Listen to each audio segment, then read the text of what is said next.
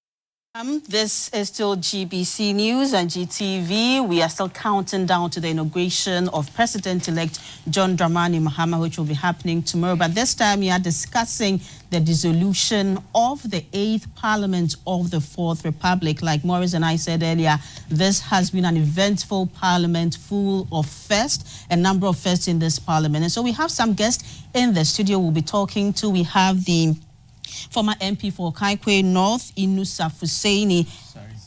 Isa Fuseini. And then we also have Mr. Daniel Kwesi Ashama. He's also a former member of Parliament for Buem. Gentlemen, you're welcome to our studios. Thank you. Thank you so much for joining us. Yes. So Right. we'll be discussing the key moments of this parliament and particularly some achievements from your perspective, what you think are failures, and even as we head or get to the dissolution of this parliament, you would help us understand what we need to know, the processes that will be happening before the... Mr. Hussaini, tell us, what would you say are some of the key achievements from your perspective? You were a former MP for Okaikwe North. You left Parliament in 2020, but I'm sure you've been observing from afar what this Parliament has been doing. What are your perspectives? Let me say good morning to you again, and good morning to my former colleague, or should I say my colleagues, since we are all former colleagues. Let me say a happy new year to we are colleagues in outside Parliament. And thank you again. The 8th Parliament itself was a unique, and every Parliament in itself is a unique. That's how come the life of every Parliament comes to an end at the end of 4 years. And nothing transcends to parliaments.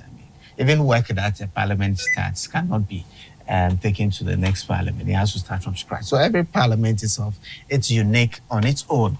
The 8th Parliament was defined by its ab initio, right from its beginning. The nature of its first meeting itself. We recollect that post the elections, it was surprising of all the number combinations that we could have gotten from a parliament of 275. We ended up with 137 plus 1, and 137.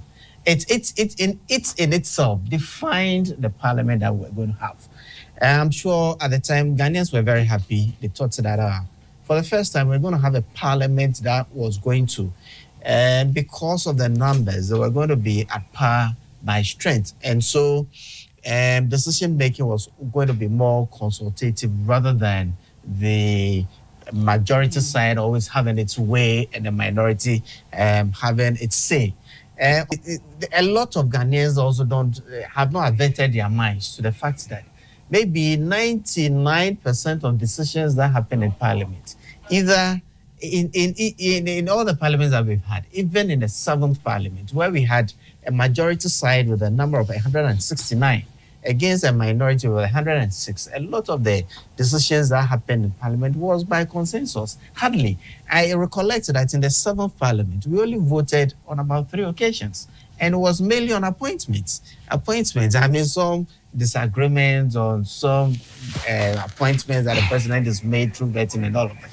But you see, the 8th Parliament was defined on the 6th of January 2021, the events of the night defined the Parliament. The election of a speaker for the first time who was not part of the, should I say, the ruling party itself also defined Parliament. The fact that we had power numbers, it meant that everything was going to be contested for. So for me, the observation I made from the 8th Parliament is that most decisions were actually taken for political advantage rather than advancing the cause of Parliament. That's my conclusion. Parliament is an institution that when you ever go through it, you tend to support it. And copiously, it's been said that Parliament itself is the weakest link in our governance structure. The executive, it's there with all its power. The judiciary is trying to assert it. And the day, for me, I keep saying, the day we get the institution of Parliament right, that is where we are going to have the benefits of the democratic governance that we've all accepted. Until Parliament is able to assert itself and play the role that a Parliament is supposed to play in the governance structure, we are going to be shortchanged. And it's what happened in the 8th Parliament. It's very obvious. Maybe going forward into the 9th Parliament, the numbers have also been defined in another level, such that one party seems to have or will have, given the nature of what the independents are saying and all of that, will have absolute majority. And so it is going to be another level. I am sure that over over the next 4 years, we are going to observe. But what the Constitution says, Article 113, look, on the 4th anniversary of every parliament, it has to be dissolved. And 30 days before its dissolution, there has to be a general elections where MPs are elected. Right. We've gone through all that, and we are at the point where the 8th parliament is coming to an end. One other thing I want to say before is the attrition level. On our side, I think that MPs who have been in parliament from, let's say, 2016 to date, or being part of the 9th, they are so few. I mean, the numbers I've heard, I have not checked it actually, but less than 20 MPs are going to continue going forward. And that is also one bit that as a nation. From your side. Yes, from our side. When I say my side, the New Patriotic Party, the incoming minority. The incoming minority. I don't know. They can decide. Oh, of course. I mean, that's the reality we are faced with today. But I think that the 8th Parliament has played this role. There are some positives to it. Positives in the sense that we've been to court a couple of times to perfect some of the things that we took for granted, perhaps in the 7th Parliament, as to whether when a deputy speaker sits or presides over Parliament, whether or not he has a vote. All of this thing has been defined. But as we travel, and you think it was conclusive enough? Oh, I think that is 9th Parliament. I think that all those things are settled. I mean, we have seen that although Speaker Professor Okwe started in the 7th Parliament by promoting private members' bills, we've seen more come through in the 8th Parliament, and perhaps we are going to see more come through in the 9th Parliament progressively. I think that those are some of the things, positives we have to look at. But I think that in the 8th Parliament, by and large, has been defined by chaos. I mean, for sometimes when I'm watching TV and there's somebody presiding over the proceedings of Parliament and somebody trying to forcefully remove the person from the Speaker's chair, I cringe. I cringe and say, what is happening to this through these motions to be able to strengthen Parliament? And maybe those are the positives that you will look at. Right, we have to go through those motions. Let me come to Mr. Sharma. Now, Mr. Hussaini has mentioned that Parliament is said to be the weakest link in government. Do you side with him, especially with this 8th Parliament that stood its grounds, even when the judiciary ruled on who is a member of Parliament, whether or not they decide to go independent? Thank you, and I say good morning to you, our viewers, and my brother. No, Ghanaians, the NDC and the MPP, my brother in outside Parliament. You know, as Ghanaians have accepted to go by democratic dispensation, to me, I will not agree for somebody to say that Parliament was given birth to by 7th Parliament, by Professor Michael Okwe, where, let's say majority of Ghanaians were annoyed the way things were going. So much reckless approvals of loans. Debts are skyrocketing. So people take decision, look at the monies you have taken. 2017, 2.25 Templeton bond. Billion. 2018 to that stage, and for these 3 years, monitoring what that money has been used for. No, Ghanaians were really asking questions. So you realize that going to the 2020 election, Ghanaians have even decided to move seats. So you see that Ghanaians really voted, and fortunately, unfortunately, the power balanced. 137, with the independent candidate moving towards the MPP and giving them that slight majority. So you see that this 8th Parliament should be a very big learning process to the law students and those who want to go into politics. You see, from 1993, we have majority, and so it's like we are not prepared to meet this type of power play, balance of the House. So we are not prepared. So you hear so many people say, Bambagbe is bad. I say, look, you are not ready to learn. Because it is like now the constant crops. Do you get me right? That is what has happened. You want to take things in the past, majority. This time, the power balanced. So what must we do? Those of us who were elected were really monitoring the proceedings in Parliament with keen interest that when it happens this way, how do you go? It may even happen one day, as Ghanaians, it may even happen one day that minority will be more than the government in Parliament. I'm talking about MPs. It could be possible. Right now, let's say Mahama has won. It could be possible one day that a political party will have a president, but the power, the legislature power will be in the minority. Now, so, considering what has happened in the 8th Parliament, do you think we would be readying ourselves for that? We should. No, not that we should be ready. We should be ready. Because take it, for example, if Isiama were to say that I'll join the NDC, what would have happened? Do you get me right? So what would have happened then? So such things are bound to happen.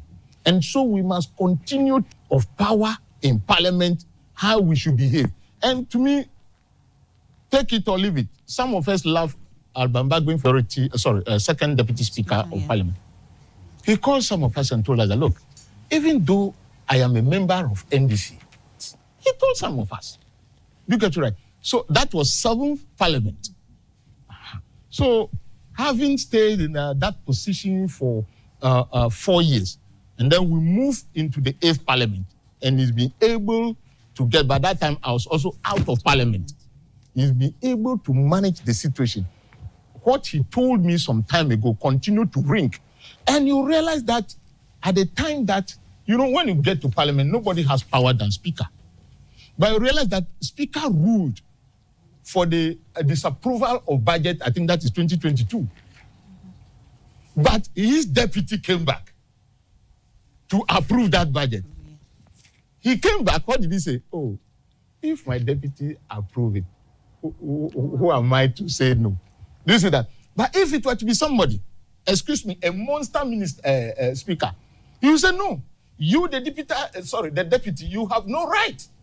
Somebody could say so. But it went through the process of It went voting. through, Yeah. No, but look, I said a monster speaker of Parliament in any jurisdiction can say no. I don't agree to what you have done. You are my deputy. That once a budget has been thrown out, you open the country for coup.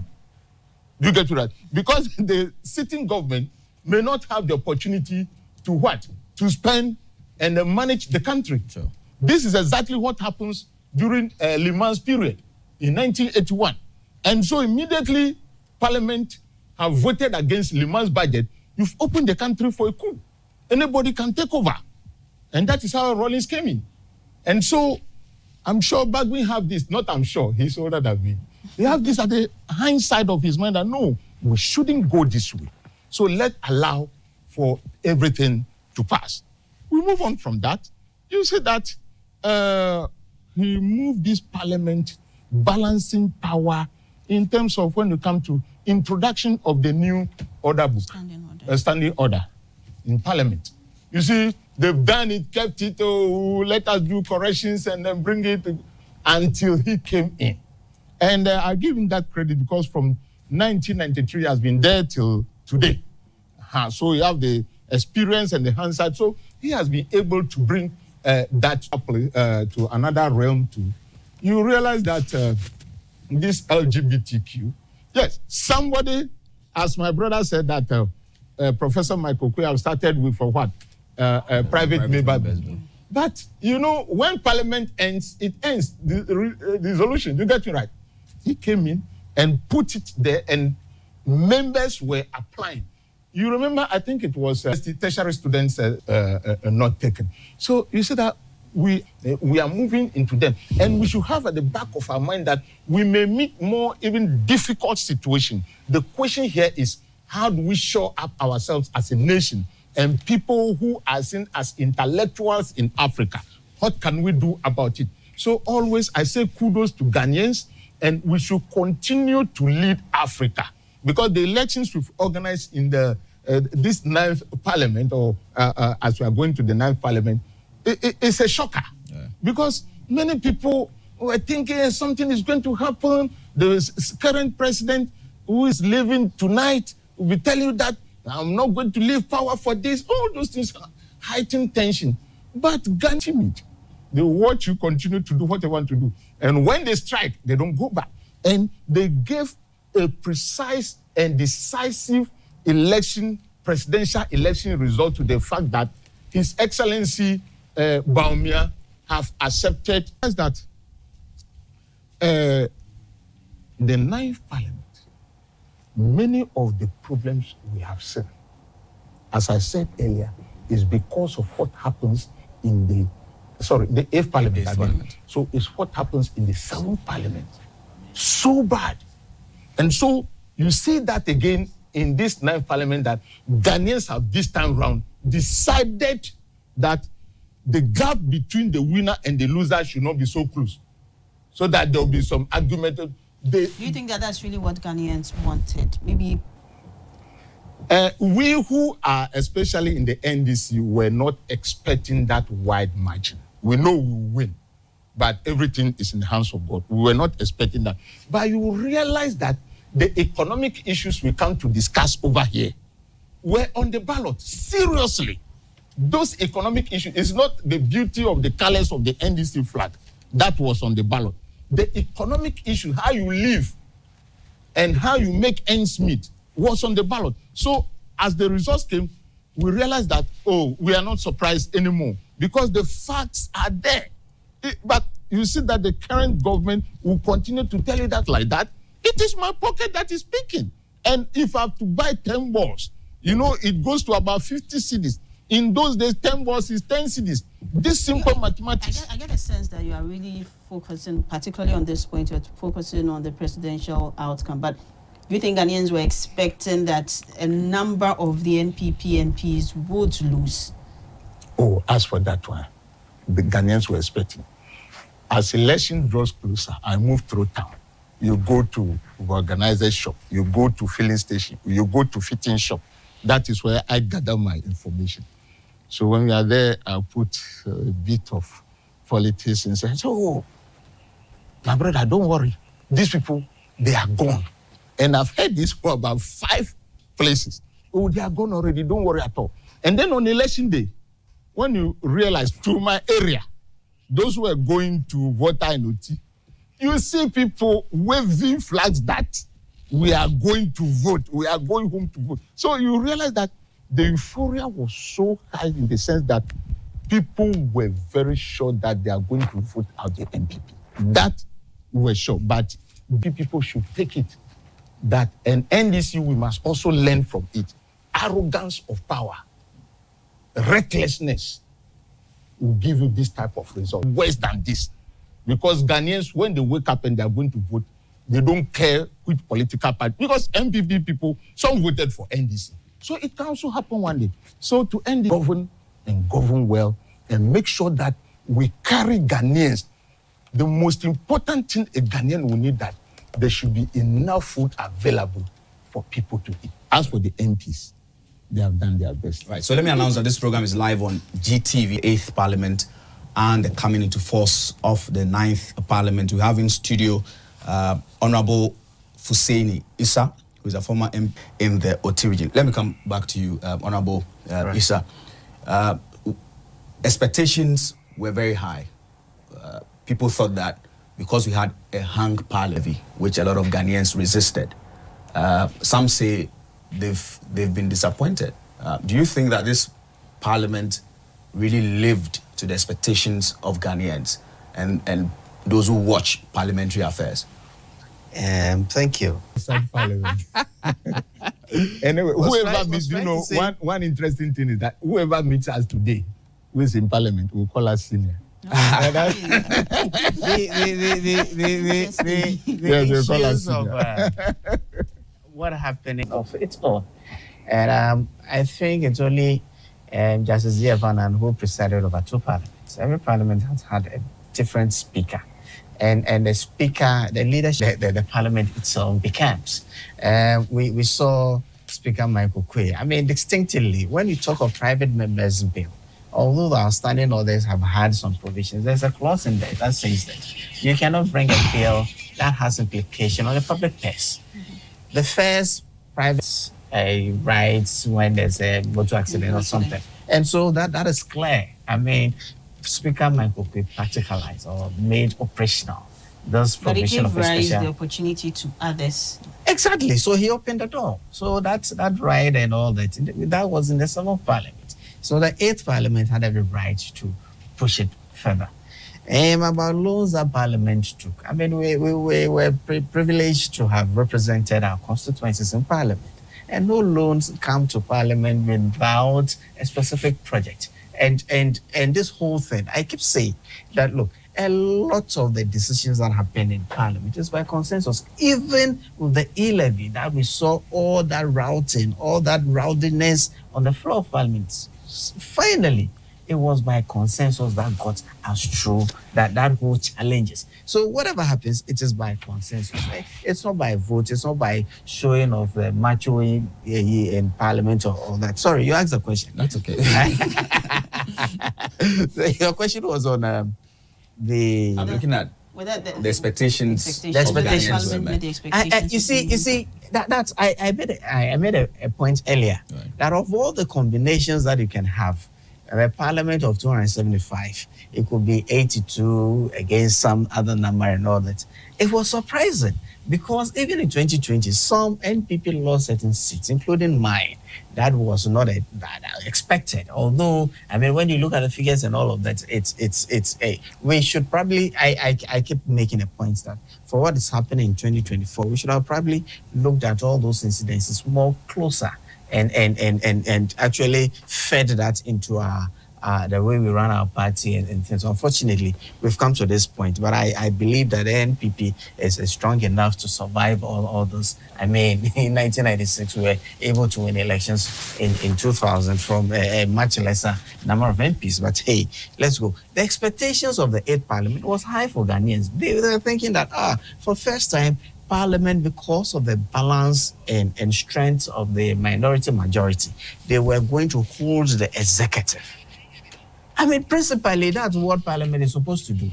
Hold the executive to its word, ensure that they have an oversight on the public purse. There are additions to it, but the principal thing is hold the executive and have an oversight over the public purse. People thought that given the 137 and 137 plus 1 numbers that we had, it was going to be high. Right. But for me, it went back to business as usual. There were instances where we had to go to court to get certain landmark cases and certain progressions in our democratic governance situations, like the MPs, the decision again on whether the deputy speaker sitting has a vote or not. I mean, those are all practical things that at one point in a process we needed to clarify. Like my colleague is saying, there will come a time, and we won't be too long, where we might have a different party leading in Parliament and a different party in executive.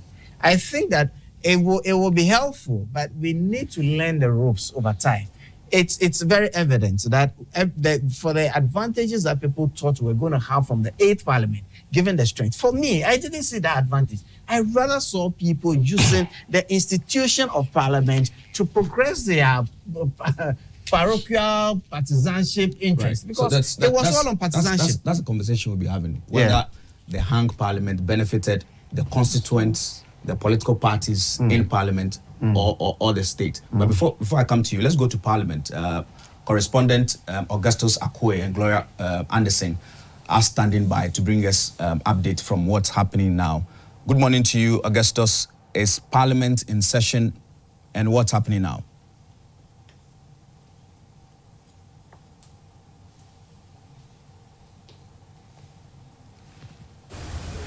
No, so Parliament is yet to begin. Sitting in the chamber itself is yet to begin. If you can see behind me, the chamber is virtually empty. members of Parliament and the leadership of Parliament, led by the Speaker, currently are at the foyer of Parliament, which is downstairs. There is a ceremony to commission a newly constructed museum here in Parliament, in the Chamber Block. So there is that opening ceremony underway. With the ceremony, we have past speakers, Justice Adeline Bamford-Addo and Professor Michael Quay are all in attendance. So that's it. But today is the morning of the last day of the 8th Parliament, and I am here with my colleague Gloria Anderson. Yes. So we are here to be eyewitnesses of the last day of the 8th. But like I said, the clerk and the speaker, everyone is absent.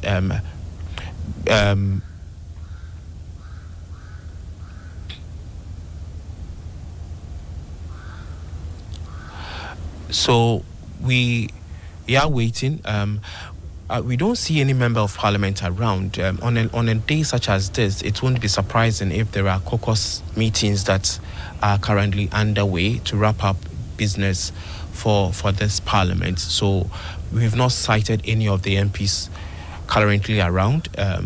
But Gloria, you've been in Parliament for the last over an hour now. How would you describe the mood here as you came here today? I think that it's interesting to see a lot of people walking in, especially reporters and journalists, setting up and getting ready for this very important milestone in our democracy. As you can see, most of them are ready and waiting for the members to come in and start the process. And in terms of security within the perimeter, if viewers, those who don't know, State House, which houses the Chamber Block and Parliament itself, the Job 600 and all that, is within the whole perimeter within which you are going to have the inauguration of even the president. The Black Star Square is just meters away from us. And so the national security, I think on 31st, decided to restrict security access to all these perimeters. And so even as you are heading towards Parliament, there are barricades around you, are redirected to use. How do you find security within the presence of Parliament too? I think that is very tight. At every point, your ID cards are checked, whether you have the right ID card before you'll be allowed to enter another part of the auditorium. Right from the entrance of Parliament, there's tight security. Every corner, you see a security person standing at post and checking that the right thing is done and that you are going through the right doors and the right rooms for this program. Very well. Now, you are not a regular here, if I should say. You are not a regular here, but coming here as a citizen, this is a people's chamber. How is it? How is it feeling like if you should come around the presence of Parliament and within the chambers of Parliament? How to a lay person who has not been here before? How does it look for you? I think that is serene, and then you feel this sense of authority in this room. There's a lot of authority in this room. You cannot just come in here and misbehave. Once you get in here, you know that you are in a room where certain critical decisions are made, and then you must toe a particular line. And so it's serene. It's interesting to be in this chamber and see what goes on here on a daily basis for parliamentarians. But you have also been here for more than 10 years as a parliamentary reporter. Tell us, what are we expected to see today? I think with the passage of time, and especially with the post-COVID, when social media became very, very essential to modern day life, until COVID, Parliament even didn't have a Facebook page where it ran live transmission of parliamentary proceedings on Facebook. Yeah. Every proceeding of Parliament would have been a recorded proceeding from the chamber on different TV networks and especially GTV. And then later on, GTV was now playing a playback of everything. But with COVID came Facebook. And with Facebook Live came the citizens' participation in the work of Parliament. I first came here during the tenure of Justice Bamford-Addo. In that instance, it was President Mills who was in power. The NDC was in the majority, and so Cletus Avoka was the majority leader.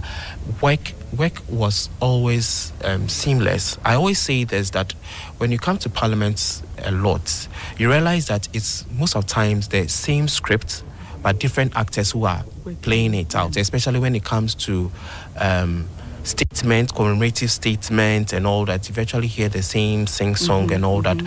But in terms of context, when it comes to legislature,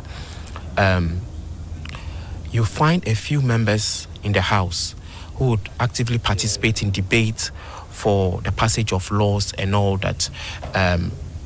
Top of my head, I think one of the most contributors to the formulation of laws and legislators, I would cite the Chief of Staff, Akosua Fremor. When I was here, I think she was doing her last term. And this woman will stay in no matter the field of play, no matter the subject area, she would contribute. Joseph Yilechre was also very, very instrumental when it came to the passage of laws. We have Ahmed Banda, some past MPs, they've been very instrumental. Now, zooming down from that, I think, 5th Parliament to the 6th to the 7th, as I witnessed, you realize that there is always a crop of MPs who really advocate and who really churn out. In now, you have the likes of Chifa. Augustus Akwe, Gloria Anderson in Parliament. As you can see, the pictures in there, it does appear the session is not going to start anytime soon. And so we'll still come back to the studio and have a conversation whilst we get Parliament to begin the proceedings, to wrap up the 8th Parliament. And then also midnight, the 9th Parliament comes into force. We still have in studio Honorable Fuseni Issa, a former MP, Okankwe North. So I was asking whether you think that... Before you move on to that question, I just want to know, from what we saw in Parliament now, what's for an MP who would be leaving the House, what would be going through your mind? What would you be thinking? How's the feeling like at this time when you know that in less than 24 hours you're out of office? The thinking with which you enter the House, he's been there since, 1996? Yeah. He's seen it all. He has seen it all. He's contributed, and for everyone who has been through Parliament over the time that he's been there, you know how his contributions to the institution, the likes of today, the Speaker, Magbain, the likes of, you mentioned Yerechre, the likes of, I wanted to mention the Dauda, Honorable Dauda and the likes. I mean, the Jogates of the Papan Comments, dependent. You see, if you served your tenure to the 2, 3, 4 terms and you opted that, oh, well, I have had enough, or I think that somebody else could also continue from. I mean, its emotions will be different from somebody who just got in there, just when he's learned the ropes, he loses elections, either at primaries or at general elections. The emotions will be different.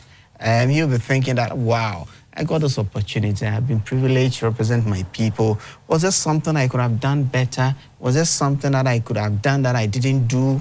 I mean, the emotions are different for all the MPs that will be gathering in there today.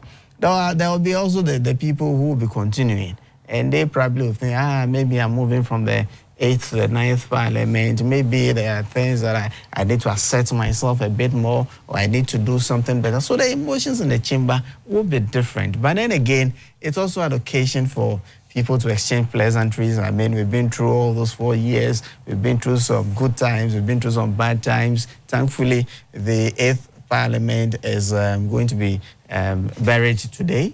We're looking at the resurrection of the 9th Parliament and all of. So the emotions will be different depending on your individual circumstances. But by and large, I don't know about that. I miss Parliament because I think that... What exactly do you miss about Parliament? I miss Parliament because I see Parliament as a huge platform. Parliament is... I was a one-term MP. And I'm sure you had that feeling of... Oh, yeah. Because for me, my thinking was that when I went in my first term, I was learning the ropes, and I enjoyed working in Parliament, being a committee at plenary and all, the debates, and that's what I miss.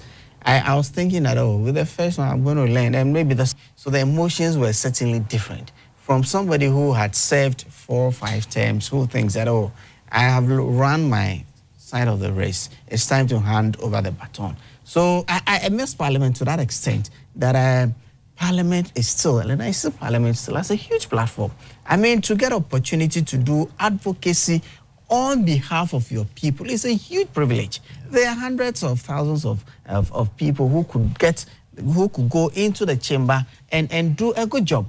And for you to be the one that the choice falls on, it's a huge privilege. And sometimes, human as we are, we don't tend to see or take full advantage of the situation. But when you are out there and your circumstances like mine or some other person close to mine, you tend to, because I'm thinking that, look, the 8th Parliament, what if I was there? What could I have done differently? What could I have brought to the table? What could I have gotten for my constituents just by virtue of being back in Parliament and all of that? So it's a mixed bag. Right. But all in all, it's all for the good of Ghana. How is life like after you've left Parliament, especially if a one-term MP? Yeah.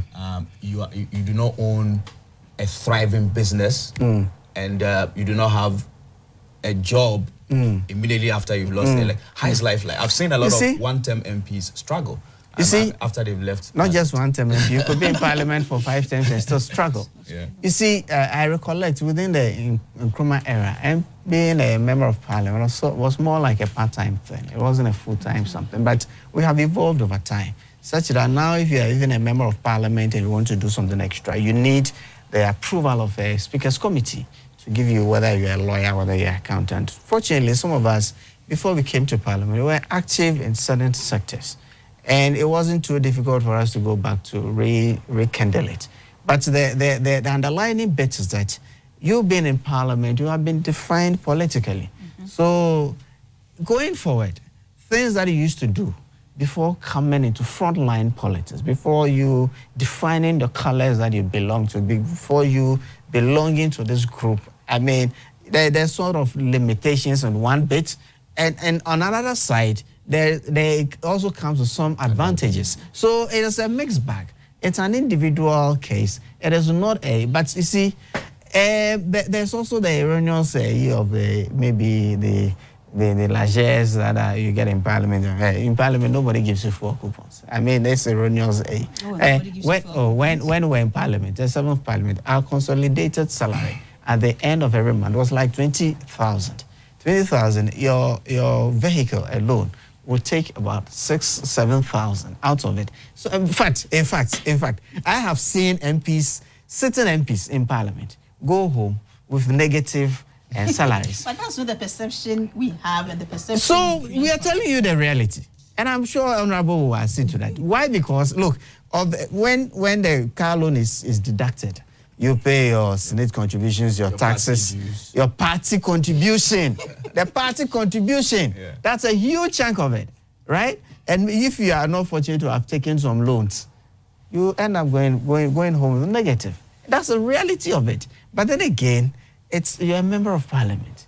You are able to leverage that position to be able to survive whilst you're in the house. When you leave and you are fortunate, you'll still be able to leverage it.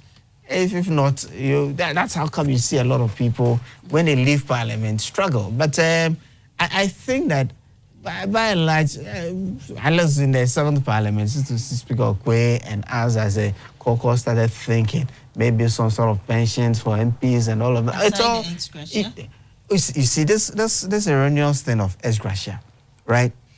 I have heard, and I expect that President Mahama coming in from tomorrow, and his caucus say they are going to abolish it. That's fine. But you see, Article 71 salary, when I got into Parliament for the 4th term, for 4 years that I was in Parliament, I was still taking the salary that the 6th Parliament finished with. And so at the end of my tenure, I'm sure that committee was set up a couple of weeks ago. Sure. They determined what they were supposed to have earned from 2021 And so whatever difference is put together and paid to them. The ex gratia, the honorarium component, it's negligible. It's negligible. It's like 3,000 for every year served or something. It is not the chunk of it. No, it is not. It is not. So it is not going to parliament. It's not about the ex gratia. But then again, I would say that going to parliament, people have different reasons why they go to parliament. I was thinking before I went into parliament, I was a finance professional. I've been working within a certain space.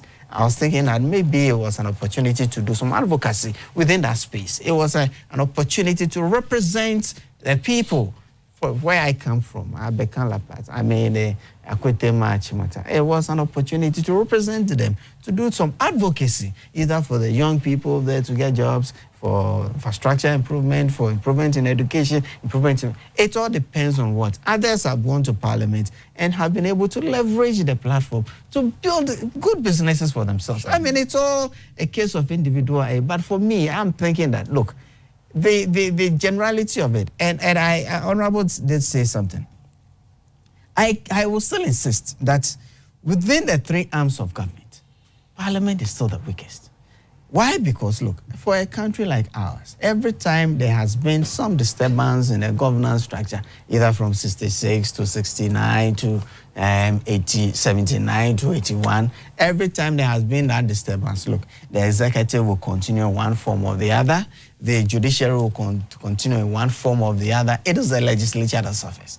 When we started the parliament of the Fourth Republic, there were, I think, two people in parliament who had previous parliamentary experience. JH also a champion, and I think JH Mensah. They were the two who had parliamentary experience either from 1969 or from 1979. Right? They were the only two. So we needed to start from the scratch. Thankfully, our constitution has been able to sustain over time. I belong to the school of thought that thinks that after 32 or so years, we have to have a second look at our constitution. We have to look again at parliament. We have to look at the ways to strengthen parliament. Because I'm thinking that, look, if parliament's oversight responsibility is strengthened, half of the problems that we have in this country will be resolved. Wastage in the system, there's so much touted corruption and all of that, we will be able to fight it and fight it more effectively to the benefit of the ordinary Ghanaian. Thank you so much. Now, Mr. Sharma, he's made his point, spoken about how he felt when, on a day like this, when he was leaving Parliament. I'd like to take your thoughts on that, and also tell us about, the kind of meetings which will be happening now in the House. Are there going to be more caucus meetings? Our correspondent just told us that the Speaker of Parliament is sort of commissioning a parliamentary museum, inaugurating a parliamentary museum. After that, what happens? Are both sides going to have their own caucus meetings, planning for the next Parliament? Are they planning for any goodbye parties? Well, thank you once again. And before I come to your question, I would like to go back to an issue my brother mentioned. The e-levy was not passed by consensus. It was passed by majority. What it means is that the MPP or the majority side was able to pass it. If you read the Al Jazeera news, Ghana passes controversial tax bill after opposition walk out. It's still there. Are you going to remove it by March? And then when you go... We're waiting for your first budget now. Parliament said to consider approval of the bill despite... I just want to state it clearly. Because when we say consensus, it means both sides of the House have agreed. But in the passage of the e-levy, both sides have not agreed. So we say it was passed by majority.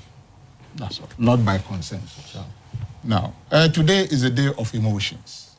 Psychological, economic, acquaintance, and all that. And don't be surprised, many MPs who lost will not be here, even though speakers say they should come. They take it that they've lost or everything is gone. Yeah. You get right, so they will not be coming. Maybe some of them have even finished packing their things. I remember when my time came. So within the space of that one, even before we came in after for the new year. Oh, I pack my things, those that you shred them.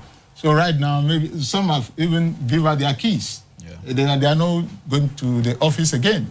So you say bye-bye to your office. So they're finished packing. Everything, because even by now, the parliamentary service staff are going to put new names on the doors, and then they will deactivate your key. So you give out your key, it has been deactivated, you can't enter again. So such things are very emotional. And then your friends, and I see, today you'll be meeting your friend who has actually crossed over, going to the 9. You say, oh, my friend, that's it. You know, this guy is laughing at me, man. You have to take it like that. Such is life. So those are the things that will be happening today. And today's dissolution meeting has been 8, but today they say 10. And so many people who have lost as MPs, they may not be there because there is nothing that they are going to give you again. It is over. It is over. You just have to sit down now and plan your life. So there will be no party for you. It is if you take a car and get to that place, you go there at your own accord. You have to play speaker and so you should also be parking. Yeah. That's the whole thing. So you may not see many people, but they are using the occasion like you are talking about a museum. They will go. Normally, there is nothing for you again. The 8th Parliament, there is nothing for you again. So are they really actually going to sit at all? Do you get me right? They will just bring the sitting to a close in a day. That's all. That's all. So whoever is there, but maybe, not maybe, the majority side may be there because almost all of them have retained their seats. Almost all of them. And new ones added. So the NDC, the 9th Parliament majority side, you may see them a lot there. But they coming now, maybe going back to the house, coming back at 10 p.m. may be a difficulty. Mm-hmm. So some may decide not to come this morning. They may come in the evening. The clerk, that is when they will organize, you have to enter, their names will be on the seat. So if those that EC have gazetted, that you have qualified, they'll look at it and maybe if you don't have any problem, because today I'm yet to see another drama. Okaikwe Central, Ablekuma North, and Techiman South. Although the EC has declared for 3, the NDC is saying that they are not going to... No, to me, there should be a drama. Why drama? No, because these 4 seats, the MPs have been declared. And then EC now comes in with the MPP's pandemus. Do you get it right? That they should do recollation. Which one takes precedence? Now, okay, even they said, the court says, okay, go and recollate. And then an NDC director legal also filed a suit asking for stay of execution. Do you get it right? So why are you jumping that? Go by the law, something must stop here. And do you know, technically too, the serve that stay of execution to the clerk of parliament. So that is where the drama is going to come. Have you listened to where the drama is going to come? Because, you see, this is my friend, my brother, not friend, my brother. But MP want him in the bedroom. That is bad. Now, the constituencies that we had this election, why do you move the collation from that jurisdiction? That there is a jurisdiction problem. If you say you are recollating, go to Tema Central. So they are trying to take what is not theirs. This is my personal view. NDC didn't send me to say this, but I wish to see a drama. See what we saw in 2020. That is what I'm saying. Logical conclusion. So the game is that if they are not injunct, they should go and injunct all these MPs because they went to EC's office, they closed the office, but they serve their counsel, their lawyer, who, whether he has given it to them or not, they have served him. Have you informed the EC? So they are playing game with our democracy. They have lost badly. So they should go home in quiet. They don't happen. Because when that happens, and so I wish, other than that, the clerk of parliament will be acting on the what? The court and that in these 2020 elections, trying to do things the way they like. And I'm sure tomorrow by this time, the power will come. I mean, I just want to just calm me down. These comments you made are not I withdraw. So, yes, because me, I'm not here to say anything. What is wrong? This is my feeling. You get it right.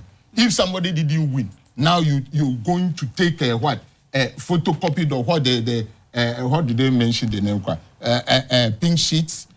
Then you print and do that. First, like Ablekumanov, you see that they said that they will not declare that one. The time that they have declared the result, MPP people says that they don't have the pink sheet. So, but last they got the pink sheet. Where did you get the pink sheet from? So I am appealing. I am not for war. I am cool. What I'm saying is that let us follow what the law says.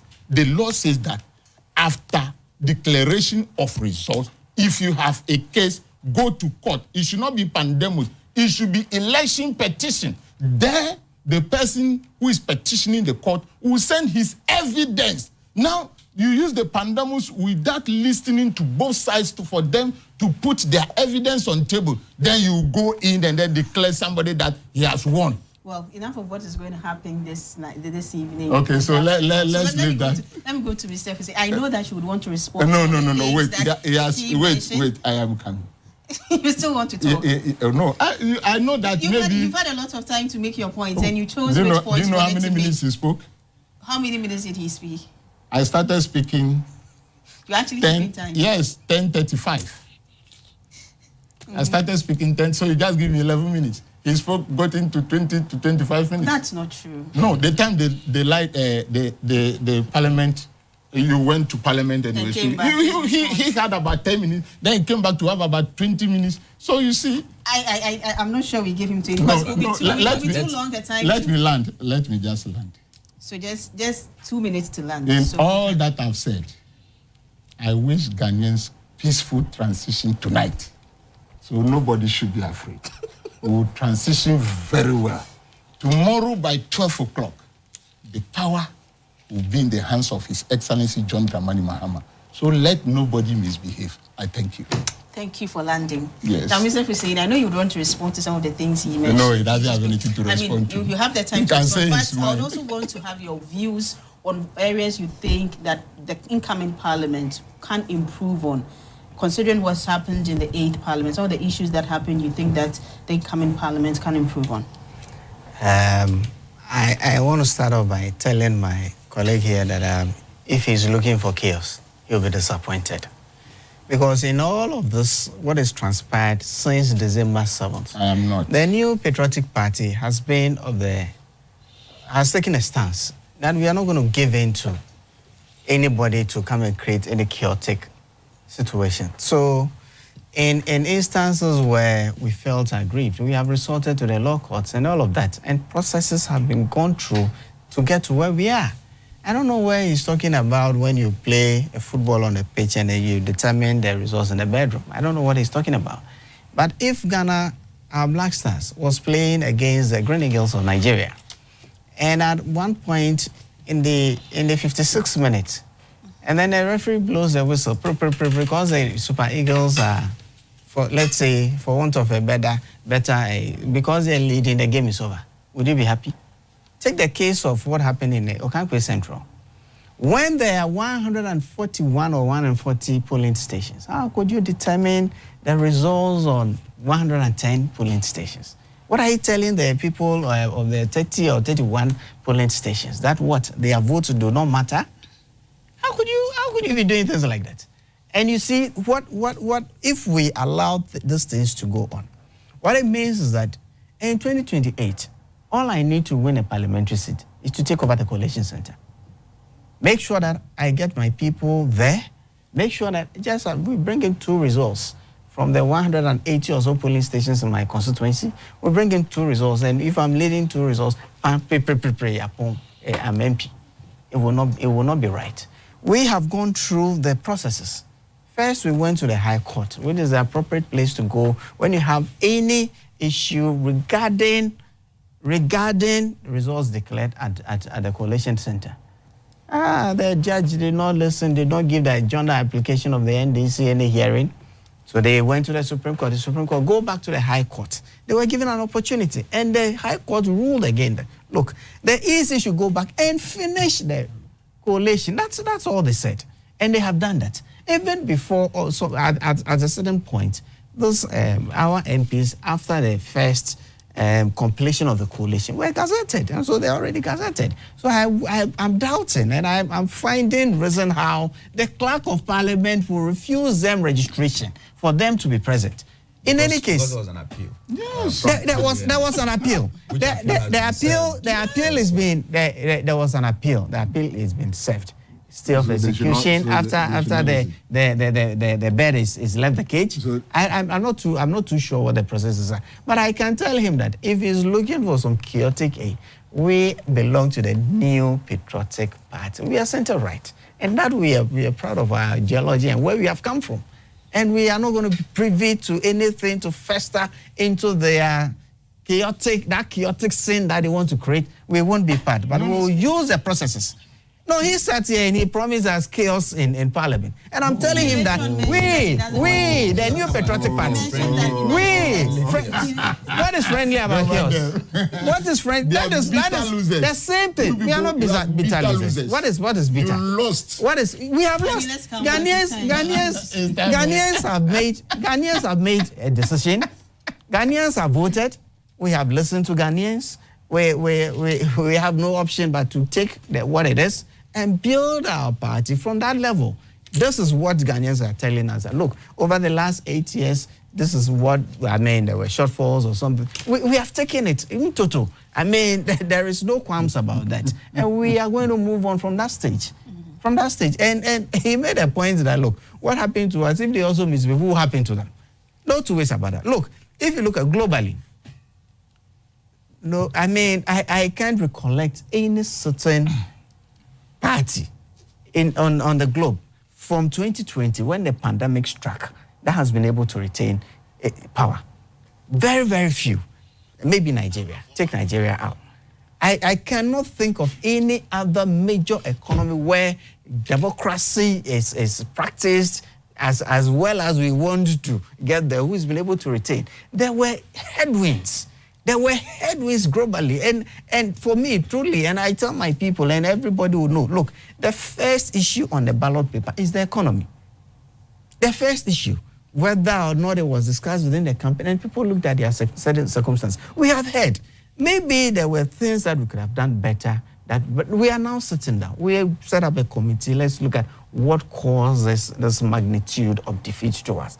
And we are going to rebuild from that point. No two ways about that. I am sure that, look, for today, you have every right to enjoy your victory.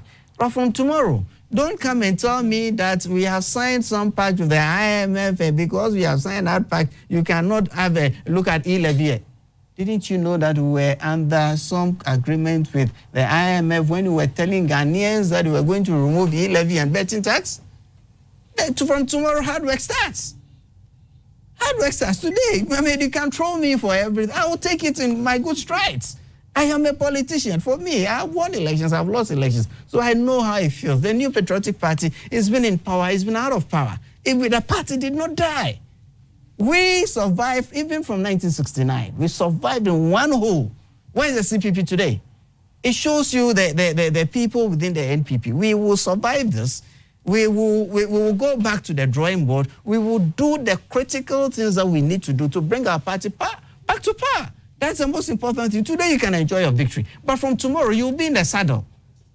The New Patriotic Party will be out of government. And so the business of running a government, the business of always being on the defensive is going to move away. And now we are going to be on the attack. Look, you presented a manifesto to Ghanaians. You presented policies that you were going to run, however those policies are. Me, Husseini, I'm waiting to take advantage of those policies. Be it in Kukon Kitinkiti, I have a parcel of land, I've cleared it. I'm waiting that the ministry, and so I'll go for my Kukon Kitinkiti and also contribute towards the growing of the poultry sector and creating jobs in Ghana. That is what we are looking for. Every Ghanaian, notwithstanding, look, expanding, it will create opportunities for all of us. The young people will get jobs. Those of us in the system will also get some help to survive. So it is good for all of us. Today, enjoy it. Troll us what it is. But tomorrow, by tomorrow, like you're saying, tomorrow midday, there will not be excuses. There will not be excuses. And Ghanaians have given you 2/3 majority in parliament. And you have to work like a party that has absolute majority in parliament. Absolute majority in parliament. Like a party that has won that 57%, which is unprecedented. That is what we expect from the NDC. Today, you can enjoy all the victory. You can troll us for all you like. Ghanaians have spoken in parliament. I'll disappoint you because it's not going to happen. Your question, please. Question on improvements. I think that parliaments will have to build upon the achievements of the previous one. I stated one very critical one, which is the private members bill. I mean, for the first time, people were able, it accumulated into this LGBTQ plus bill. Witchcraft bill, and all of that. I think that I'm looking at us pushing further those boundaries, such that we don't have to wait for those law bills to emanate from the executive before Parliament as a body and see that's what is right for the good people of Ghana. For me, the other bit that I want to also push forward is the oversight responsibility on the public purse. They discuss what it is, and beyond that, what happens? They have the public accounts committee should have the teeth to bite, so that people will be scared, such that when people are using our public resources in transactions, they will even have other parliaments that will call me and hold me responsible for what I've done. I want to see those things advanced. And for me, I think that we can only finance committee itself, all the committees in parliament, if we are able to strengthen them, if we are able to hold the executive such that ministers know that if I don't perform, parliament is going to drag me and parliament can censure me and all of that. I think that the responsibility of holding the executive, it's one of the things that will be a game changer, that will make Ghanaians have the benefit of the parliament that we have put together. Thank you so much. So, Mr. Sharma, he's spoken about the fact that we need to hold the executive more accountable. You think that this current parliament that is going to be sworn in this evening can do that? And I see that you've been writing a few things, trying to respond to some of the issues you raised. I will. And because I like talking, I want to know they are bad losers.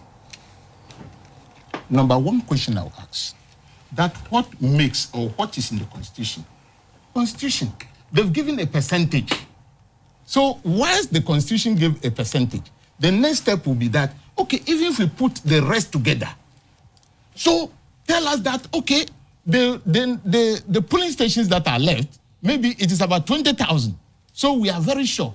That is where we are going to move into analysis of the results. They don't want to go there. They don't want to go there at all. Declare us winners. Before we went for election, J. Mensah told us that elections are won at the polling stations. The same J. Mensah who is defending the MPP today told us that the elections are won at the... How can you say the ECHR is defending it? She is defending. Other than that, what is in the LI-27? And are you saying that the case in Okakweno? Don't interject me. The case in Okakweno. No, please, don't interject me. I have the right to speak as a Ghanaian. J. Mensah is supporting the MPP. How because the issue is that no. I'm very emphatic. Then listen to me. It is very. How can you be making statements like that? Yes. How can you be doing things like that? I am coming with expansion of what I've said right now, because the reason why I'm saying this is that the LI 127 that we are using says that if the results were declared, there is nothing in Pandamus in the CI 127. There is nothing like Panama. If the results are declared, please, Mandemos, to force you to finish your job. Please. The crafters of the Constitution knows they have brains before they craft it that way. That when the results were declared and you have any problem with that, go to court. That is what they told us in 2020 at Techiman South. Why are you changing it today? That is what I'm saying, that he's supporting the MPP. She told us that we should go to court with Techiman South case. Why is J. Mensah changing it today? So there is no opportunity for reforms to improve the system? The Constitution, they say, before you go for election, you send the CI. That is the Constitution instrument that is going to guide your elections. So this one that we used this year was 2020. We didn't have a new one. So we're still using the 2020. And in that 2020, you told us at the Techiman South that once the elections are declared, if you have anything, go to court. That is election petition. Now, why are you the very person who brought this for the approval? Now today you are telling us that you are going to finish your work. Meanwhile, your returning officers have declared. You see, now the look EC at did please, not say please they are going don't to talk. finish. Please don't talk. The court said the EC should go back and finish the collection. Look at what happens at Kwabena. Look at what happens at Kwabena. Kwabena has been declared for. No. Wait. Look at what happens. First, it was declared for Akurugu. Then these MPP people went again, and even the don't say this MPP people. Don't say this MPP. I mean, speak well. Please, you can be able to enjoy your victory, but speak well. Tomorrow we'll come back and sit here. The respectful MPP people, after Michael Kwe have told his supporters that I have lost, they never said that. That loss. That video Please. is from his primaries. It is not from the general elections. Look at this. Look at this. Look at this. The person who is saying that I've lost money. Are you talking about primaries? He said she has lost money. Yeah, was he not the one who won the primaries? And I'm saying that. I'm saying that. No, you are interjecting me. Please don't do what you are doing. Primaries that he had lost. Please. A previous primaries that he had lost. Please. Oh, come on. I said it is this one. And now you cannot rule Ghana with propaganda again. Do you see this learned MPP people? Do you see their behavior? They are bad losers. That is what I'm saying. That anybody who has been declared by EC official, if I have power today, the person who was declared first should enter the chamber. Because if there is problem, it is EC who caused that problem. He told us so, that if there is a problem, go to court. Now your returning officers have declared the person that he has won. Then the EC boss will say that because of what? Because there was chaos and this thing. So those chaos and things are the evidence in court. Send them for the court to adjudicate. You didn't do that. And then you kangaroo yourself into room and you are declaring results as if people who are in this country don't go to school. That personally, I will not agree. Now, things that we should do, the executive improve. I said several times that the powers of the executive in this country are too much. And that is why Nanado has been used those powers to abuse us. So this time round, Parliament must review that constitution that has been reviewed and was sent to court and it is there. They should look at it again. We should take all powers off the hands of the president. He shouldn't have the power to appoint any of his relatives to become a minister of finance. And then they'll wreck our finance coffers. He shouldn't have that opportunity. The technocrat, the commission of civil, those who are, not local government. The body that sees to, commission, civil service commission. They should sit down. Let us be technocrat, people with brains and the know-how to be appointed. In India, you write about 5 exams. If you say you want to be a finance minister, you write exams. All round, the person who qualifies, they'll add more people to you who can support you. We want that person. It should not be a stroke of just mentioning this person because you are executive. Nanado has abused the executive powers so much. And I was in Parliament. I think we left together. Whenever they want to do anything, Honorable Kojo Ponkruma will come to the floor. This is executive instrument. This is executive. And you see that my brother is saying today that all loans pass through Parliament. I agree. What happens to Templeton Bond, which can Oforiata himself go and call his friends, and he used his powers as a minister of finance to cut interest for them? Adongo, Haruna, Atufosin, they spoke about this in the. They didn't mind. That is how they got those loans and put that in debt. So those powers, things must change, and they must change very well in all sectors of the economy. You cannot take money for planting for food and job, and then we don't see any commercial farms. Do you get it right? You go and distribute suckers, plantain suckers, even in my hometown. Like today, if you are taking so much millions of cedis into planting for food, we expect to see some commercial farms where we can enroll this youth so that by now we know that this farm planting for food and job is about. That is how a nation feeds itself. Now, planting for food and job, money is taken. The road, the pickups, up and down, the road on it, planting for food and job. Today we are hungry. Food inflation is high. Such things must be looked at down here. You are sitting down here. You have responsibilities. Your younger siblings, they are there calling you. Life becomes so difficult in the midst of a very fertile land. So Parliament should look at the type of laws that can enhance good governance, not just maybe going to the floor of the House and then be thrown west. No. But let me tell you that what some people don't know, that the three arms of government, if you don't know it, learn it today, that none can swallow the other. What my brother is saying about weakling, fine, I agree. We are talking about periods that we have coups. Do that right. This time we don't have coups. But I can assure you that none can swallow the other. And that is what the drama we saw when Afenyomakin sent the case to court. What has happened to the government executive? Their loans and the other things, bills were not approved. Is that not it? Right. They were not approved. Right. And that is the problem. So if the executive, the presidency thinks that you can muzzle parliament, you lie. If the judiciary thinks that you can muzzle parliament, you lie. You cannot. Because Chief Justice has made clear his stand. Is that not it? They pass whatever they will pass. But it depends upon the speaker to implement it. And in that place, the Chief Justice cannot enter the chamber to go and implement what he has said in the court. So none can swallow each other. You're still watching GTV and GBC News. This is our coverage of the dissolution of the 8th Parliament and the coming into force of the 9th Parliament. We have this comprehensive documentary we've put together on the 8th Parliament, the many controversies and drama that unfolded in the House. Let's go for that video as we also go for a break. We don't want any slap.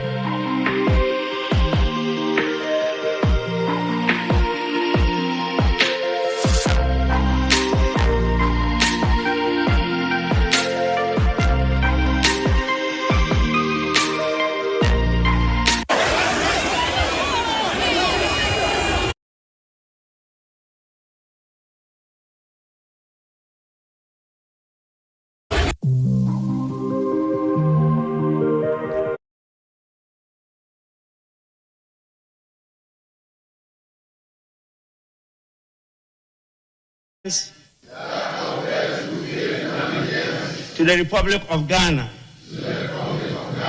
as by law established, that I hold. Ghana's 8th Parliament has been a trailblazer in many respects, defined by historic milestones and unprecedented political dynamics. Since its inauguration on January 7, 2021, it has been a focal point of drama and controversy, with the swearing in of 275 MPs, setting the stage for a turbulent tenure. For the first time, Ghana experienced a hung parliament, with both the New Patriotic Party and the National Democratic Congress securing 136 seats each. The independent Member of Parliament for Fomina, Mr. Andrew Isiama Mwaku, held the balance of power. His decision to align with the New Patriotic Party granted them a slim majority, but the political equilibrium remained fragile. In a groundbreaking move, Mr. Isiama Mwaku was elected as the second Deputy Speaker, becoming the first independent MP to hold such a position. This development underscored the unique and unpredictable nature of the 8th Parliament. Another defining moment was the election of Mr. Alban Bagbin of the NDC as Speaker of Parliament. This was the first time an opposition member assumed the role, forcing the ruling MPP to navigate uncharted waters in their legislative agenda. That I will bear true faith and allegiance to the Republic of Ghana, as by law established, that I will uphold the the sovereignty and integrity of Ghana, and that I will preserve, protect, and defend the Constitution of the Republic of Ghana. So help me God. The 8th Parliament was no stranger to controversy. The infamous ballot paper theft during the Speaker's election by Mr. Carlos Ahinkra, MP for Tema West, remains a stark example of the high-stakes tension that characterized the chamber. His actions, which involved snatching ballot papers and attempting to flee, led to chaotic scenes and highlighted the intense partisan divide.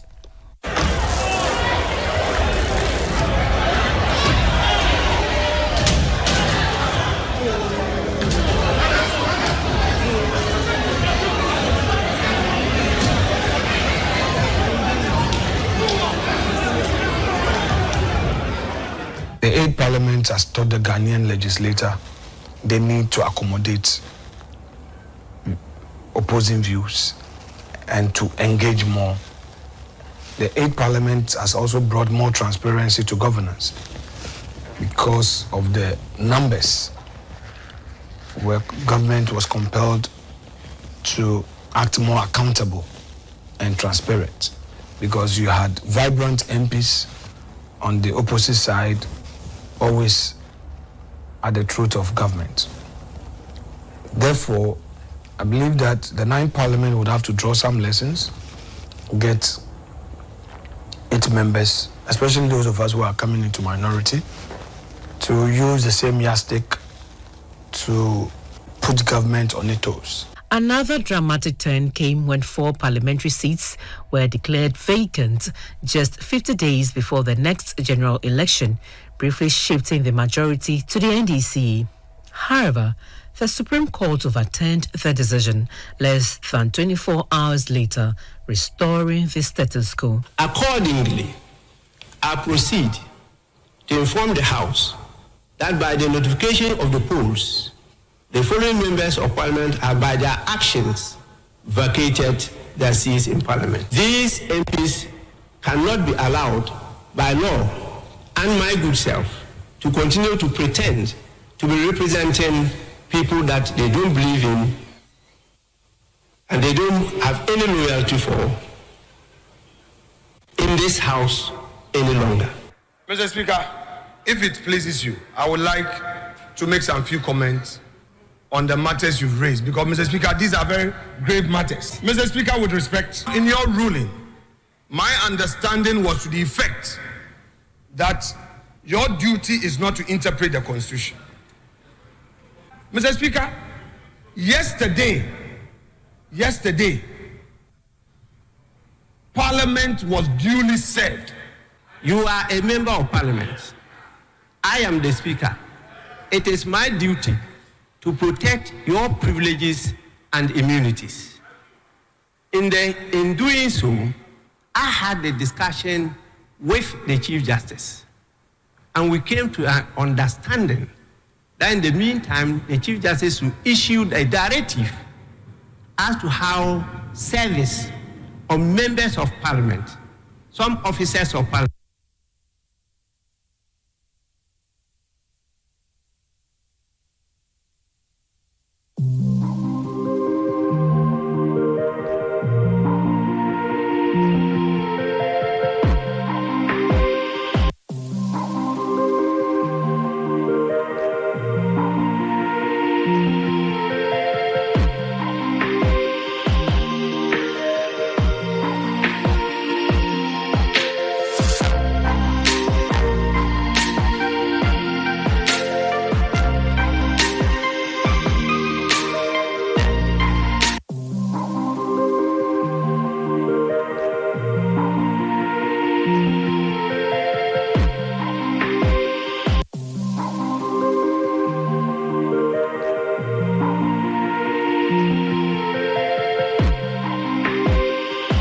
that I will bear true faith and allegiance to the Republic of Ghana, as by law established. That I will uphold. Ghana's 8th Parliament has been a trailblazer in many respects, defined by historic milestones and unprecedented political dynamics. Since its inauguration on January 7, 2021, it has been a focal point of drama and controversy, with the swearing-in of 275 MPs, setting the stage for a turbulent tenure. For the first time, Ghana experienced a hung parliament, with both the New Patriotic Party and the National Democratic Congress securing 136 seats each. The independent member of parliament for Fomina, Mr. Andrew Isiama Mwakun, held the balance of power. His decision to align with the New Patriotic Party granted them a slim majority, but the political equilibrium remained fragile. In a groundbreaking move, Mr. Isiama Mwakun was elected as the second deputy speaker, becoming the first independent MP to hold such a position. This development underscored the unique and unpredictable nature of the 8th Parliament. Another defining moment was the election of Mr. Alban Bagbin of the NDC as Speaker of Parliament. This was the first time an opposition member assumed the role, forcing the ruling MPP to navigate uncharted waters in their legislative agenda. That I will bear true faith and allegiance to the Republic of Ghana, as by law established, that I will uphold the sovereignty and integrity of Ghana,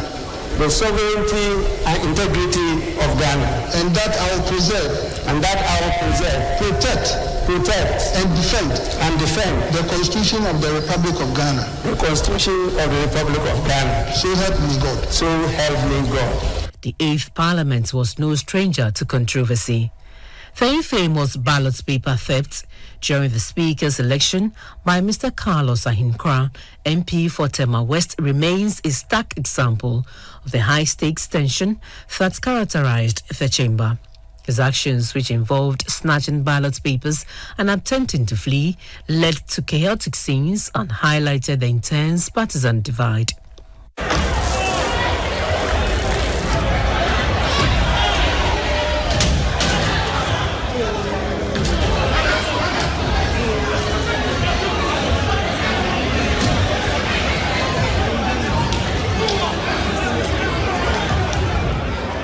The 8th Parliament has taught the Ghanaian legislator they need to accommodate opposing views and to engage more. The 8th Parliament has also brought more transparency to governance because of the numbers where government was compelled to act more accountable and transparent, because you had vibrant MPs on the opposite side, always at the throat of government.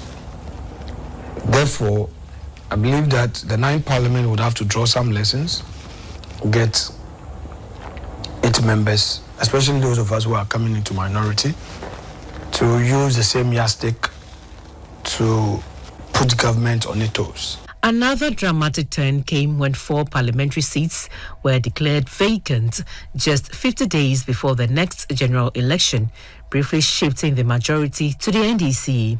However, the Supreme Court overturned the decision less than 24 hours later, restoring the status quo. Accordingly, I proceed to inform the House that by the notification of the polls, the following members of Parliament have by their actions vacated their seats in Parliament. These MPs cannot be allowed by law and my good self to continue to pretend to be representing people that they don't believe in and they don't have any loyalty for in this House any longer. Mr. Speaker, if it pleases you, I would like to make some few comments on the matters you've raised, because, Mr. Speaker, these are very grave matters. Mr. Speaker, with respect, in your ruling, my understanding was to the effect that your duty is not to interpret the Constitution. Mr. Speaker, yesterday,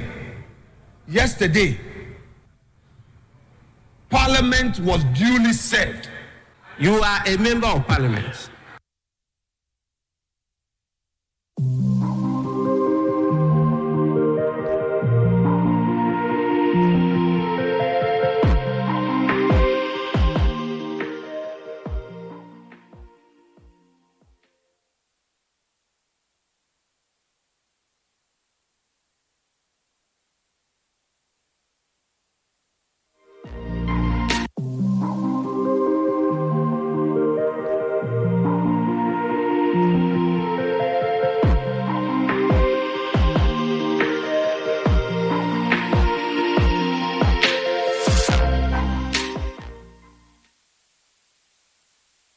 Hello again, welcome back as we await the dissolution of the 8th Parliament.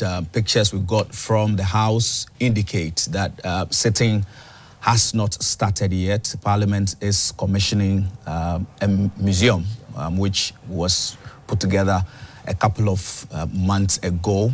But let's quickly go to Parliament again and speak to our correspondent, Augustus Akwe, who has been interacting with some of the members of Parliament who are waiting to go get the work started. Good afternoon to you, Augustus. Good morning. How are you doing? It dissolves. The 8th Parliament's work comes to an end today, and we are in the thick of affairs. The proceedings in the chamber itself is about to begin. Earlier on, we had a ceremony to commission the Parliament's library, a museum that has been constructed under the leadership of Alban Bagmin as Speaker of the 8th Parliament. And so after the commissioning, he will enter the chamber and sitting for the day would begin. We are speaking to some members of Parliament on their retrospection of the 8th Parliament. Now, joining me now is MP for Esujaman, Ebuakwan North, who happened to be a Deputy Minister for Education. But on this auspicious period we are in, she is the chairperson of Parliament's own transition committee. If you know, the inauguration of even the swearing in of the president is supposed to be done before Parliament. And so Parliament is at the thick of affairs, overseeing everything. Mrs. Gifty Trumampofo, you are welcome to GTV.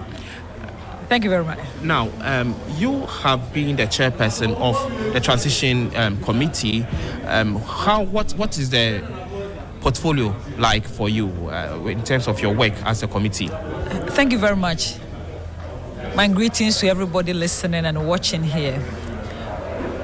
Our assignment to ensure that there is a smooth transition from the 8th Parliament to the 9th Parliament. as well as the swearing in of the president, Nana Danke Akufo-Addo, to that of President-elect John Dramani Mahama and his running mate to be the vice president. In Parliament, there are a number of processes that we're going through. For this morning, there's dissolution of the 8th Parliament.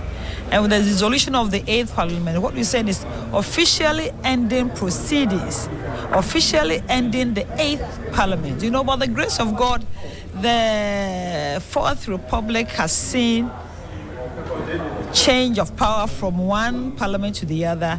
And today, we're seeing the smooth transition between the 8th Parliament to the 9th Parliament. So that is what we're coming to do this morning. Yesterday, there was a dress rehearsal so far as the swearing in of the president and the others are concerned. That was done peacefully at the venue for this, which is the Independence Square or the Blaster Square. So today, the 8th Parliament will come to an end peacefully after the dissolution ceremony. And then, just before midnight, hopefully between 9 and 11:30, all the MP-elects should be seated. And by midnight, the nominee or the nominees for the Speaker of Parliament had to be either voted upon or by popular acclamation. And once that is done, they also close to go and rest. And then all of us will meet at the Independence Square. The Independence Square meeting is a parliamentary proceedings. So owing to the smallness of our chamber and the celebration associated with the swearing in, we're taking it from inside here to the Independence Square. But it is, let me stress again, it is parliamentary proceedings. But you know, in Parliament, we have where MPs are seated, where Speaker is seated, and where special guests are seated, and where the public is seated. So we're translating that arrangement to the Independence Square. I'm pleading with the public. You'll find a lot of police barricade there. That will be the end of the Parliament, the plenary. So we should please obey instructions so that we know where public is supposed to be seated or be standing and where the special guests are. There will be various forms of invites and accreditation for those who need to be seated. I'm pleading with those who have accreditation, those who do not have accreditation. You look for where it has been designated for you, so that if you are not a former MP, don't go and sit at where former MPs or exited MPs are seated. If you are not an MP, don't go and sit where MPs are supposed to be seated. If you are part of the diplomatic corps, you sit exactly there. And that is how the arrangement like. And then the barricades are not too of height. So if you don't belong to any of these, you just need to obey the security officers and the ushers, and you have somewhere comfortable to stand, either viewing the occasion directly or viewing the occasion on a television set.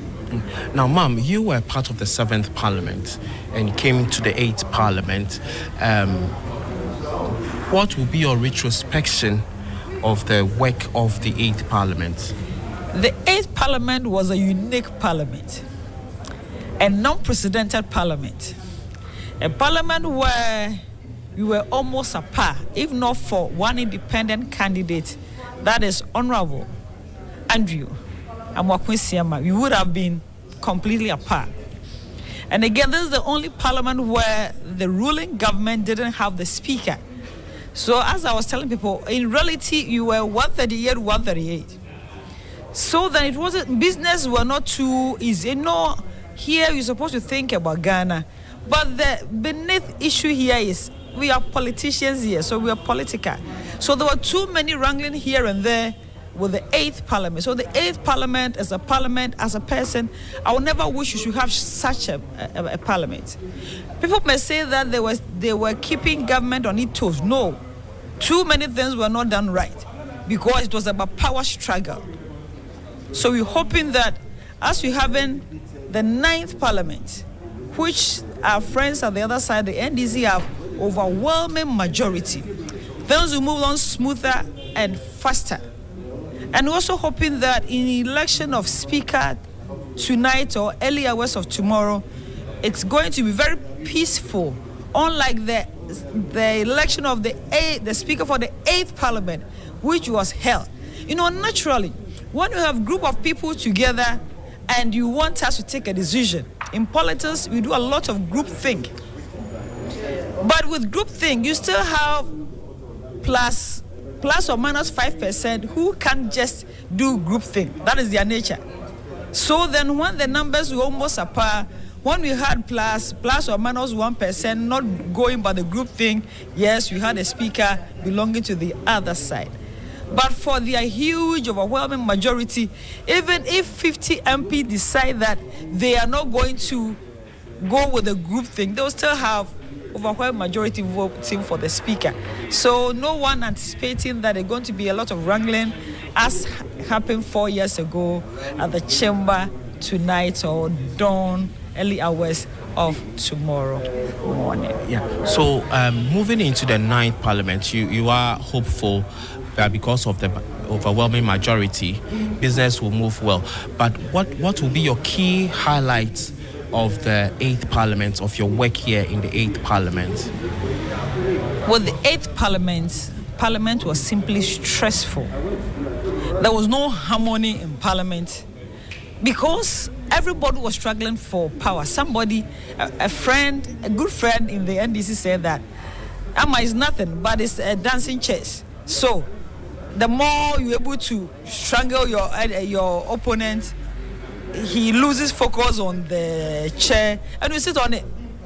So let me say that those who were just for the 8th Parliament, they didn't get opportunity to learn the solemnness that business is being conducted in Parliament, the quality debate without heckling here and there. They didn't get the opportunity because everybody thought that, after all, we are equal.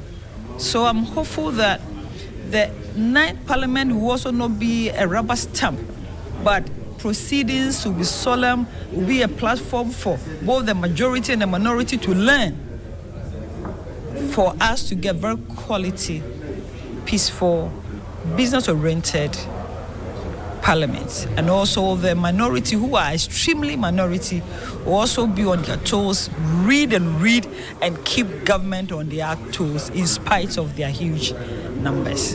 Now, back to your work on the transition committee. Do you know if all the MPs for the 9th Parliament have registered, and how will their reception into the chamber be like? By midday, all of them the registration should be completed. By midday, it should be completed. We are expecting that by the close of Saturday, it should be. But, human systems as well as the electronic system we're using, there could be hitches here and there. But we're hopeful that by midday today, everything about the members of the 9th Parliament should be completed. Thank you very much, ma'am. It's a pleasure. So we have been talking to the chairperson of the Transition Committee for Parliament's work when it comes to the dissolution of the 8th Parliament, the inauguration of the 9th Parliament, and the swearing in of the President and Vice President come tomorrow. We are also going to be joined very shortly by another female stalwart of the 8th Parliament. She is the member for Kratchi West, Honorable Reverend Adwoa Helen Ntoso. Welcome to GTV. Now, ma'am, we entered the 8th Parliament on a rather rancorous note. Were you expecting the 8th Parliament to start on such a rigorous note? Thank you very much. You mean the 9th Parliament? No, the 8th Parliament that we are about to dissolve. When you started, on the night in which you were sworn in, you had been part of the 7th Parliament and I think the 6th Parliament. Yes. Did you anticipate that in the election of a speaker for the 8th Parliament, things will go haywire as we saw 4 years ago? You know, thank you very much again. 4 years ago, some of us were not surprised as to what happened. Because don't forget that it was a hung parliament. 37, and then an independent candidate. MPP were, their expectation was that he was going to join them. Our expectation was that he was going to join us. So we were both not sure of what was going to happen until we voted. Then we saw what really took place. So thank God that this time right, it's not going to be that. It's not going to be like that tonight. So with you being part of the 8th Parliament, what were some of your highlights of the work of the 8th Parliament? Decision making was actually based on, most of it was based on merit. Even though in politics or in Parliament, legislature, one can have his way and then the other one can have his say. If you say this is what we want and the others say no, we want to have our way, it happens, it balances. But this time around, because we have the numbers, and since we have the numbers, we can even decide even to run a shift. We can still because if you are 180 or 182, you can decide to bring in 90 to come and sit. Decide to bring in 90 to come and sit, and the 90 will still be more than the minority. So we can decide to even run a shift, and business will still continue. Do you get me? No, notwithstanding that, we are not saying that everything that is brought will just say let it pass. No, we want Ghanaians to know that we're working with integrity and righteousness. These are the two things that we want Ghanaians to understand that. Look, we're working for the people of this country. We are not doing things just by our own interest or whatever, our comfort or whatever. We want the number one priority should be the welfare of the people of this country, which the previous administration refused to do. They were not actually addressing the issues of the poor in this country. They were not. It was like about a few people, grabbing and satisfying themselves. This time around, we want to make sure that we have promised the people of this country that we will deliver. We will address their needs. We will come down to their doorsteps to know what their issues are, their problems are. We've gone around, we know what the issues are in this country. Do you understand? So if you are a person who actually is looking at the welfare, the progress of your people, you've got to be serious. You've got to come out with policies that will address the needs of the people. So this 9th Parliament, thankfully, His Excellency John Dramani Mahama has also endorsed Mr. Speaker. He's done very well. The man has gone through the mill. He knows exactly what he's doing. He is a lawyer. It's not surprising to you that the Speaker is being nominated again to continue his tenure as Speaker? I am not surprised at all. And if anybody decided even to come to contest him, he will still have our endorsement, because majority of us, think that he's done so well. He's helped the people of this country, not NDC alone. He's helped the people of this country. You realize that there were times we felt that no, he should have, been on our side, supported us, and it went the other way. But then you realize that no, the man, for whatever he was doing it to benefit the people of this country. So I'm not surprised that His Excellency John Dramani Mahama has even endorsed him. And his endorsement is laudable, and it's, I believe in God's elevation. Okay. The moment God elevates you, it is settled. So that's what has happened. Now, the work of Parliament basically is with legislation. What are some of the laws that and bills that Parliament passed that was really dear to you? The number one is the, in short, what we call the LGBTQ plus bill. Because we don't want to entertain this foreign culture. My excitement was that, Christians, Muslims, traditionalists, people endorse it. that it should not be entertained in this country. So I was so happy. And you know that the other side, both NDC and MPP, we all came together. This is the first bill that we all came together to support, and it was passed. Unfortunately, President did not endorse it. He's not assent to it, but I know that JM is going to do that, so I'm not worried. The second one that I can talk about, because I'm the chairperson for the Gender, Children, Social Welfare Committee, is the Affirmative Action Bill. It's a very important bill, so it was passed. Affirmative Action Gender Equity Bill 2024. The President has not, ascended to it. I know JM will do that. And then we have the Anti-Witchcraft Bill. That was also passed. President did not also sign that one. So I'm sure that when JM comes, all these very important bills that we have passed in Parliament that Nana has refused, or for a better way, he has refused to sign. When JM comes, he will sign. So I think that these are the bills that I can talk about. We are yet to, put before Parliament the social protection bill that we're also looking out for. So I know that we've done a good job. Congratulations. Congrats. So that was Honorable Helen Ntoso, MP for Karachi West, who was, and then we are also going to be joined by another MP. Good morning, sir. Good morning. And today is your last day in the 8th Parliament. How is the feeling like for you? The feeling is we are grateful to God because the 8th Parliament was one that was very acrimonious because of the numbers, the closeness of the numbers. And you could see that at least despite the closeness of the numbers, we've been able to see the affairs of Parliament up to this stage, and I would say we're grateful to God. Now, Honorable Brima, you know that work of Parliament deals with legislations, the passing of laws and all that. Which were the key ones for you that touched you, or that you felt happy that you were part of its passage in the House? I would say the family values bill, the private members bill that was promoted, that was sponsored by some MPs. That's the bill against the LGBTQ, and I feel it's a bill that touched my heart because if you look at that the canker of homosexualism is one that is eating the very fiber of our society, and I feel that this passage, I was very excited about it. I was only praying that His Excellency the President will assent to it.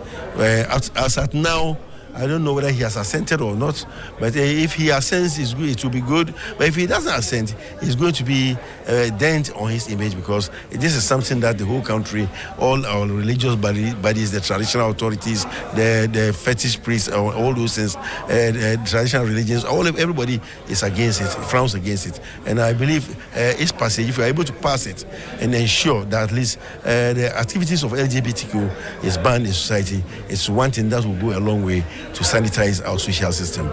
Now we'll be welcoming the 9th Parliament at midnight. What will you be your expectations for that 9th Parliament? This 9th Parliament, I'm excited because I'm a member of the National Democratic Congress. I'm excited because we have an overwhelming majority, and a majority which I believe we're going to use to transform a lot of things that actually happen. If you look at the 8th Parliament, it's the Parliament that passed the least bills, just because of the acrimonious nature of that Parliament. And I believe with this Parliament, inshallah, we'll be able to go a long way to ensure that at least the necessary bills, and even those bills, some bills that are in existence, or laws that are in existence that we feel is inimical to the people of Ghana, will be scrapped. All right. Thank you so much, Honorable. So that was Honorable Brima. We are still in Parliament, and we are still talking to members of Parliament on their expectations as the House rounds its proceedings today. Honorable, welcome to GTV. Now, when you were coming for the 8th Parliament as an entrant, like as you the 8th Parliament began on the 9th of 1st January 2001. 2021. Were you expecting the House to start off on such a violence note? Thank you very much for the question, and good morning to Ghanaians, especially my constituents watching and listening to me. The night of 6th January 2021 will be one that will go down historic in this country. It was not a pleasant scene to behold. I was there, I was part of the MPs who were to be sworn in that night. And the hung nature of Parliament at the time, where it was 137 and independent, made it difficult for any party. First, you recall, we sat at the majority side. Yeah. You recall? Yeah. So we sat at the majority side. We didn't sit at the minority side because the then independent candidate had not declared his allegiance yet. So we sat at the majority side. And in fact, it was from the majority side that we even did the voting. And you recall the fight over seats, where a colleague member sat and then another member sat on him. So much drama. But the height of the drama was when the military entered. And I think that should never ever happen. What saddens me is we could not sit as Parliament to really look at who did that, how it happened, and what processes should be put in place for such a thing never ever to happen again. Not even policemen are allowed to walk into the Parliament chamber because we have a system in place, the marshals. And so it is when the marshals are overwhelmed, then they call for backup and the police to come. And that's why there's a whole police unit based here. But to call in the military, I think it was condemnable, and I'm sad we couldn't go into that matter. But somehow we still need to look at it. Yes, because it should be something that should never ever happen. Okay, but moving forward, I mean, 4 years down the line, how will you assess the work of the 8th Parliament? I think the 8th Parliament will go down as one of the parliaments that really scrutinize government. And somehow hung government is good, hung Parliament is good, because we put pressure on government to actually reduce, even though we're against the e-levy, we managed to get them to reduce it from 1.75 to 1%. And there was another drama. You remember when we had to fight over the seat, where the then Speaker, First Deputy, said he must get down to come and vote. And we said, wow, if he gets down, nobody will sit on that chair because someone must sit for him to vote. And I think it's afforded. That's why the President said we didn't allow him to work. We didn't get. It was not. I don't think the President should see it in that light. It rather afforded him to be accountable to the people. Because nothing was just going to be allowed to go through or rubber stamped. And that was the challenge the President had with the 8th Parliament. But I think I am happy the 8th Parliament, Ghanaians chose to have such a parliament and decided that this is how we want things to happen. And I think its effects are seen today. Ghanaians again have decided to elect overwhelming majority of NDCs back into Parliament. But it comes with a serious responsibility. We need to be careful not to allow government to exploit the overwhelming majority and for people to perceive that we are a rubber stamp. Now, would you, with all that you have said about the 8th Parliament, would you pray the country witness a hung Parliament again? I won't pray for that. The only thing that didn't happen during the 8th Parliament was that no blood was shed. But what we went through was very traumatic. And I'll continue, anytime I have the opportunity, I apologize for those incidents. Because everybody was charged. It was, this is where you see how entrenched our politics is, on political lines. And when the 3-line whip is issued, even if you have your own ideas, you cannot express your ideas. You have to follow the party rule. You have to toe the party line. And so it made it difficult for governors especially if the government in power had an agenda or a program and thought, oh, you could just push it through. It was the parliament that needed consensus building from day one to the final day. Now, moving ahead into the 9th parliament, what will you be expectations for the 9th parliament? Well, I expect still working together. Even though we have overwhelming majority, let's critique whatever comes to us. Let's not just take it to hook, line, sinker and say because we are a majority. No. Let's digest it. Let's be honest with government. Oh, we think this, let's tinkle it a little. Let's do this for the benefit of the people. Because let's not forget, the expectations down there is massive. And we didn't get this overwhelming majority just to come and rubber stamp everything. No. We must do it to meet the expectations of our people. And I think when we do that, we are home and dry. Thank you so much, sir. So the expectations of the people is massive. The 9th parliament doesn't have to take everything hook, line, and sinker, but must be able to critique government. We are also going to be joined by the honourable member for Gomoa West. Sir, welcome to GTV. You were part of the 8th parliament, and you are going to be part of the 9th parliament. How did you see the entrance of the 8th parliament, and how are you seeing the exit of the 8th parliament? First of all, I would like to say thank you for the opportunity. And the 8th parliament that I was part of, and that was my first time coming to parliament. I must say that the entrance of the night of our swearing in was something else. All through within the period, we had a very phenomenal process because it was exceptional looking at our strength. Almost parliament of the same numbers. We're having the speaker coming from the opposition side, and then government also trying to also push its policies and then programs through. I must say that was very exceptional. But however, what I witnessed, and as I was part of it, I can say that we had a very good parliament in the 8th parliament. What will be some of your key highlights or your takeaways of the 8th parliament, your work in the 8th parliament? So the 8th parliament, because of the numbers, you could see that the government or the majority side, so say, couldn't have the power to just do things the way they want. The minority and its leadership were very resilient and made sure that what is good for Ghanaians prevailed. However, in most instances, the government, through the little numbers that they have over the minority, had their ways. But I think that there were a lot more bricks in the 8th parliament. And you said you were an entrant, you were a first timer in the 8th parliament. What have you learned? Was the work of parliament what you envisaged as coming to parliament? The work of an MP, was it what you envisaged?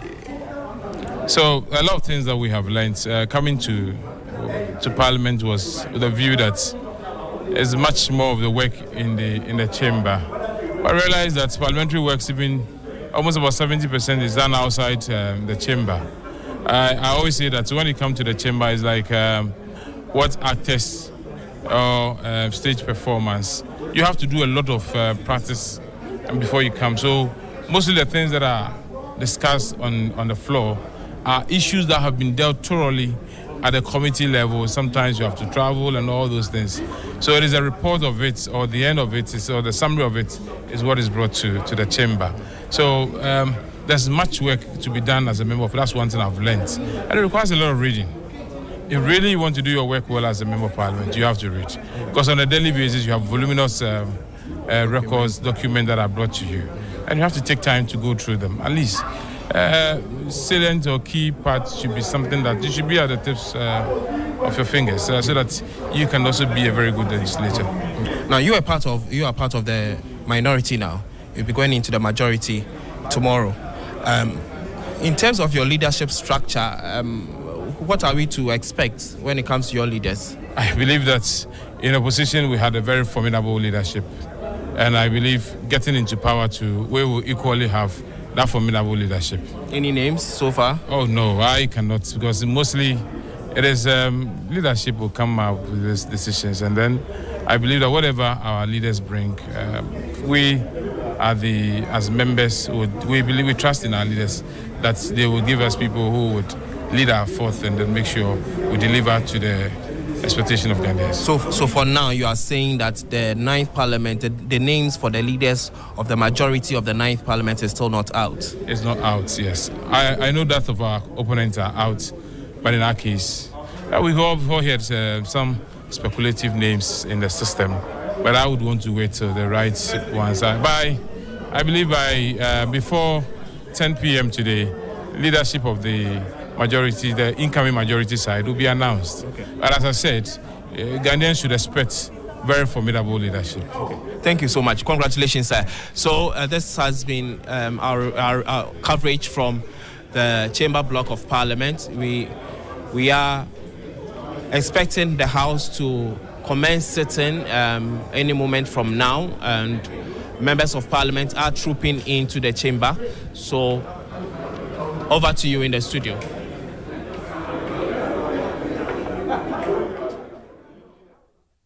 All right, thank you very much. Augustus Akwe is a man in Parliament speaking to MPs. Some of them will be joining the 9th Parliament, some of them exiting as well. We're still covering the process leading to the dissolution of the 8th Parliament and the coming into force of the 9th Parliament.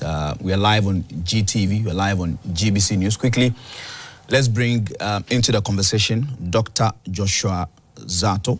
He's a senior lecturer, political policy analyst, Department of Political Science, University of Ghana. Let's speak his thoughts on what the 8th Parliament has been like for him as a political analyst. Good morning to you, sir, and welcome to this discussion. Good morning to you and good morning to your listeners all over the country.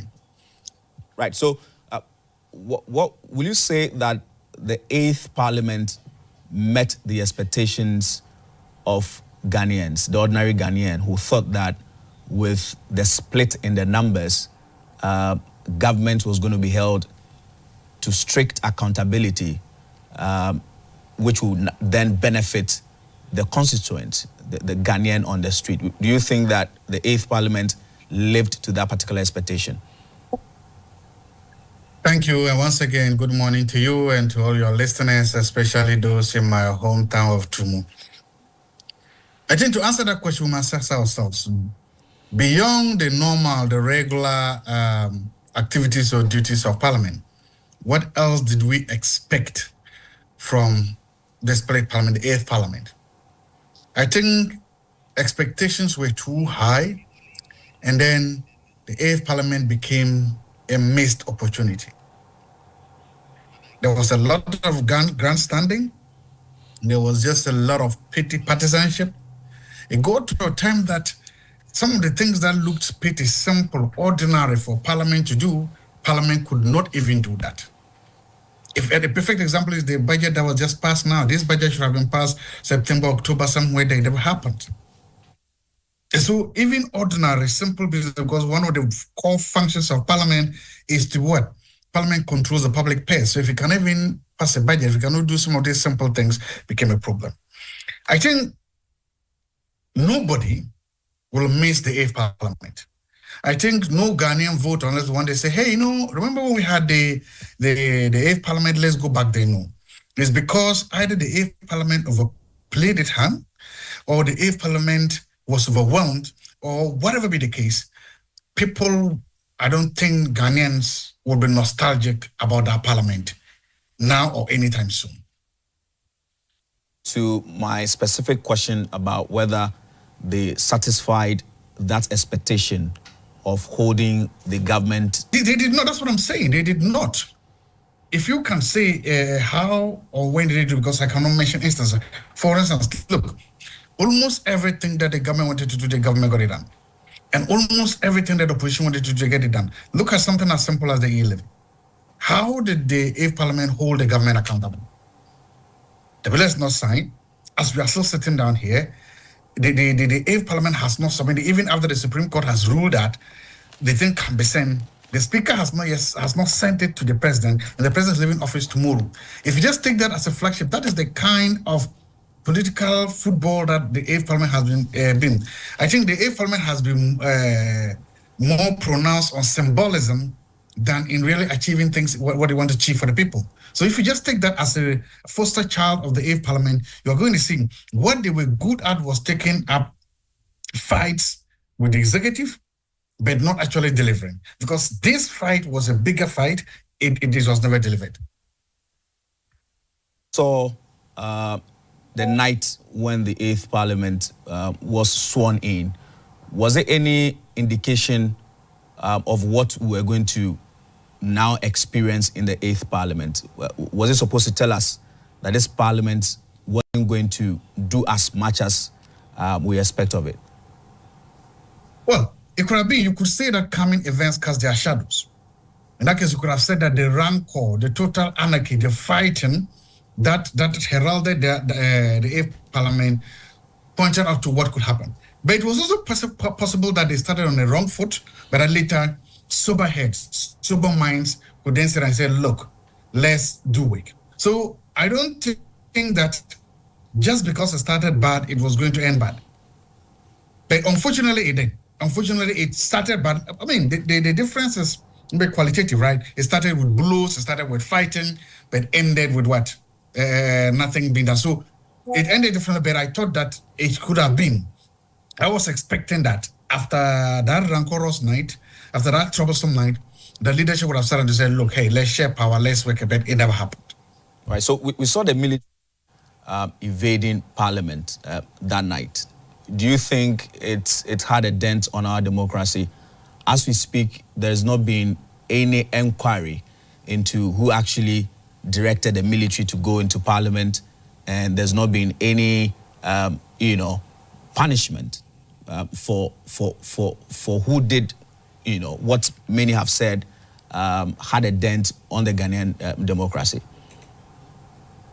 So now when people say this, it has a dent on our democracy, what does that mean? What exactly does that mean, a dent on your democracy? I was saying this again. Even if you go to the Americans, those who have perfected democracy for 200 years, the Americans is telling you they are working towards a more better system. Americans have not perfected the democracy. Nobody has perfected democracy. Democracy is never meant to be perfect. So things happen. Look, on 20th January, 24 years ago, look at what happened in America. Even up to today, even the Americans, they themselves have never said that it was a dent on their democracy. Democracy is supposed to be perfected as we go in. So for me, no. You see, and sometimes this is the thing, even in public policy, we look at it, how do we account for the fire that did not burn?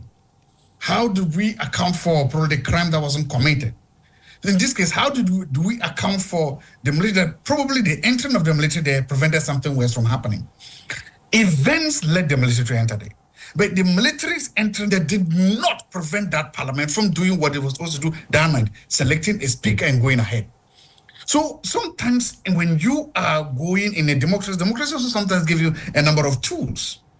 The law went in there and prevented the worst from happening, but it did not prevent the House from doing their job. The question you want to ask me is, what if something worse is happening in Parliament?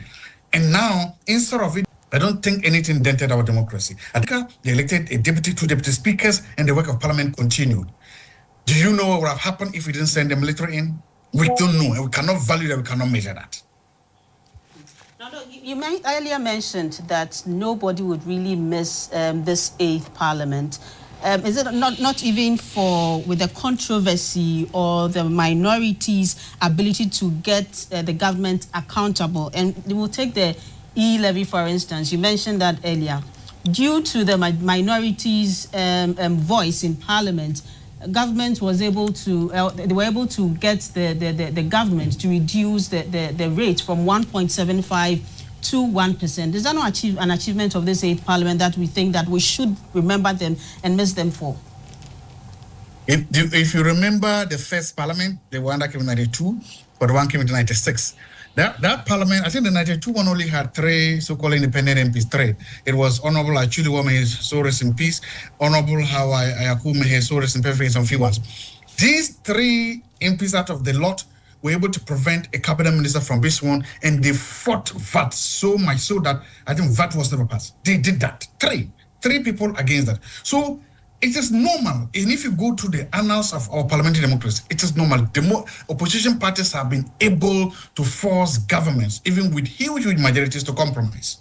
Forcing a government or compelling a government to compromise is part of the skills that you learn in parliament, and it's part of the things that opposition parties similar have been able to do. So just because this one did it doesn't stand out still. And I'm just telling you, three people.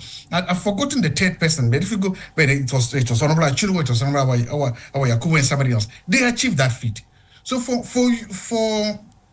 an opposition party, and especially with such huge numbers, to be able to do this doesn't mean. I thought what you were going to bring out as a major achievement is how do you call that thing? The proper human sexuality act they did. Coming to that, but even that one, exactly, even that one for me, I think you have so far we've seen very few private member bills travel this long, and it is probably one of the most popular private member bills that have traveled this far. But I'm even telling you, even that one, even it's not your sign in the power. There was a standoff between the executive and the judiciary. It never happened. And as we are speaking to you, the Supreme Court ruled about 2 weeks ago that the thing should be sent. They've not even sent it to the president. The president is leaving tomorrow without signing it. So if it's about compromise, what is the win? What is it that we take away there? Oh, never seen in any parliament has happened now. No. But we can also talk about the affirmative action bill. This is a bill that had been in parliament for years, and this parliament was able to pass it and then get it assented to. There was another parliament. There was. Remember the bill that famously came to be known as marital rape bill. Remember that thing? You know how long it stayed? It survived 2, 3, 4 parliaments before it got happened. The point I'm not saying that they didn't do. What they did was normal. Getting a difficult, controversial bill past the line is normal business. Again, the marital rape bill also stayed. It survived so many parliaments before it finally got done. So what is outstanding about this? But together as a house, there was an essential motion seeking to remove the finance minister. I mean, that was the first time we see members of a political party in government seeking to remove a finance minister who is coming from their side, together with the minority. That should be an achievement. So you see what we are doing? We are now trying to hang in at straws. We are now trying to look at the 4 years and say, hey, what is it that these people have done that has not been done before? What is it that this house has done that is so outstanding? And that alone tells us how abysmal it has been. So it was business as usual.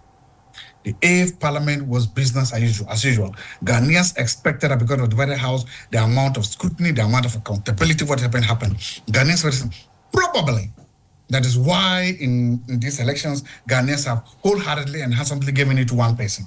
Probably Ghanaians have said, look, this experiment has not worked. So let's go back to what we know. At least then we can say that you did this and do this. So for me, again, I'm going back to my story. You could argue that it hasn't been. I'm saying any and everything that the house did was normal, was expected, was normal parliamentary business. Right. Then again, with that censure motion, the MPP only wanted to get the finance minister out because they felt his actions were going to affect their fortunes in the 2024 elections. The NDC, on the other hand, was also, looking at the political side of things. Will you say that this parliament benefited the people, or it benefited the political parties in parliament? No, so that's the question. At least, if you see that, at least one party benefited from it. There's empirical evidence to suggest that based on the voting and how many defeats the MPP had, that the NDC benefited from the stalemate. So that is empirical evidence that, okay, look, maybe they didn't like that. Again, all that was part of political football, political gymnastics. If you remember, this is not the first time. In fact, it wasn't even the opposition that started calling for the removal of the finance minister. It was the governing party. And if you remember, this is not the first time we've had MPs and governments. In fact, the last time it happened was against another finance minister, Honorable said Tekwe. It was about NDC MPs who were calling for his head. My point is that this normal, routine political football gymnastics happen because sometimes the MPs are the first to feel the broth. They go to the corners, they go to their constituencies. And if they go on a recess and everything they are hearing is that this particular MP, this particular guy is not being good to us, when they come and they're going to call for that. So it is part of their duties, part of what they do. What I'm trying to say is that, don't get me wrong, the 8th Parliament did what it was supposed to do or what it could do under the time. Let's also remember that it was also an experiment for they themselves. Honorable, the Speaker of Parliament is one of the most experienced MPs, but he has never dealt with the situation, the hand he was given in the 8th Parliament. They are experienced MPs, but they've never been in that situation all of a sudden to realize that, oh, look at that, power is evenly split. So maybe they use that to learn. Maybe if there's another split Parliament in future, they will learn from the mistakes or the successes of this 8th Parliament and probably be better. But I'm saying that as an experiment, it failed because its successes could have been attributed to the normal political deal making. All right. So let's talk about the Speaker. This was the first time that a candidate from the opposition party became Speaker of Parliament. Will you say the Speaker of Parliament lived to expectation? Was it fair to both sides of the House? Do you think it's necessary that he is maintained in the 9th Parliament, which appears to be what's going to happen tonight? Those are two different things. I think his retention is a reward for what he did for the NDC in the 8th Parliament. I think the Speaker, he's a partisan person, and he was a partisan Speaker. He did what he was supposed to do for the NDC. And I think that today he has been renominated, or he been given the job because the NDC and the president-elect are happy that he did NDC's bid in the House. This is a reward. So it's a very straightforward thing. He's been rewarded for a good job he did for the NDC. But this is a Speaker who declared the MPP as majority in Parliament, even though the NDC at the time thought that they could also pass for the majority. But he stood his ground and said, no, he said it was a majority because it was a simple matter of numbers. The opposition, the independent guy said, I'll caucus with the NDC. The moment you are evenly split and there's one independent person, and the person said, I'll caucus with these people, then the mass is no more on your side. What else are you going to do? There's mass. You say he was partisan, but I've heard NDC people complained that there were points where they felt he was against them. Even sometimes you can have, we've seen instances in this country where you've had governing parties with their MPs, and so now people complain about the MPs, the speakers and their rulings. It's possible even you can have a speaker, but there can be some rulings the speaker will rule against you. Because, look, if the speaker is supposed to be like a referee, that's what we have now. The speakers are not like referees. They are not. The speakers are creatures of political parties. They are creatures of partisanship. Parties bring them there. Politics brings them there. And so they are not there to do a neutral or an independent or objective job. No, they are there to do a political job. If you wanted a neutral speaker, then that's since 92 up to now, you've never seen any president go out to take a speaker that the president even pretends is neutral or objective. We try to pick neutral, objective people to lead the Supreme Court. We try to pick neutral or objective people to lead the Electoral Commission. We try to pick neutral, objective to be judges. We try to do that. We try to hide it. But nobody has ever pretended that they are picking a neutral or objective, I don't even know what that means, Speaker of Parliament. Because we know they are not. They are creatures of partisanship, they are creatures of the political parties, and they are creatures of politics. They were never brought there, or they are never brought there to be neutral object. They are brought there to further the objective of the party that brought them there. All right, so you say that an attempt to retain Speaker Bagbin is as a result of the way... Bagbin has just gotten the biggest political reward he wanted, to be retained, and the NDC has done that, has just given him that. So it is kudos to the good job he did for... Doctor. And much as I agree, he has his right to bring out his views. Personally, I don't agree, because all the discussions we've had and how he handled a new era of 8th Parliament, making sure that the government business that must go on goes on. I think that is good, and it's worth mentioning. Because had it not been Speaker Bagbin, like the type of debt Ghana will be carrying today, just opposing that to the 7th, where Honorable Speaker Michael Quay, I saw how he passed or approved bills and loans for Minister for Finance, Keno Foreta then. And when Bagbin came in, trying to question the government appointees before loans were passed. Some people may say that, he was doing NDC bidding. But look, whatever Speaker says in the chamber affects the budget of this country. And that is why even at the time that he himself ruled out the budget for 2022, when his deputy came to rule for that, he agrees, just because he wants the nation to move forward. And there is no political party who will put a speaker there, and that speaker alone can help that political party to win power. It is the behavior of the government, the leadership of the government, that makes a political power win or lose. On the floor of the House, what speaker must do, he did. And he do warn them in the e-levy. He warns MPP that, look, if you pass this e-levy, you will lose election.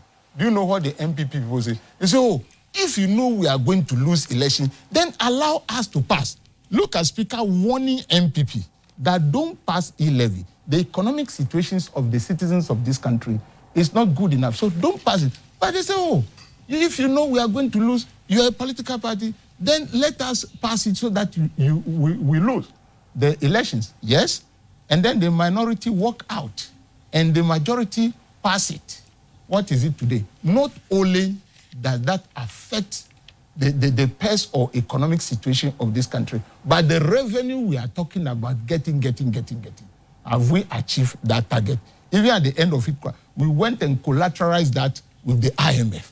So you see that had it not been Speaker Bagbin, to me, personally, that is what in my darkest part or quiet corner, I've seen that had it not been him, like today, Ghana's debt, the third generations of ours will come and pay. So to me, he has done. It is not just a rubber stamp, so to say.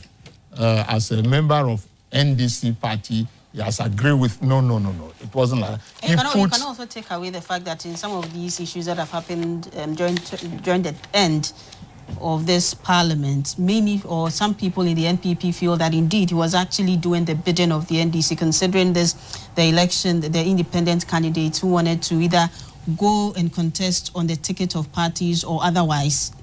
When the issue went to court and the Supreme Court ruled, he still insisted that he was going to recognize those who were not, he was going to ensure that the independent candidates or the, I'm struggling yes. to, but I you get what I'm trying to. Right? Yes, and yes. Also even in this election, we've heard the speaker say that even though the Electoral Commission has declared some people, he as the speaker was not going to swear in members who he felt that had the EC had sort of played certain games with and made sure that they were gazetted.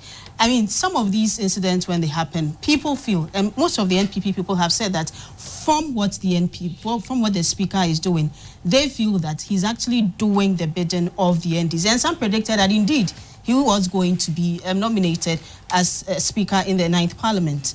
Many people, excuse me with all due respect to every Ghanaian. I think Doc wants to make a comment. So we'll take Doc's comment and then we would come back and take a response from you. What the honorable MP saying is exactly my point here. If you are supposed to be neutral, it is not in your place to be telling us that these people that you will lose an election or you win an election based on the rule you have made. When you are a government, you are given a mandate by people to govern. And every government knows that you have to make decisions. Some of those decisions must be difficult and uncomfortable. But ultimately, you will have to face the people, and the people then get to judge that. So it is not up to the speaker to be making such pronouncements for you in the House. But again, let's understand. Speaker Bagbin was made a speaker because he was an NDC. It wasn't because he was a very competent, neutral arbiter sitting in his house or just on a pick. No, it was because it was NDC. He has just been rewarded because he is an NDC. And so he will know, how do you expect him to forget? And he said, look, today, if you take me, if any political party takes me and makes me a speaker, I won't forget where I came from. Without the NDC, he wouldn't have been a speaker. That's the point I'm making. So it is a reward. He has just been rewarded for it. And thank him. I'm really glad he has received that reward. I'm happy he has done that. He's a fellow Upper Westerner, and I hope that his presence there would help to advance the cause of the Upper West region. But it cannot and should not be forgotten or ignored that his partisanship paid off. He's made this point that his partisanship paid off. In that particular case, that has been the norm from 1992. Exactly. 1993. Exactly. So there was no special about him. So Doc, just a minute. You see, when you are hammering that he's been given speakership just because of that, you see, it can happen. Peter Lajete, Peter Lajete, I think he was not an MP, but MPP brought him. Do you get me right? And then Bejina Sechi Hughes, MPP brought him. Then it comes to Daniel D.F. Annan, NDC brought him. So when you conduct an election and the political parties that have the majority or the minority, they push their people forward to be elected. But it is not like anybody could be there too. But another thing we should also look at is the experience that the person will also have in this particular transition area of charting a new course of 8th Parliament. If it were to be somebody who don't have that experience, we may see Westings or the continuation of Professor Michael Kwe, the rubber stamping for the government will be too much. To me, my belief for Bagbin to come to power, I was in Parliament, exiting, was that the behavior of the government of the 7th Parliament, as far as our PES, national economic PES, is concerned, was just too alarming. And so the people with the MPs have decided. You realize that even the MPP people voted for Bagbin. Other than that, you will not get it. Other than that, the MPP people voted for Bagbin to be there. So it is not just like NDC just pushed Bagbin there to reward him. The members of parliament who have the powers to vote also made analysis of the situation, the current situation of the nation, and the prevailing economic conditions before they put somebody who can help to push brake on the government expenditure or governance before they put him there. So it is not of parliament who voted for him. It is not only the NDC people who voted for him. That is what I would like to put. You talked about experience, and that it was one of the considerations for selecting Mr. Bagbin. Is that at this point, the NDC doesn't have any more experienced people, apart from Mr. Bagbin, who could steer the affairs in parliament? The whole country as we have it today, from 1992, he is the oldest. From 93 that we keep, he is the oldest. So if you have somebody who has been there, continue to be there, you have the hindsight of the past experience, how things went either good or wrong, and how we managed to move across that barrier. So when you are choosing persons of such that will manage parliament ever since from 93, at least he's the most qualified. That is why he's given. So it is not just because of anything. We are people. So to say that if today Bagbin is not there, we have people. But where we are today, with the economic situations and the outgoing government, how things were, excuse me to say, jump up. You need somebody who has been there before and trying to transition into the new one to right, with the help of the MPs to right the wrong, to be there. That is why we mentioned Doa Jaho. Do you get me right? He can also be there. But why is His Excellency the President-elect mentioning Bagbin? Doa Jaho is His Excellency Mahama's very good friend. Because he contributed to him getting elected. Who? No. What I'm trying to say is that His Excellency, Speaker Doa Jaho is Mahama's very good friend. If you don't know the history, go and check. Where look at all this. But this person must continue because he knows the minority that is coming in the 9th Parliament and he knew them whilst they were in the 8th Parliament. So that person who have the hindsight experience of the regimes, I think it is all right to put there. I just want to tell Doc that it is not just because he's an NDC person that is why. You made a point, and I saw Doc smiling. I want to get his reaction on what you said. Doc, you were smiling. I think there are two reasons. There are a number of reasons why he agreed. First is the puzzle, and secondly, I think His Excellency is trying to promote Bagbin to be his successor in 2028. That's the other theory I've come up with. So I think that's my other theory. Because you see, if you understand, His Excellency and Bagbin in the Mills Mahama administrations didn't have the best of relationship. Let's come now. One of the biggest things we are going to be seeing in the next administration is the Game of Thrones, the battle of heir apparents to replace His Excellency John Dramani where he lives. And I think this is a master stroke by His Excellency John Dramani Mahama. Bagbin the Speaker, Bagbin is increasingly trying to position himself as the ultimate and the right heir to His Excellency John Dramani Mahama. So he's trying, so this promotion by His Excellency Mahama is trying to just put Bagbin right there, so that once he's leaving office, Bagbin will be the natural place to slot inside there and take over the place. So I see those two reasons. Bagbin has demonstrated that he can be a very strong, loyal foot soldier when the NDC needed him, but he's delivered.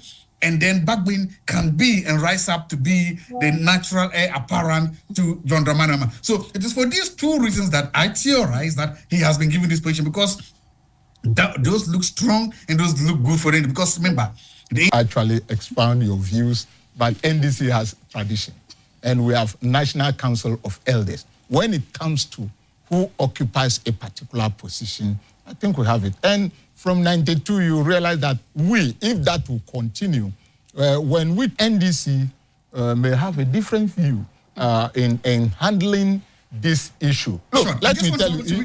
No, just a minute. Let me tell you this.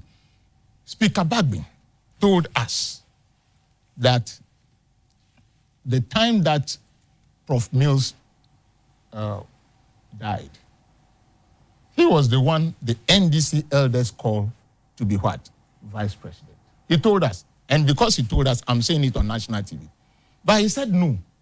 His brother, Mahama, is more popular. So he's giving that opportunity to him. So I can know that there was that perception then. There was that perception then. But he coming to... The perception is outside. But this is as a tradition in the if NDC, I wanted to add to what Honorable is saying. Doc, if you could just hold for me. You mentioned that in the NDC, as with your tradition, when you nominate or get a vice presidential candidate, you give them the nod.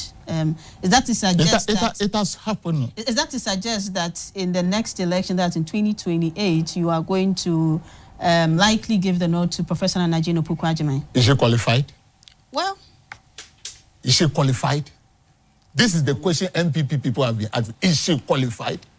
You tell me. You are saying it, so I just want to get to me, whoever, I am 2,000% sure she's qualified. But what those who believe in her, will do right now is to support her, to support His Excellency. When the work is good, Ghanaians will follow us. So it is about leadership. And that is what we want to, because I'll be very, very happy if we should follow our tradition to see a woman becoming president in Ghana. I will be. Yes. Your reaction? Yes. Thank you. Well, I like the way NDC tradition. NDC has North, Central, and Volta. Those are the three legs on which the NDC usually stands. So if you check carefully, from Jerry Rawlings to Mills and even JDM, they always try to make sure that if the president is from Volta, then the vice president and the speaker. So for the number 1, number 2, and number 3 positions in the country, that is how they try to share them. That has always seemed to be the case. But it has not happened right now. If it was going to happen, then the speakership should have gone, he would do one term. So the question is, who succeeds him? So my theory then is that His Excellency now thinks that anybody that is promoted to the high office of Speaker or to the Vice President is the person that is in a better, strong position to talk. And right now, his path to leading the NDC in 2028 is brighter and stronger than any of the other contenders. That's my argument. Remember, he has been one of the longest NDC MPs. He said he has executive experience, legislative experience. He's a foot soldier. He crosses every single box of the NDC. And even if it is national popularity, everything, he's as popular as any other politician in this country. So for me, this is It's number 2. Speaker is number 3. So so right now, you can see, the point I'm not making is that, so in that case, you see, the National Council of Elders of NDC have that power. Because, you see, whatever we do we'll be considering your experience. It is maybe to be a time for a human being to rest. You get me right? Having worked so hard. So to me, talking about who will succeed His Excellency right now, that is in the hands of the NDC. But looking at our tradition, number 2 comes before number 3. Bagbin is my father. I love him so much. So also Prof. But when it comes to a time that we want to make a change for a woman, as we have made history or we are going to make history tomorrow, then I think it is time. Council of Elders, take that decision, Doc. So Honorable is saying that his choice is his choice to succeed President Mahama will be Professor Jane. I agree with that. That's your question. I respect that. But I'm also saying that based on the political leaflets that I am reading, based on the signals and the movement, I think that His Excellency, Right Honorable Speaker Bagbin has been placed in a very strong. And of course, you keep mentioning the National Council. Of course, why not? They get to do. But it doesn't also matter. It also matters then that the ordinary voters of the NDC will also have a big say in who leads them. And right now, his Right Honorable Speaker Bagbin sits on a big perch, has a national microphone and video to promote and market himself. And I think that is one of the reasons why he has gotten this job, apart from his partisanship. And so, Doc, let's move the conversation forward. So the Speaker has had cause to complain about what he calls judicial interference of parliamentary affairs. Do you think that the independence of Parliament, as he sought to champion it, has been asserted that much? That, look, Parliament is autonomous, Parliament is independent, and we will not accept interference from the judiciary? Look, if you you see, democratic institutions are what they are tested. So this idea, remember, this 8th Parliament, we've never had a similar one. So that is why it's being sent to the Supreme Court for interpretation. But it wasn't a normal Parliament, and so almost all of this went there. Today, as we are speaking, precisely because of the numbers in Parliament, I won't be surprised if almost nothing goes to the Supreme Court for interpretation, because if, like, for instance, it doesn't matter, unless you are sacking more than 20, 30 MPs, the balance of power is going to remain the same. So simple things will not need to be rushed to the Supreme Court for interpretation. In that case, this idea of interference, routine processes are being challenged when somebody challenges them. And so once that is not happening, I won't be surprised if throughout its tenure, nothing the Supreme Court does gets sent to the Supreme, nothing the Parliament does gets sent to the Supreme Court for interpretation, because again, the numbers are just true sense of the word independence. Well, I know that we will practice a constitutional supremacy, that the only supreme institutional body in this country is the Constitution. Any other organ or institution is institutional supremacy. Based on that, then I can then say that Parliament is independent insofar as it stays within the constitutional remits and ambits. Anything outside that is the Supreme Court that has determined what it is. So if that is what you mean, yes, it has its independence, but those independence must be done within a lot of court issues, especially the Article 97 G and H.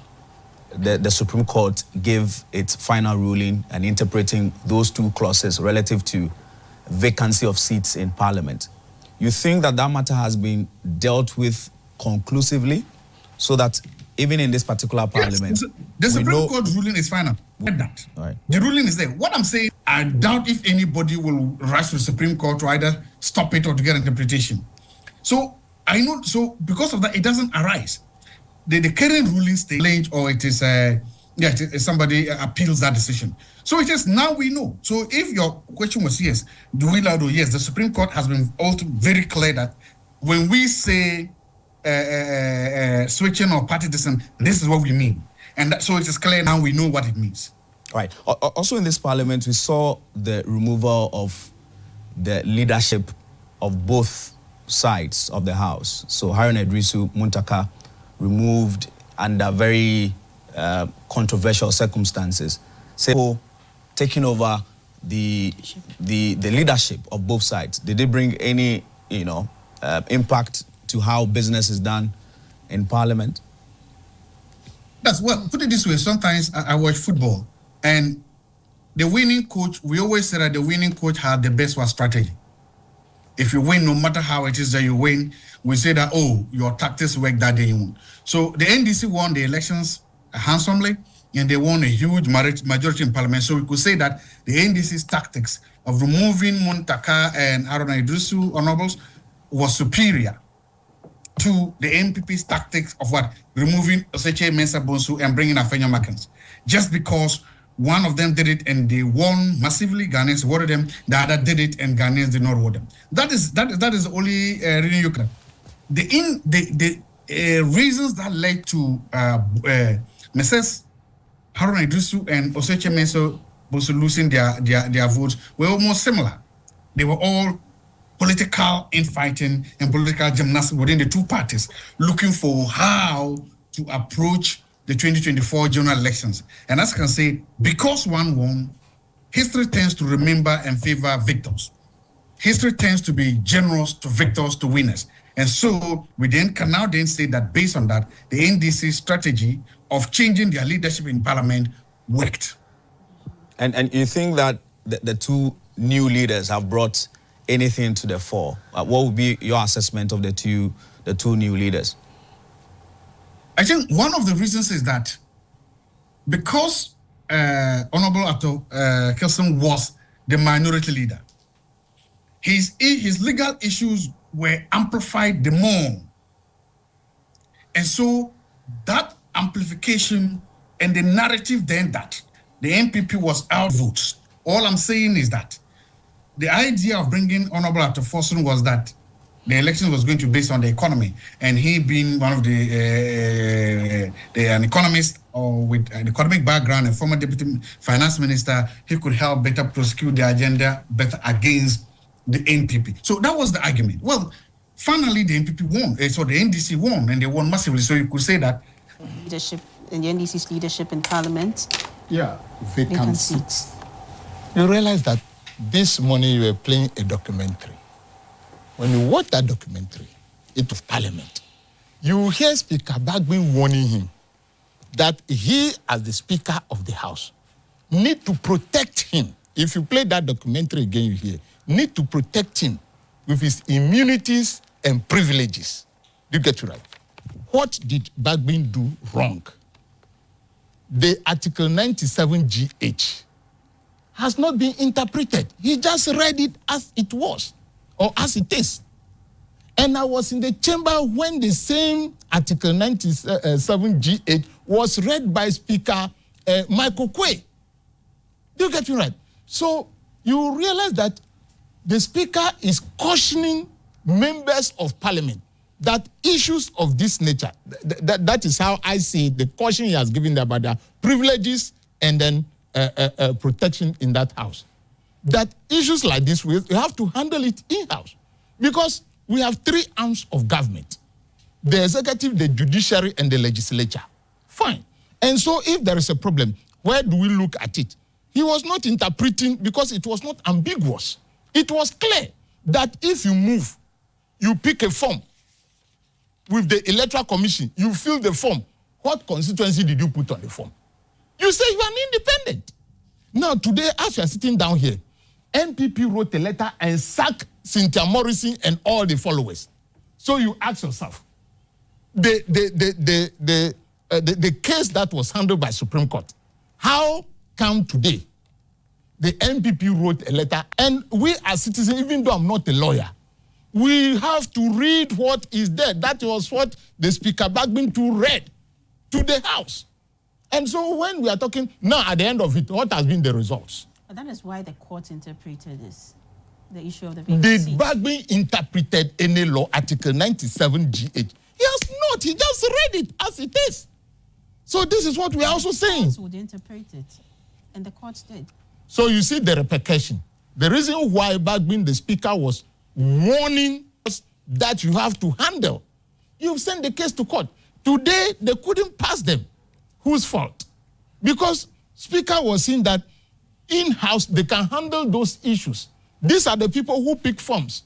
You can handle them. You remember 6 January 2021, in the night, or 7 January, when it was that an Honorable Osler went and sat on his laps. What happens? The leadership came to fall. So the following day, the minority, the NDC moved to the minority side again.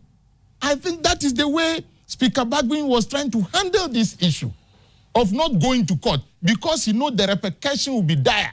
And truly, it has happened that way, that many bills, things that they want to do, they couldn't do it. So in this 9th Parliament, I am appealing to them so that we work in tandem. In the case of moving the leadership, it has been the norm. And you see, we do fight as members of Parliament. They have to inform us. No, the party says no. The party says that we have the power. We give you that power and the flag and the emblem to go and file in the name of NDC. So when we are taking our decision, that we sit down and look at it critically, what will give the political advantage to a political party, you can't stop us. Now, Chairman Asedun Kentia mentioned that the era we are entering, the reason why we did so is that the era we are entering, we have to focus more on the finance and economy. And Atufosi is Doctor of Economics. Do you get it right? Haruna is my, I may say, my senior brother or best brother. Yes, he even bought me a phone. I love him. So you realize that I don't hate him, but the party at that particular point, the decisions that they are taking will be better. So NDC got it. Parliament. Yes, we have to question. Parliament is where you call people for accountability. The minister was running away. Whenever Atufosi called, the minister, do you think Ghanaians were not watching?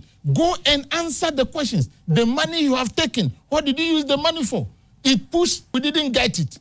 I am not saying that Haruna cannot see that, but this is the reason that the national gave, that it is because of this, and I must also follow suit. And that is why I'm speaking this way. Well, thank you for your remarks, Morris. All right, so this begins leading to the dissolution of the 8th Parliament. We still have joining us via Zoom, Dr. Zato, who is a political analyst with the University of Ghana. Good afternoon to you once again. So as we wrap up on the 8th Parliament, what do you think are the lessons that the 9th Parliament should be learning from this particular Parliament moving forward? Thank you. I think one of the things is that, and we've said it, we shouldn't have, already the incoming government has such huge majorities. So much so that it will be difficult to know who can keep them accountable. Very difficult. Because the minority in parliament was so small then that they were not able to do that. So the tendency for the incoming government then is then to run away with that. Use just for majorities to do as they wish. You're also going to have a lot of backbenchers in the incoming government that they cannot find jobs for them. So the tendency may be to place the backbenchers, most if not all of them, on boards, as board chairmen, as board members, and flood. The advice is that don't flood the public boards and appoint the backbenchers all of them as board members or no accountability. And we all know, no matter whom you are, power corrupts, and absolute power will corrupt absolutely. So if you do that and you now assume absolute power, it may lead to the absolute corruption. So what I would advise is that, no, keep your backbenchers strong and let them be there. Even though you have supermajorities, listen to the opposition, because then partisanship will not allow anybody to do that. Partisanship may mean that the incoming government will say that we are going out to retaliate for what happened or what did not happen, or it's payback time, what happened. For instance, there's something simple, an argument that I have picked up as the position of second deputy speaker. The argument is that in 2005, the NPP didn't give the NDC a position of speaker of, or second deputy speaker of. So the normal thing is that now that the NDC has such a huge distance, they will refuse to give the NPP a second deputy speaker of power. That is perfectly within the NDC's right. That is perfectly legitimate to the NDC. But I'm saying that sometimes when you have too much power, you must know how to spend that power. Because even in victory, sometimes it's important to be magnanimous. All right. So the NDC has assured us that they are not going to abuse the majority they have. This particular promise. Well, we live to see. As I said, sometimes power makes you. Somebody once said, if you are rich, if you are poor, you are humble, you are meek, you are respectful. But the moment you are rich, you do a level. Power and the lack of it, therefore, has a way of controlling people. Sometimes when you're in a position, you don't have power, you wish to do this. But when power comes. So for me, I can't say they won't do it. They can do it if they choose to do it. The question, will they do it? We wait to see. What should be their approach of the MPP in Parliament, the minority in Parliament? Already they've started attacking the incoming government. A few press conferences already here and there. What should be their approach? Consensus building, or they should be on the attack? No, the MPP is going to do what every or any minority party does in Parliament. They're going to do that. So again, it's not a matter of them. Because they're in opposition, their natural tendency is to do what they hope the NDC did to them. Attack, oppose, and they are going to do that. So for me, because the NDC has so many numbers to overcome some of these things, what the NPP does is not necessarily because they cannot stall or influence any government business. So that's my point. My point is that what will the NPP do, the NDC do? So that's not my point. My point is that the opposition, they will do what opposition parties do. What should we expect tonight? Some are predicting that there's going to be some level of drama, just as we saw with the 8th Parliament in terms of the swearing in. Are we to expect some drama, given the fact that some of the seats not too conclusive in terms of who is the MP elect? No. I think the president there's actually an anticlimax because the part of the not tension, the expectation of who will be speaker. So now it's done. It's routine. I think the other thing we are now anticipating who will be the majority leader and the minority leader. I think those are the two things left. So it's more about expectation management now than anything. There's going to be nothing. Absolutely, I don't think there's anything that will be material enough to face. It's going to be routine and boring. But we are all genuinely looking, okay, who is going to replace Honorable Atufosun, who is going to be there? I think that is the issue. Who will the majority leader? It has nothing to do with that. Well, Mr. Ashama, I just want to get your reaction on something he mentioned about the second day. An MPP candidate will not get that position because of what happened in 2005. Is that the sense you are getting from your colleagues? And it's a very good signal. Why would you say it's not a bad signal, especially when you want some inclusivity in decision making in the House? Because if you are not part of the leadership, you get it right. The truth of the matter is that even myself, I want sometimes history must be repeated. Just as in the 2nd Deputy Speaker, and the nation didn't bend, the Parliament continued. It means we can continue to do it that way. So there will be no problem at all. the place that they can committee because they are going to chair it. No, they are going to chair it. I mean, that's PAC, that's the Public Accounts Committee, but we talk about the speakership position. If they are not part, what has happened to NDC? Nothing happened. We were the major minority then. Nothing happens to us. Times have changed. Yes, when times have changed, we take new decisions. Do you get me right? So new decisions should be taken. Doc, I thank you. You are gathering very good information. And I am advising the members of parliament of NDC. Do same. There is no problem at all. Ghana will still be so united. What is expected of us now is good leadership. People should get food to eat. People's salary, we should not be increased. The inflation should not take people's disposable income. That is the most important thing. And look, during my time in the 6th Parliament, Mahama did not give any board chairmanship position to members of parliament, except a few who I don't think they'll be even up to 10. So we suffered so much. The only thing, I was not a deputy minister, I was not on any board, and so only thing that came to me was my MP salary. Do you get that? You don't get any allowance from outside the parliament. And I could remember how I suffered. Now Nanado came and gave board chairman to their MPs. Now today Ghanaians are saying that Mahama should not give to the NDC people. Must we always suffer when we come to power? It is not that ideas are coming. You are there to serve. Apenyo Martin, as you are seeing him today, listen, as you are seeing Apenyo Martin today, he has been the board chairman of Ghana Water and he's now board chairman of Ministry of Energy.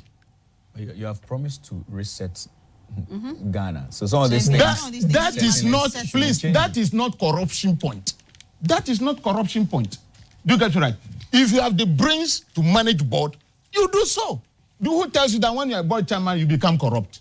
You can't just be corrupt because there are documents, everything that you take will be audited. And then they send the information to the Public Accounts Committee.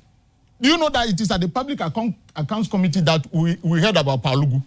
Yes, it was Public Accounts Committee. They took the money. So you mean that the NDC is reset? It's not a total reset. If today, my plea is that if today, Mahama and the government and Ghana will agree that board positions should not go to NDC MPs, then they should increase their salary. I know how they are suffering. Nobody will come and tell me. They should increase their salary to the extent that they can cater for themselves. Other than that, you go right now and see those who have lost their seats. The bank is going to take all the monies that we are talking about, they have taken loans for the campaigns. If you are going to serve and you choose to borrow money for campaigns, why should the my brother increase? Look, when you are there until you get to parliament, if you didn't stay in parliament for 3 terms and you are kicked out, you die with even your family. What of the ordinary Ghanaian? They should make sure members of parliament have good salary so that they will not near these boards. No, they will not near them. Other than that, it is a very, it is a very bitter experience I have had. Had it not been, that is a very bitter experience I have had. Had it not been, that is why, my sister, once they are increasing for parliamentarians, yours to go up. My sister, once they are increasing for parliamentarians, yours to go up. Yes, that is how it will be. Anyway, let's take Doc's reaction. You didn't say it when Nanado was in power. Did you say it, Doc? Did you say it? You didn't say it. So now NDC should go again and suffering. The reset has happened. You see, you remember when I said power corrupts and absolute power corrupts absolute? If you remember that. This is exactly where I was going with it. See, when the NDC was in opposition, they wouldn't have responded the way Honorable is responding. They would have said, yes, it's a good thing, we shouldn't do that. Fine. It was promoted. The part of I've gleaned documents on the constitutional review that tries to prevent this from happening. These things are not strange, they are not fringe things. CSOs and others have been talking about them for long. The point I'm making is that it's difficult, especially we all know that if you have so many, you're only going to pick You have about 100 and how many in this MP? We'll be getting 189. Don't worry. And you're only going to pick. It's 180. The point is, you're going to pick. So you have over 100 of them who are going to be backbenchers, who are just going to try to live on MP salary and going to do their parliamentary. My point is going to be difficult. The natural tendency, therefore, will be to place them on boards, and that is where the problem is. So for me, yes, it's true. Probably what you're saying is true that you using your MP salary alone to buy fuel and everything to represent your people might be inadequate and put you in the back. Well, that is I agree with you, and I agree with that. You are right. But hey, that was, where is the reset then? Where is the reset? What they did was bad, was wrong, and probably what the NPP was doing. Where is the reset? All right, so those are live pictures from Parliament. Business or any leftover business with this particular Parliament would be dealt with, and then a preparation for the dissolution of same and the inauguration of the 9th Parliament kicks in somewhere around 10 p.m., which will be the inauguration of the President-elect, His Excellency John Dramani Mahama, will be tomorrow, 11 a.m. In the morning. So those are pictures we're bringing you from Parliament. We pray that they commence business anytime soon, so we are able to wrap up. I don't know if it's I can't see clearly, because you see a number of people. You see what I told you? Idea, like you mentioned, the minorities will be there. The current majority. Either there's no one, or there's just about 1 or 2 people. A lot of them have lost their seats. So they become micro minorities. So coming to the chamber is something like a bitter pill. So you see that their seats are still empty. So the right where you see people now is the minority side. So we'll be seeing certain things. Yes, because, and you don't see any salary coming on your phone. So, wow. That is where you start to feel that you've left Parliament. But all is not lost. All the small businesses you have, you put them in check. But with what doctor have said, I agree. Look, the resetting is going to come. And I also call for constitutional review. Now, if the inflation and other things are kept at bay, maybe you can even live on our current salary and life will be good. So the 24-hour economy, some of us would like to be in the bush, because I know Doc must eat local food and eat it well, like he has been eating at home. So we are going to work on that. NDC has been in power alone, 93 to 96. Well, they were not saints, but they managed things. And I am very, very sure that the current NDC knows the situation in which Ghanaians are. We are in difficult situation. And so, like others are saying, it should not be in your mind that you are going to make money, because the multitude of Ghanaians are suffering. And we must go with Ghanaians. And in so doing, Ghana will be well reset. Now you've come back. You've come back to the reset agenda. Yes. But Doc, let's wrap up with you. Maybe your final words, so we let you go, Doc. All I will say is, as the Honorable was saying, you see, some of these things, they come natural and they come with power. We will see them. The MPP will do what they have to do in opposition. The NDC will do what they have to do in opposition. You are right. It's yet to hit members, those who lost their seat, that have lost their seat. And I think, as you said, come the end of January, some people are going to receive salaries that they've never received. They're going to be like, whoa, hey, this is amazing. That is part of so many wonderful and amazing things for this country. They can also abuse the majority they have. So my final word is going to be that when it comes to the current power they have, you must understand that power corrupts, and absolute power will corrupt absolutely. Thank you very much. Thank you very much. Dr. Joshua Zato is a political analyst with the University of Ghana. They're joining us via Zoom. We still wait for Parliament to sit, and that process will begin. In studio, we still have Honorable Ashama, who is a former MP for the Buem constituency in the Oti region. Kofi Adams. Okay. Right. So on your screens, we still have pictures from Parliament, and there you work. Yeah, my final words with all that I have said today, or we have said today. Ghanaians, we need to join hands with the new government and work hard. We need to work hard. When you look, not buy our own cocoa. Togolese are buying our cocoa because we don't have money. All these things are issues on the table we have to solve. But I'm appealing to Ghanaians to push slowly His Excellency Mahama's car. Push it slowly. Because if we just put those things in check, he has started very well. Things that must be put in check, he's putting them in check.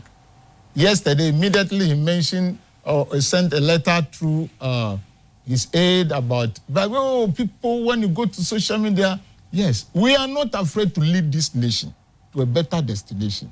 But criticisms, let him have that not so freedom, a bit of freedom to put plans in place and appoint his ministers. I'm sure he's having his first list now. He should do that so that Ghanaians will hurry up. And all my brothers and sisters who are exiting, don't give chance to anybody to come and tell you that move. You know you are moving. So hurry up, leave office. We don't want, and this person come and slam the door on my fingers. All those things, they are not good for us.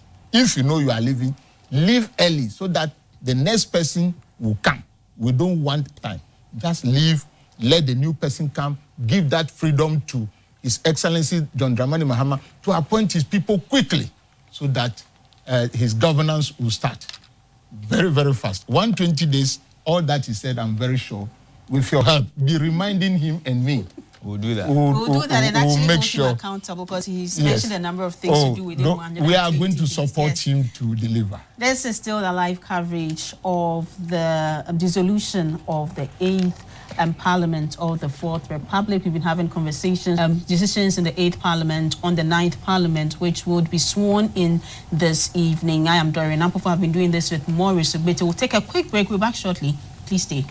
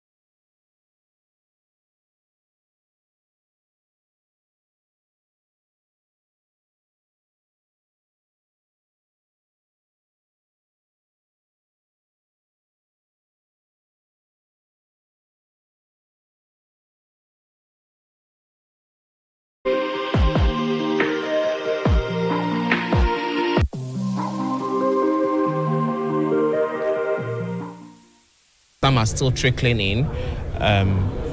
Most of those here are members of the minority. A few of the majority members too are around. Gloria, we are still waiting for the Speaker to make an entrance and kickstart the expectations for the 9th Parliament, and especially to the retrospection of the 8th Parliament. How has it been like? You talked about the happenings in the 8th Parliament and promised to give GBC an exclusive interview. So we are still waiting on him to give us that interview. But generally, both sides have spoken about how interesting the House has been and ensure that things run smoothly in the House. But again, Augustus, you were in the 8th Parliament when it began. Are we expecting something similar from what we saw in the 8th Parliament? Oh, in terms of the election of a speaker, I don't think so. I don't think so, because even prior to President-elect John Mahama issuing a statement calling on his members of parliament to nominate Right Honorable Bagbin as the Speaker for the 9th Parliament, the majority leader, who is going to be the minority leader in the 9th Parliament, had also elected him to continue his tenure. So remember that getting to the elections, especially when there was the tussle for who is the majority and who is the minority, my seats vacant and all that. So we've seen some sort of friction between the Speaker and the majority leader, but he had made, and for him, he believed the Supreme Court was the final arbiter and in the interpreter of the Constitution. So for him, he was just going to the Supreme Court for an interpretation.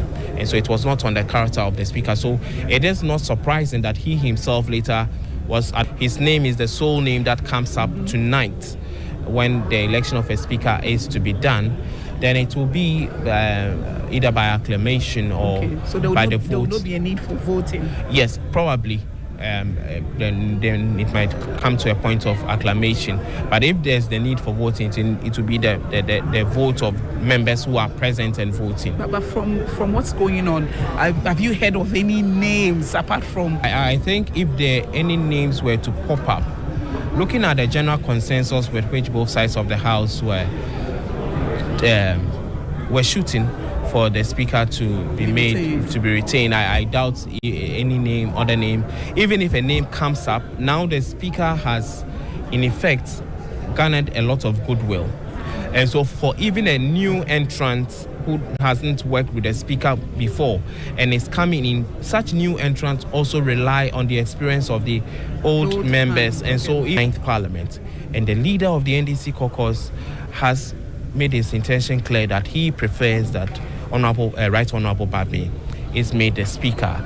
I mean, of the Constitution, it is the members of Parliament who congregate on the 9th of the election of the Speaker who are supposed to do the nomination and then elect a Speaker.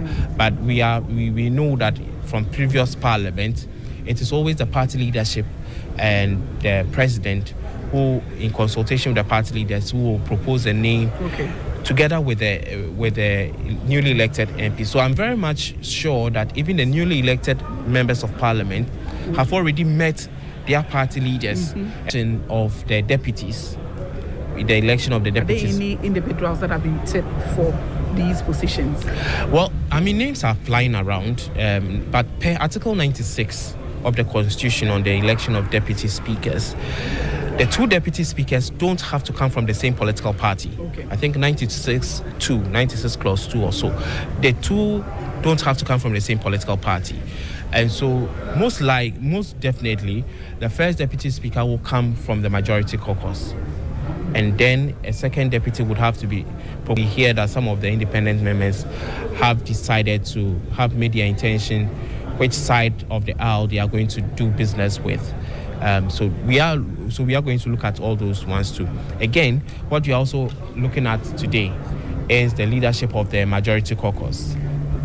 As it stands now, it's not cast in stone who the names, which names are coming up. Though we hear names. Haruna still maintaining his position, or you think that he's likely to be moved? Yes. So someone like Haruna Idrisu as majority leader, because with the benefit of hindsight, the Dr. Kasalato Force and current minority leader most probably will be penciled for the finance ministry because of his finance background. I mean, a lot of people too are saying that a lot of the leadership of the minority bench would move into the executive. But I mean, we live to see all these things play out. Yes, how it pans out. And again, from the experience of the 8th Parliament, you realize that even the election of the leaders of the House, isn't cast in stone. You might be changed at any point in time if the party so decides to.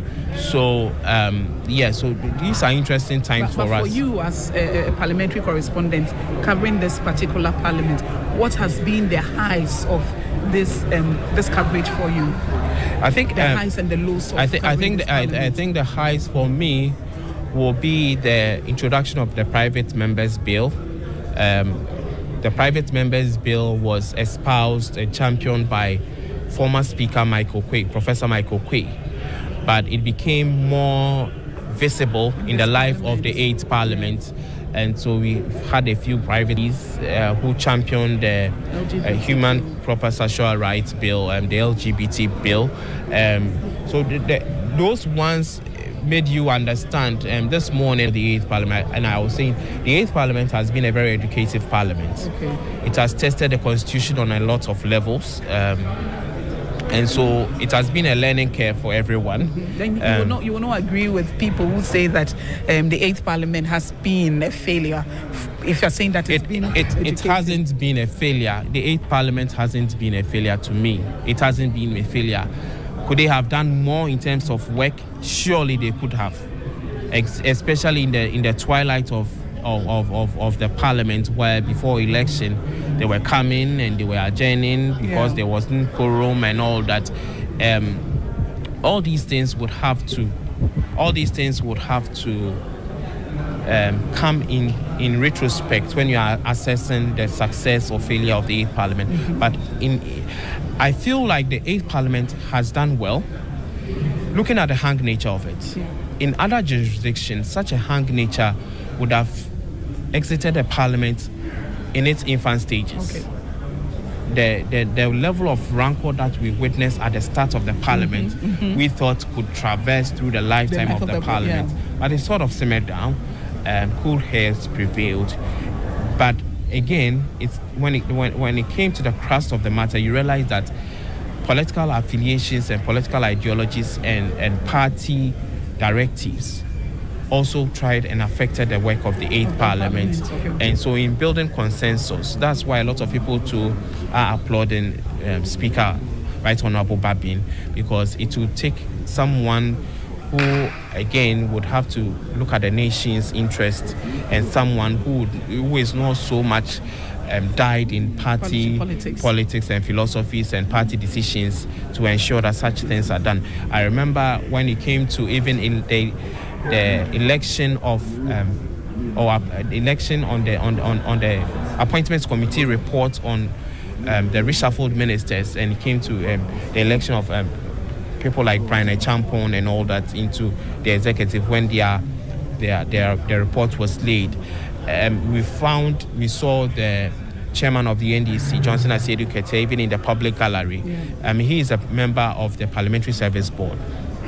So it was well within his right to be here. But a lot of people were saying he came to whip his members in line to vote against that member of Parliament. But in that, you realize that you saw some of the members of the NDC even voting for him, and that's how he got the win.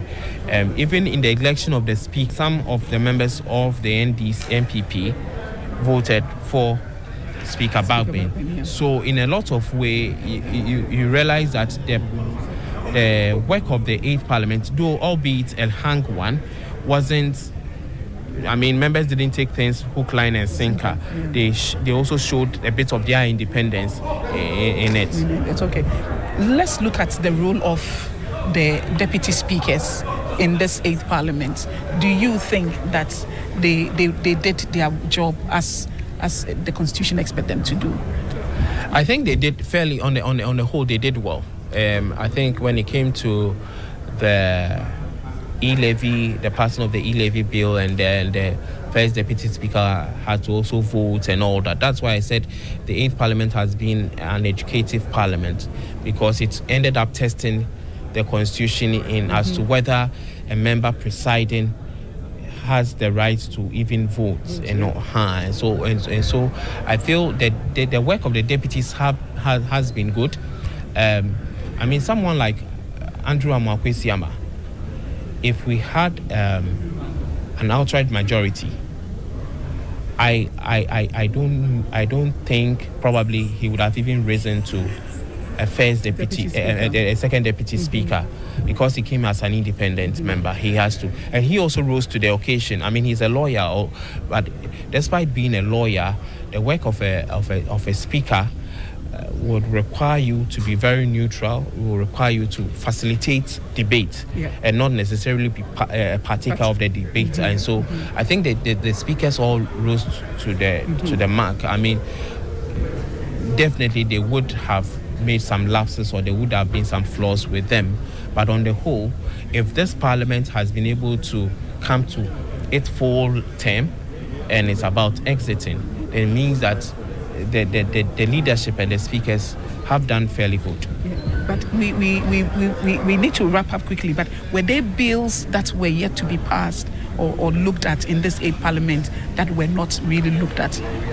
Well, there were a number of them, and you know, when it comes to bills too, they go through 3 stages. Yes. So there is a first reading where the sponsoring ministry or minister will come and relay it, and then the speaker will refer to the appropriate committee, and the committee will do the winnowing and the amendments to it, and then they will present their report. And in the presentation of their reports, that is when the entire house or plenary can also contribute to it. And so there were a number of bills that are still in the pipeline, but unfortunately, even if it had traveled far, so long as it was not passed, it will cease to exist. And so any new parliament that comes, and if they would have to reintroduce and start the whole thing from scratch. Okay. Yes, and so that is it. There's one thing I noticed during our interactions with the members of parliament as they came in, whether minority or majority, there was that rapport that exists between them that is not seen outside for the public to really see that there's unity. Is that what's conversing among themselves? It doesn't matter the side they are. But again, remember that the work of parliamentarians is a political work. And in parliament, any MP, aside an independent member, would have to belong to a party. And the party would have a philosophy. The party would have an agenda. And so, in as much as the party and do the bidding of their party, it has to be so. But for now, But I mean, it's a united house. And we are happy that this is how it's going to end. And we are hopeful that the 9th parliament will start on that united front. Yeah. Thank you. Studio. Over to you.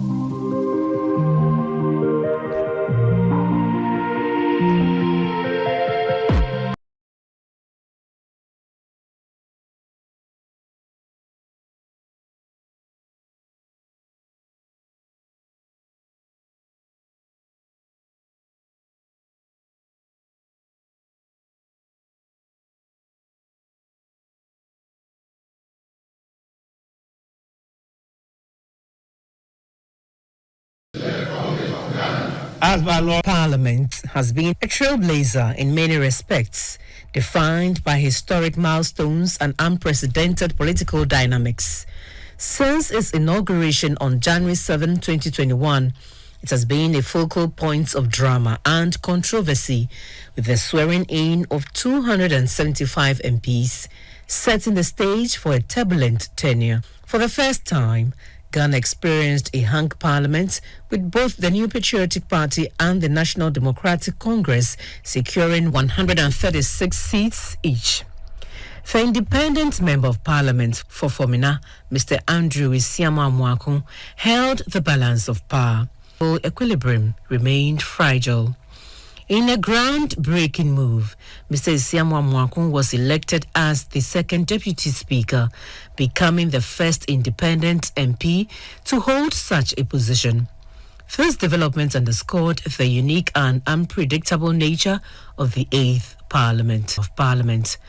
This was the first time an opposition member assumed the role, forcing the ruling MPP to navigate uncharted waters in their legislative agenda. That I will bear true faith and allegiance to the Republic of Ghana. To the Republic of Ghana.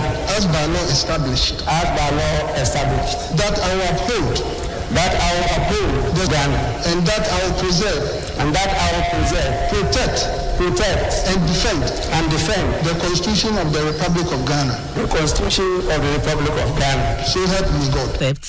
During the Speaker's election by Mr. Carlos Ahinkra, MP for Tema West, remains a stark example of the high-stakes tension that characterized the chamber. His actions, which involved snatching ballot papers and attempting to flee, led to chaotic scenes and highlighted the intense partisan divide.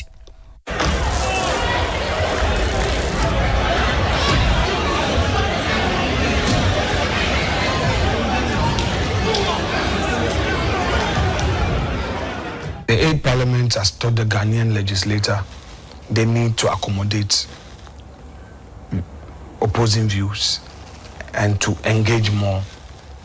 The 8th Parliament has also brought more transparency to governance because of the numbers where government was compelled to act more accountable and transparent because you had vibrant and I believe that the 9th Parliament would have to draw some lessons, get 8 members, especially those of us who are coming into minority, to use the same yardstick to put government on its toes. Another dramatic turn came when 4 parliamentary seats were declared vacant just 50 days before the next general election, briefly shifting the majority to the NDC. However, the Supreme Court overturned the decision less than 24 hours later, restoring the status quo. Accordingly, I proceed to inform the House that by the notification of the polls, the following members of Parliament have by their actions vacated their seats in Parliament. These MPs cannot be allowed by law and my good self to continue to pretend to be representing people that they don't believe in and they don't have any loyalty for in this House any longer. Mr. Speaker, if it pleases you, I would like to make some few comments on the matters you've raised because, Mr. Speaker, these are very grave matters. Mr. Speaker, with respect, in your ruling, my understanding was to the effect that your duty is not to interpret the Constitution.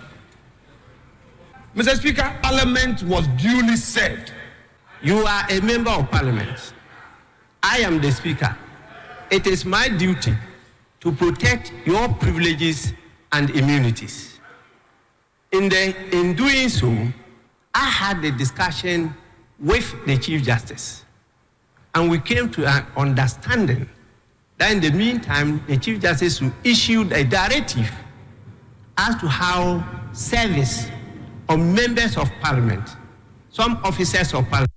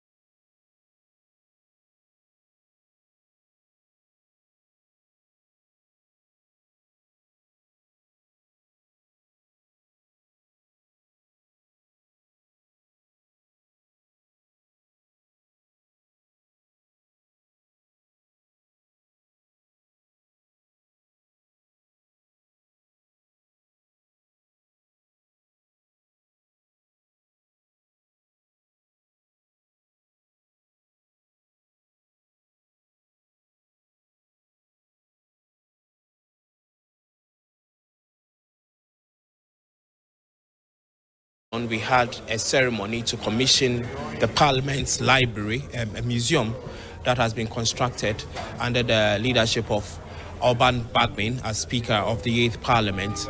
And so after the commissioning, he will enter the chamber and sitting for the day would begin.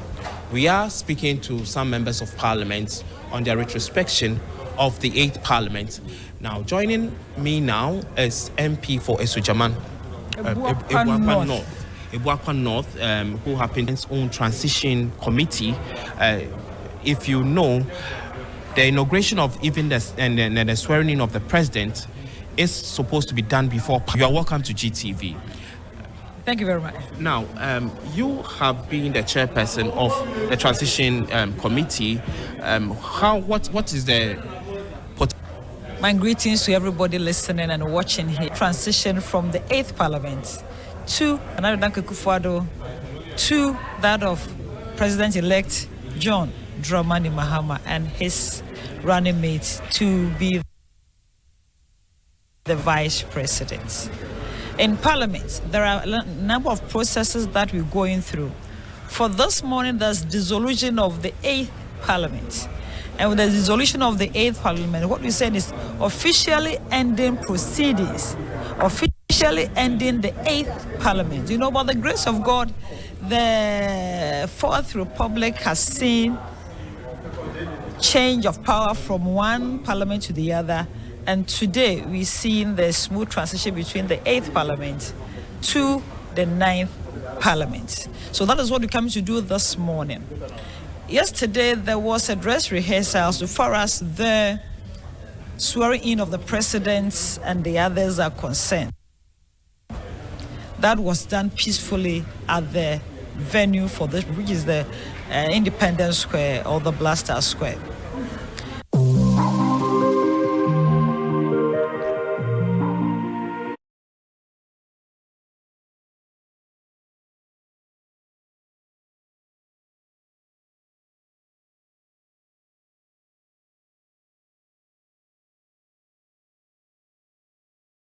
We'll be bringing you live interviews and updates from members of parliament. Joining me here today is Kletu Saboka, member of parliament for Zebila. He's been in the house for 24 years, meaning that you have seen all the elections so far. You have done all the elections. Yeah, so tell us, what has been the experience for you, 24 years in Ghana's parliament? Mixed feelings. Of course, certainly 24 years is a large number of years, a good number of years for somebody to have gathered some experience. Not that I've just been 24 years in Parliament, but I was also a majority leader of the Parliament of Ghana. That His Excellency, late President Mills, and then John Mahama were President and Vice President respectively. Yes, so I've seen it all. In Parliament, I was out of Parliament, but that Parliament was one-sided, because the majority were 169 and the minority MPs were about 96. So the majority could close their eyes and do what they wanted. They could that were detrimental to the country, and except changing a man into a woman, there was nothing they could not do. I think that was what Ghanaians did not like. Ghanaians prefer a parliament where there will be consensus building.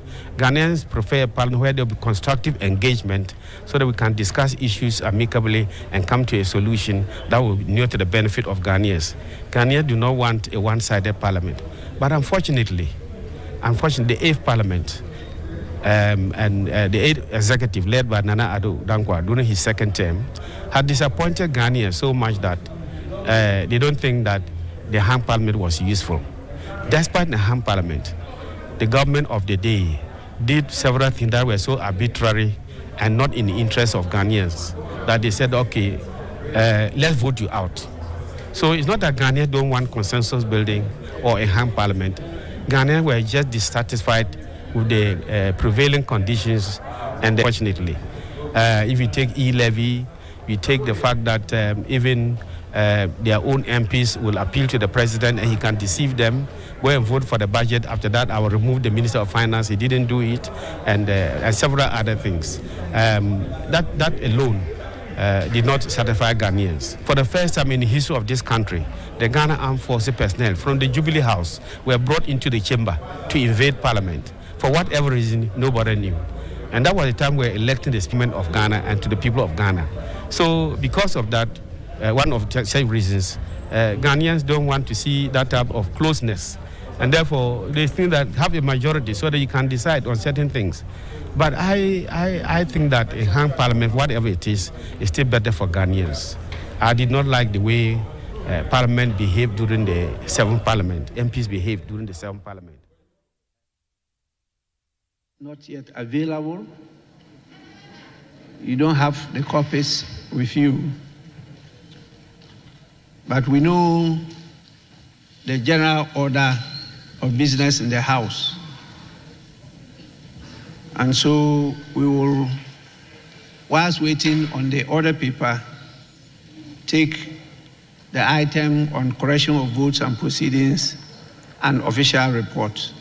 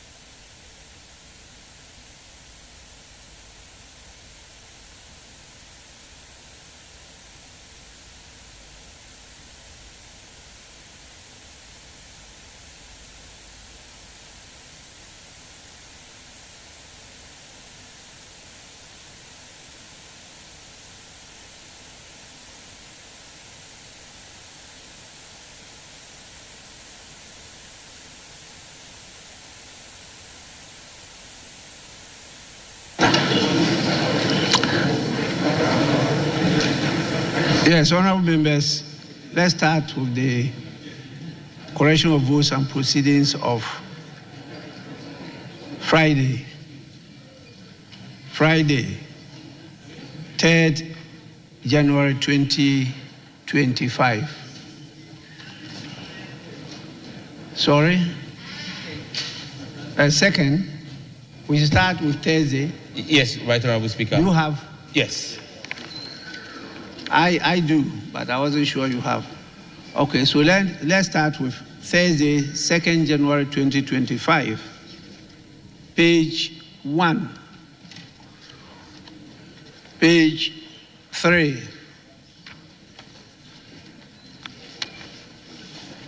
page 4,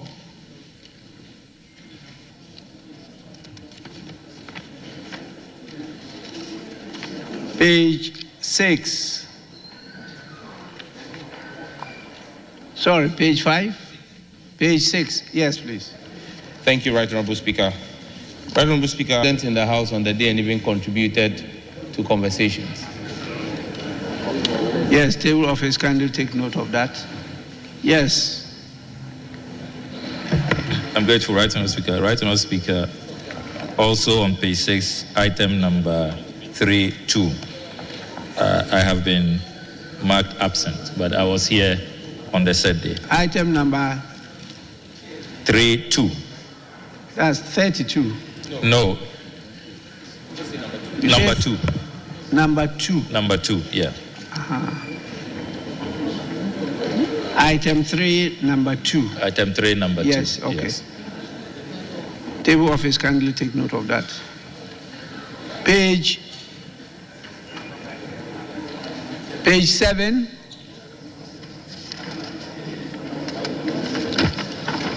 Yes, page 7. Page 8. Page 8. Page 9. Page 10.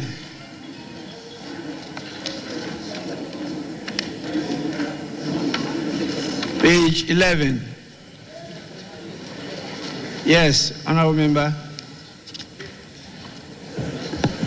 Speaker, thank you for the opportunity. Mr. Speaker, page 11, item number 10, last line, Okankwe Central. Okankwe was not correctly spelled. Mr. Speaker, consequentially, in item number 11, the last line, again, it was repeated, so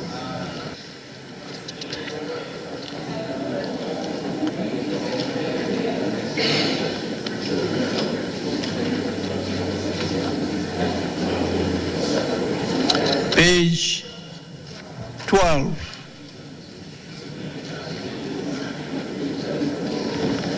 Page 13.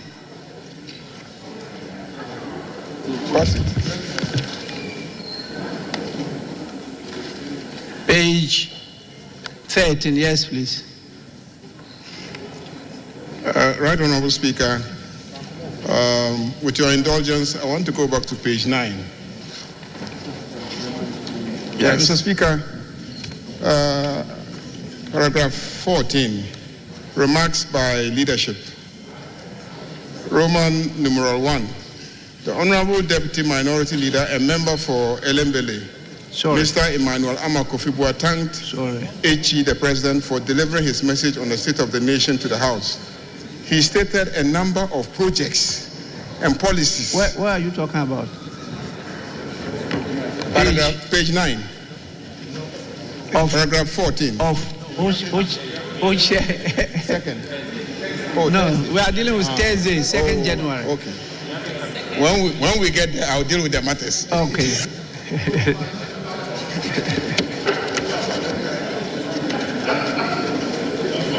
Page 13. Page 14.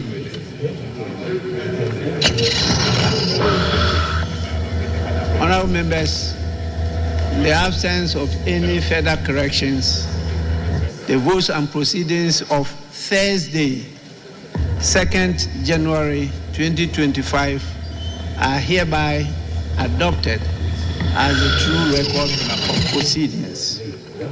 We now move on to the votes and proceedings of Friday, 3rd January 2025, page 1, page 2,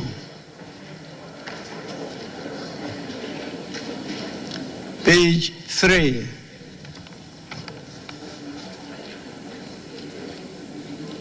page 4,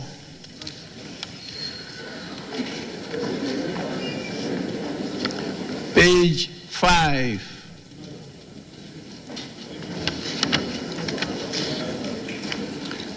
page 6, page 7.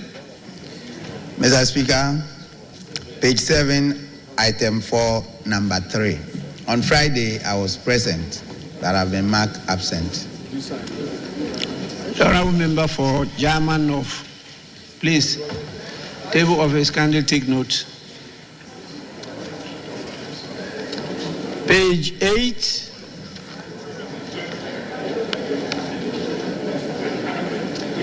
page 9,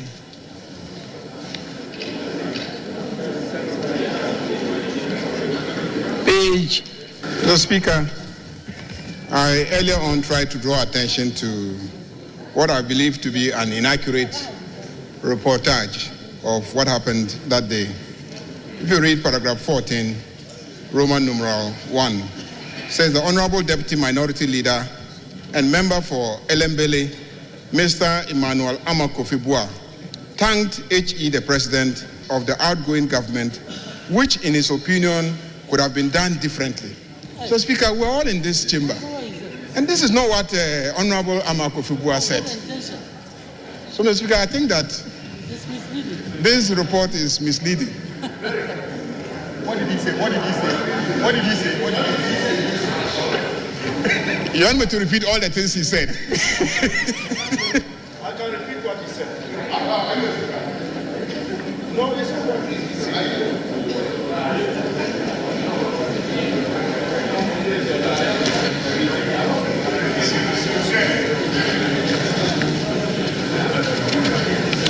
Yes, please. Speaker, I am a bit taken aback by the comment of my senior colleague. This is votes and proceedings, and he knows well that that will find expression in the Hansard. I think that you are unnecessarily trying to breed controversy. So Hansard will capture him as he said it. And I don't know if you want to advertise your bid for the majority leadership. Is that how you are going to rehearse it? So unfortunate. He is completely out of order. I invite you to rule him out of order. This is votes. This is votes and proceedings. This is what the Hansard.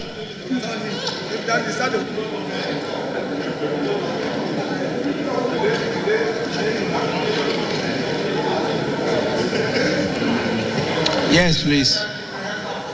Mr. Speaker, what Honorable Ayariga said is perfectly right. Honorable Ama Kofi-Boa talked about, he read a quotation from the book of Exodus, and then he talks about some Egyptians. Those were not government policy. Those were not government policies or projects. He also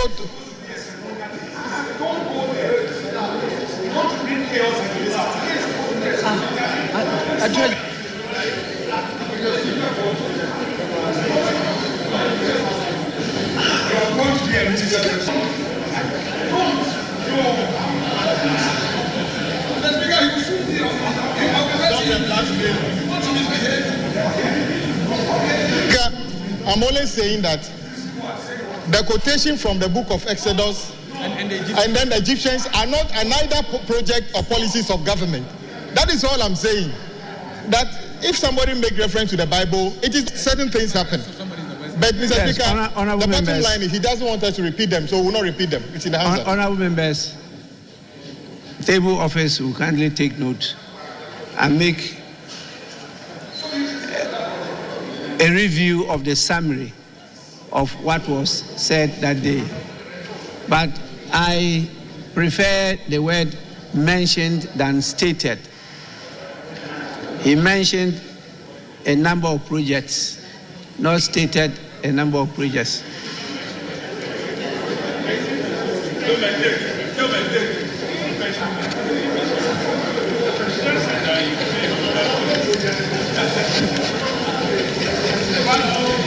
Honorable members, yes, Honorable Dafiamapo. Speaker, thank you very much. Speaker, I don't recall my leader in thanking the president mentioning project. He said a lot of things. If the table office intended to Honorable member, I've given my very well.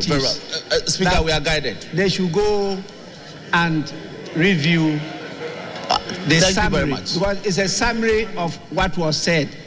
So I said they should go and review it and capture it properly. Speaker, I'm guided. Thank you.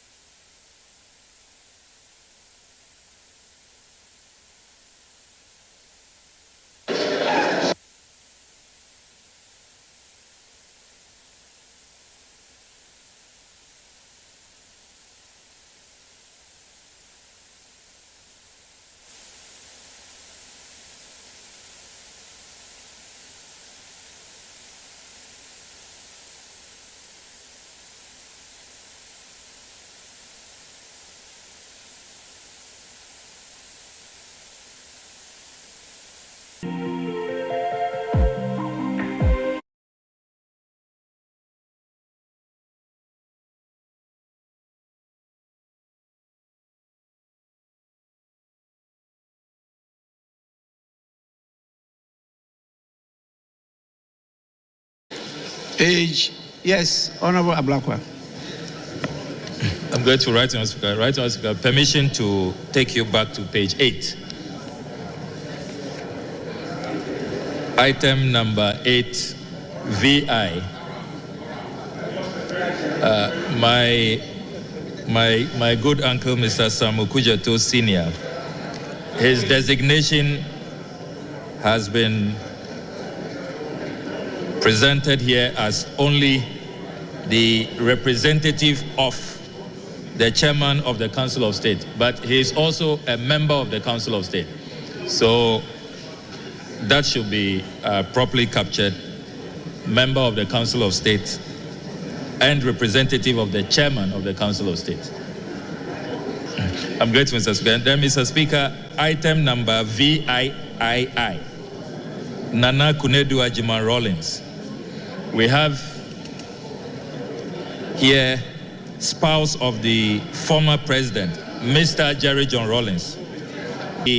Earlier, if you, Mr. Speaker, respectfully pay regard to item number I and II, Mrs. Rebecca Akufo-Addo, we have spouse of His Excellency the President, Hajia Mrs. Samira Baumia, spouse of His Excellency the Vice President. So His Excellency Jerry John Rawlings. So for consistency, if we are according them the respect they deserve, let's be consistent. It should be spouse of the former president, His Excellency Jerry John Rawlings, as we have done for the others. So respectfully submitted, Mr. Speaker. Table office, kindly take note.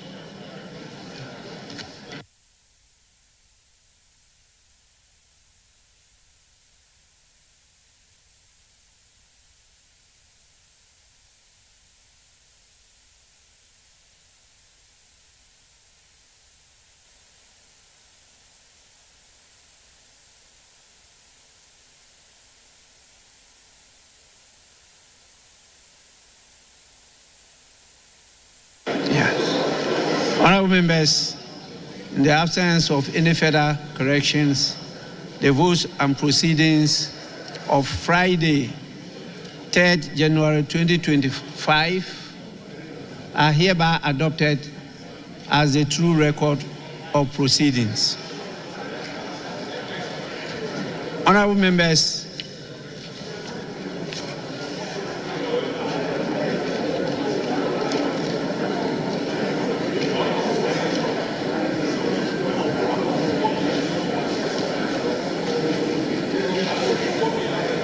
Honourable members, please direct that the House should reconstitute itself into a closed sitting. The House should reconstitute itself into a closed sitting.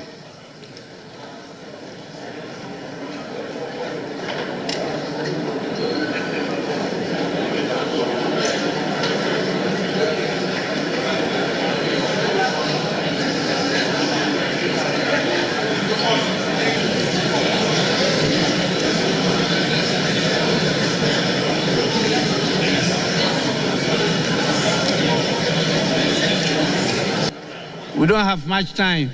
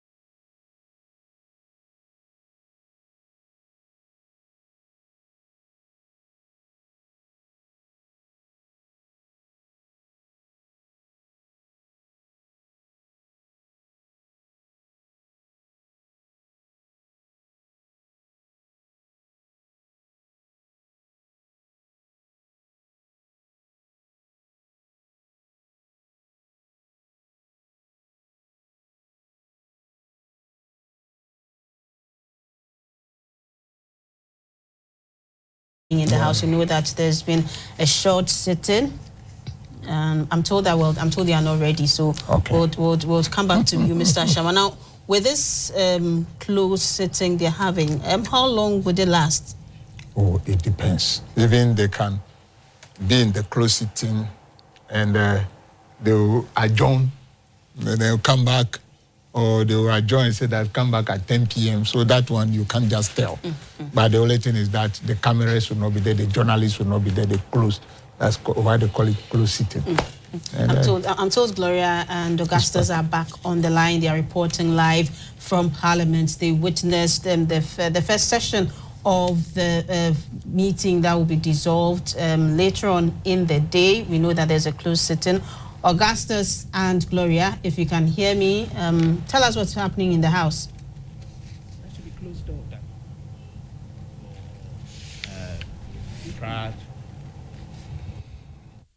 The business committee, that's the leadership of the House, who tables business for every particular sitting that they have. They were scheduled to meet at 10, but at 10 there was the inauguration of the Parliamentary Museum. And so that meeting, so after the inauguration of the Parliamentary Museum, I realized that the Speaker retired to his office. I'm sure that's when they did the meeting, and after which the Speaker came to the chamber to begin sitting, and like we witnessed, the prayers were said, he corrected the votes and proceedings, and then he asked for a closed sitting. Closed sitting in parliamentary sense is ostensibly an in-camera thing that only they are privy to. Matters about closed sitting are not made public. Okay, no, matters about closed sitting are not made public. There is also a committee of the whole sitting, which is most of the times also a closed sitting, and so it's an in-camera sitting. But there are times that committee of the whole, when there are issues of public interest, they allow for the cameras. And so at times when the chairperson of the Electoral Commission or the NIA boss in the past have addressed Parliament and been asked by Parliament, they had a committee of the whole, but it was open to the media. And with this closed sitting, the Speaker didn't make us aware of why they were having the closed sitting. But per the other paper we have at hand, there's supposed to be a committee's report of the Committee of the Whole on the report of the Presidential Committee on emolument for Article 71 office holders in respect of the executive. If viewers will recall, last week too, there was a similar closed sitting. We didn't know what they were discussing, but on that other paper as well, the same report regarding the executive and the judiciary was there. Now we don't see the judiciary on the other paper as the report, so most probably that of the judiciary is done with, and so they are looking at that of the executive. But we don't know whether that is why they are having this meeting to discuss the emolument of the Presidential Committee. For someone who doesn't know what the Article 71 is, can you give a brief of what the Article 71 entails? So Article 71 are the public office holders, i.e. the President, the Vice President, Chief Justice, the Speaker of Parliament, members of Parliament, key government functionaries of all the three arms of government. What we know is that when it comes, because of constitutional, the insurance of balance and the insurance of accountability and equity and all that looks at that of the judiciary and the executive. And so the Constitution stipulates that there should be an emolument committee that will look at their end of service benefits, as we call the ex gratia. And so these are matters that happen around this time. And so most probably, even though the Speaker didn't make it aware, this ostensibly is the only item on the order paper for today, the report of the Committee of the Whole. So the Committee of the Whole initially sat and discussed these matters, and then there will be a secretary to the committee, so they will write a report and then report back to Parliament. And so probably that is what we are looking at. So ostensibly, that is why we are hoping that it won't keep long, and then we'll go back. What we know, or what we anticipate, is that when we go back into the chamber, there might be concluding remarks, closing remarks by the leaders, and then the Speaker of Parliament Right Honorable Oban Babin will give a valedictory address in which we are expecting him to table out the highs and lows of the 8th Parliament. We'll give how the scope of the work of the 8th Parliament has been. And yes, so that is what is also going to be a high point of today's sitting of Parliament. And then we have to wrap up after. Yeah, so after that, the Speaker will then adjourn senior day. Now, the Speaker adjourns senior day, as in he adjourns indefinitely, and with the passage of time, at the stroke of midnight, this Parliament will cease to exist. What we know is that the acting clerk to Parliament, Ebenezer Ahuma Jitro, has some after the closing remarks and the valedictory address by the Speaker. Then the 9th Parliament we are expecting to converge here at 10 p.m. All right. So that will be that for that. But we'll still keep you updated. When we go back in, we would give you updates of what is happening. Back to studio.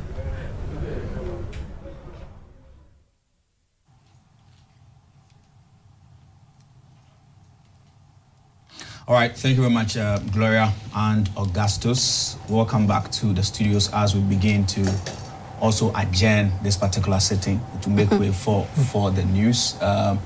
Honorable, before we go, your final words so that we wrap up. Oh, my final words for today is that if Parliament have come a long way, a lot of things have happened, but we as Ghanaians should take it as a learning curve. We should expect different things or different situations at different times. Today, the NDC, we are happy we've gotten the overwhelming majority, but as I said earlier, I will say it again. The number of votes we've garnered tells you the quantum of problem we have to solve. It is based on people's economic situation. That is why they voted this way. It should be at the back of our minds. And also the Parliament. People are talking about we are going to be rubber stamp. Let us bring professionality to the table and let Ghanaians and international community that will be assessing us to be seeing us doing the right thing, even in the absence of the MPP. Because with their number, they may not even come to chamber, but you must do the right thing for Mother Ghana. I wish everybody well. And the MPs who are leaving Parliament, you can call on me. I'll tell you how I made it. Today, I am happy. So you also be happy. You are not going to die. You will live. Well, Morris, it's been a very long morning for us. Finally, we are ending the program. But, I mean, it's not an entire end because we'll be coming back later on in the evening where the swearing-in of the 9th Parliament takes place, so do not go away. In fact, after this, we're having the news. We'll bring you some more stories about what's happening around the world and in the country. But later on in the evening, we'll be going back to Parliament, where the new Parliament, that's the 9th Parliament, will be sworn in later this in the House because of some 4 constituencies whose results are being contested. So we'll just keep you updated on what happens in the House. Morris? Right, so we'll go for a break and allow for the news at 2 p.m. When that is done, and as and when Parliament at 2 to bring you... You know, but I trust Bagbin will handle the situation very well. I trust him to do so. Right. You should just handle it very well so that Ghana will move on. It should be first come, first served. Thanks for your time. Thank you. Right, so good afternoon. Bye for now.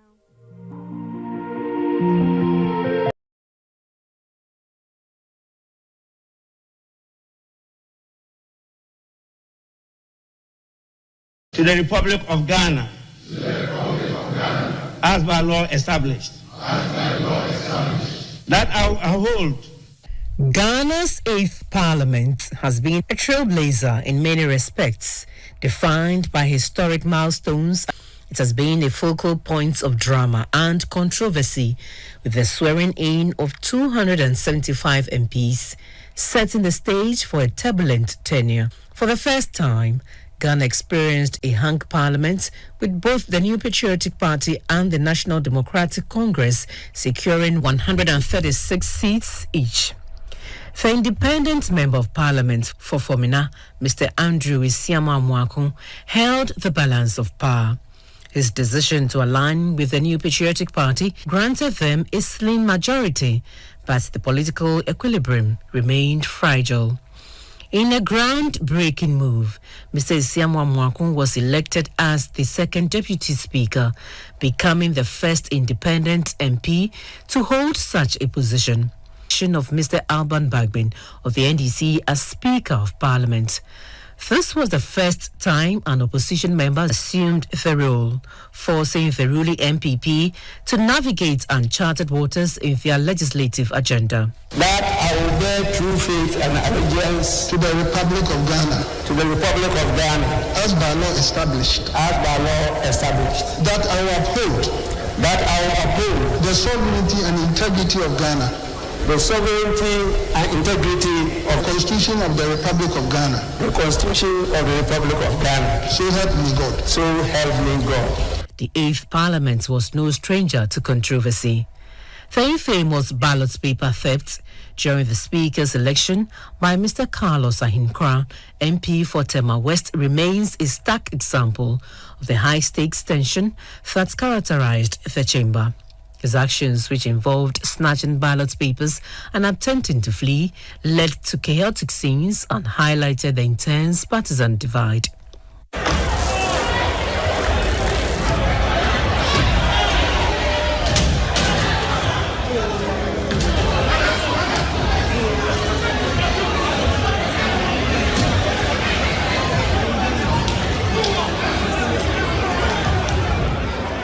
The 8th Parliament has taught the Ghanaian legislator the need to accommodate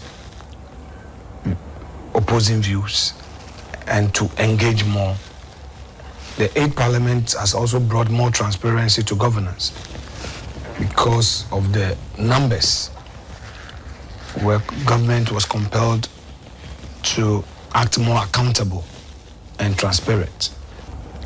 Therefore, I believe that the 9th Parliament would have to draw some lessons, get 8 members, especially those of us who are coming into minority, to use the same yardstick to put government.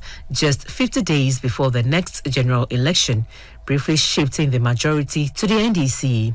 However, the Supreme Court overturned the decision less than 24 hours later, restoring the status quo. Accordingly, I proceed to inform the House that by the notification of the polls, the following members of Parliament are by their actions, my good self, to continue to pretend to be representing people that they don't believe in and they don't have any loyalty for in this House any longer. Mr. Speaker, if it pleases you, I would like to make some few comments on the matters you've raised, because, Mr. Speaker, these are very grave matters. Mr. Speaker, with respect, in your ruling, my understanding was to the effect that your duty is not to interpret the Constitution. Mr. Speaker, yesterday, Parliament was duly served. You are a member of Parliament. I am the Speaker. It is my duty to protect your privileges and immunities. In doing so, I had a discussion with the Chief Justice, and we came to an understanding that in the meantime, the Chief Justice issued a directive as to how service of members of Parliament, some officers of Parliament, and the Speaker could be effected. Despite its challenges, the hung Parliament has been instrumental in strengthening Ghana's democracy, fostering dialogue, and ensuring government accountability. Let me just reflect a bit on the challenges we faced in the 8th Parliament. More importantly, how we were able to navigate the intricacies of a hung Parliament, the numerous complexities that confronted us, the minority. And there was the cliche, the minority will have its say, but the majority will have its way. So the rules of the game, which we refer to as the standing orders, were crafted that way. It was very easy to take decision. As we used to say when we were in the minority, we used to win the debate, but we lost the votes. So we have imperiled. And here I was a strong member of the party not in government. I'm to be impartial. So we have to be sure that there was a semblance of governance going on, but we have to strategize to make sure that we get a better government. We should have passed through parliament that we couldn't do. And I think the president himself expressed that concern. I think that parliament shouldn't be a platform to obstruct government business. And that is what our friends did. To me, those are my disappointment. But the Frenchman says, c'est la vie. What else can you do? You let it go and move on for another day. Governance is a continuous process. It doesn't come to an end because your party is out of power. NDC lost it in 2016 and they put themselves together and today they are back to power. So we will also put ourselves together and I'm sure that some of these key policies, they are not time bound. A policy like 1D, 1F is not time bound. It's a policy that is for the private sector. So at any time, we can implement once there's an opportunity to govern. So I'm not worried by them. Ghana stands at the brink of a new chapter in its democratic journey, with the 9th Parliament set to be sworn in on January 7, 2025. This milestone marks the dawn of a fresh era in the nation's legislative history. The 9th Parliament will comprise 276 members, each tasked with representing the interests of their constituents. Notably, this Parliament will include a majority caucus holding arguably 2/3 of the seats, a significant departure from the 8th Parliament, which was Ghana's first ever hung parliament. While some incumbent MPs secured re-election, others were unseated, paving the way for fresh voices and perspectives.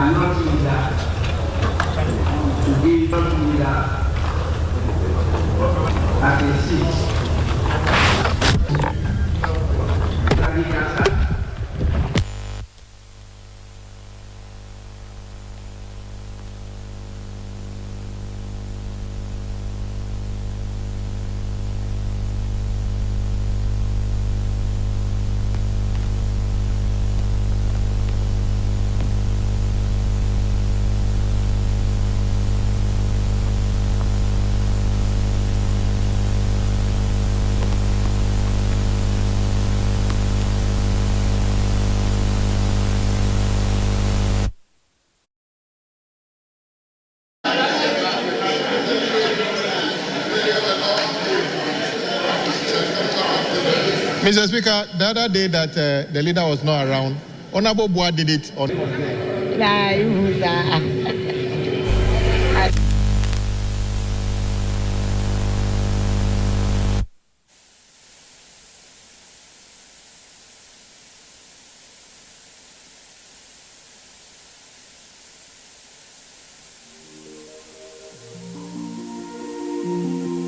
Well, honorable members, since there is no to set the ball rolling,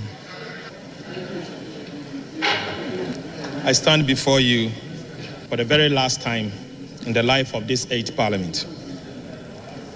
It is indeed a privilege to be able to share this final moment with you as we bring this historic Parliament to a close. It goes without saying, Mr. Speaker, that the journey we have shared over the course of this 8th Parliament has been long, eventful, and filled with moments both challenging and rewarding. It should be recalled, Mr. Speaker, that both sides of the aisle, Mr. Speaker, Right Honourable Speaker, it should be recalled that both sides of the aisle started this journey. Mr. Speaker, we pay tribute to Honourable Osei Chairman Sabonsu, the former majority leader. We also pay tribute to Honourable Haruna Idrusu, the former minority leader. Honourable James Kluche Aveji, the former deputy minority leader. Honourable Muntaka Mobarak, former minority chief whip. Right Honourable Speaker, every chapter of this journey has been marked by its own twist, turns, highs and lows. But in the end, the NDC Minority Caucus delivered and lived up to the expectation of the people. As we reflect on the years, we are reminded of the truth that all things, both good and difficult, have a beginning and an end. Mr. Speaker, as we draw the curtain of this distinguished Parliament, we count our tenure. His hands has carried us through every storm and the challenges. We also extend our sincere appreciation to you, Right Honourable Speaker Alban Sumana Kingsford Bagbin, for your exemplary leadership and unwavering direction. You came after a long tradition of competent speakers. However, none of your forebears were burdened with a hung parliament such as yours. You were the first speaker leader, a majority leader, and a deputy speaker. Your wisdom, patience, and calmness, even under pressure, have been an anchor for this House, especially during turbulent times. Your ability to manage this Parliament with fairness, even in most challenging circumstances, has made you an outstanding statesman. Thank you for the support.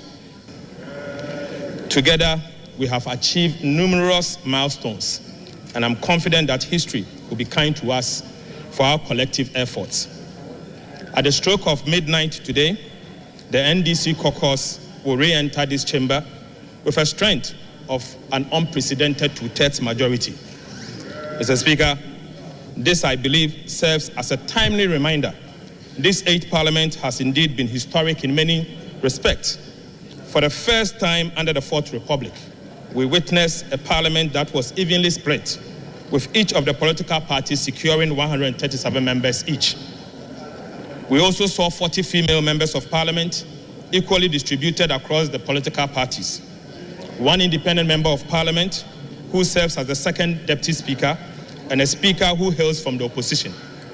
This, in every sense, Mr. Speaker, gave us the first hung Parliament of the Republic of Ghana. Honourable colleagues, let us be proud to be part of this historic Parliament. From the very start, the stage was set for a roller coaster journey, particularly during the election of the Speaker. That fateful night kept the nation on edge, with many fearing for the safety of our democracy.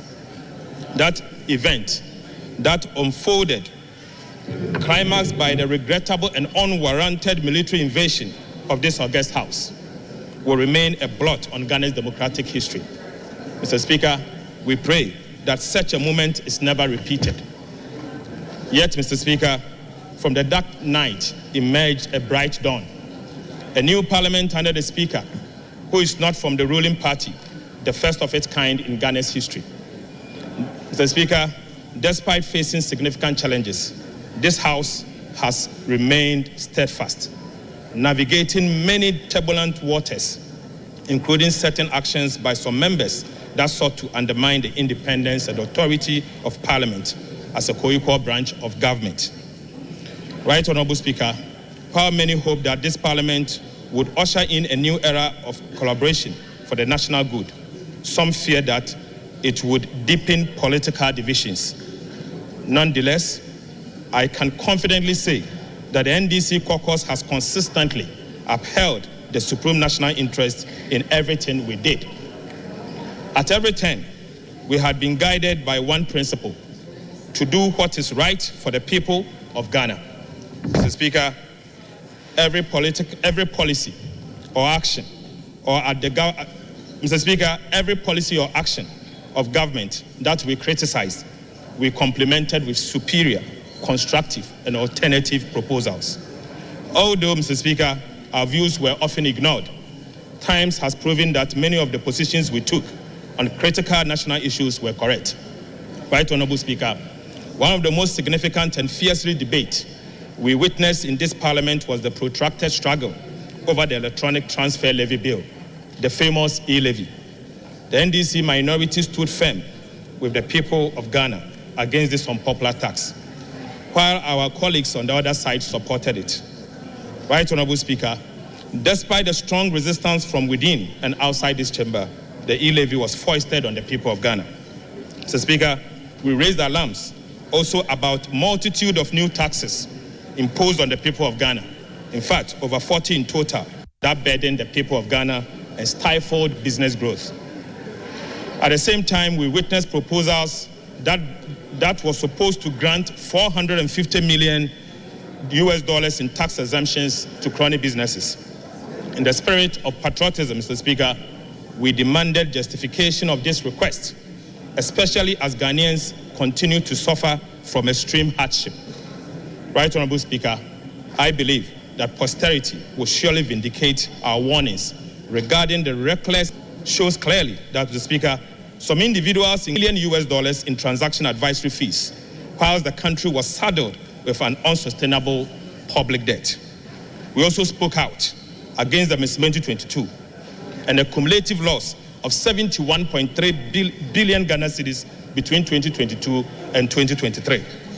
Mr. Speaker, as a result, the Bank of Ghana became policy insolvent by end of year 2023. Mr. Speaker, the illegal printing of money at the Bank of Ghana to finance government expenditure contributed to the inflationary crisis we saw that resulted in over 850,000 Ghanaians falling into extreme poverty. Mr. Speaker,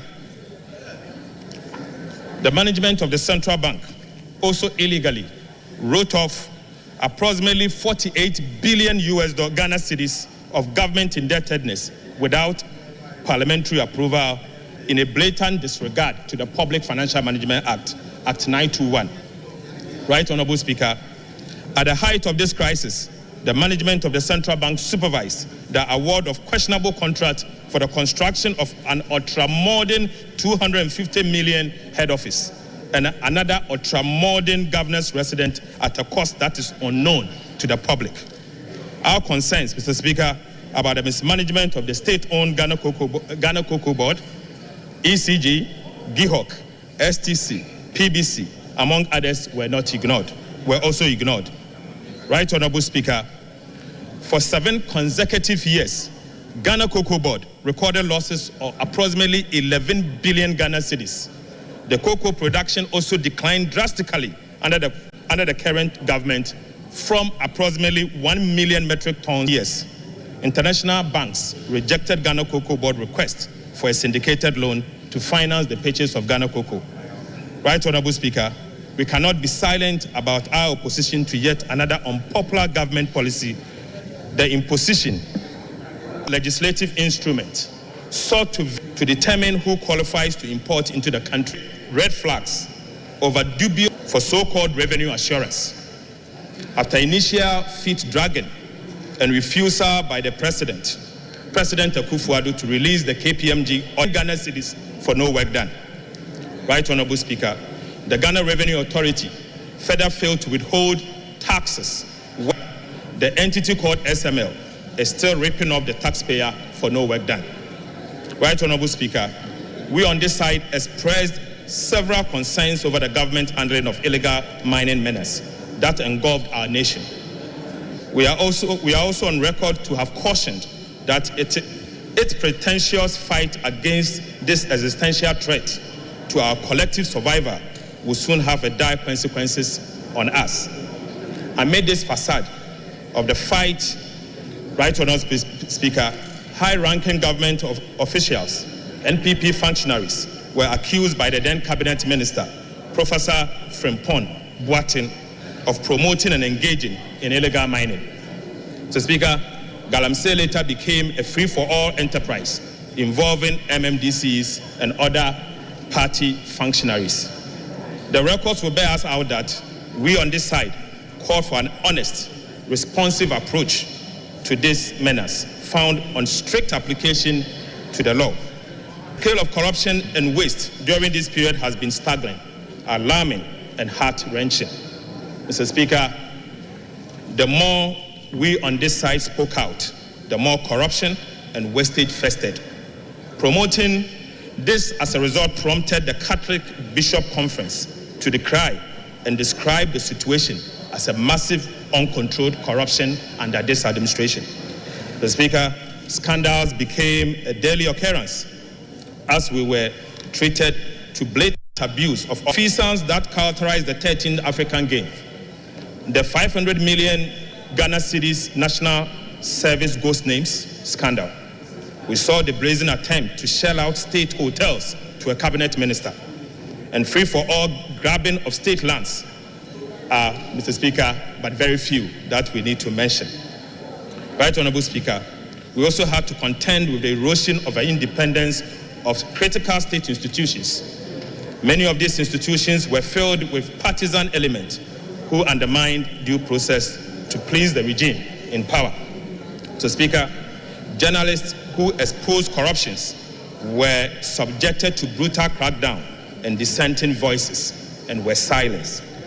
Right Honourable Speaker, the silence, the insistence of the Electoral Commission of Ghana to adopt the Ghana card as the sole document of the registration for the registration of voters, even though millions of Ghanaians were yet to be issued their Ghana cards by the National Identification Authority, cannot escape mention.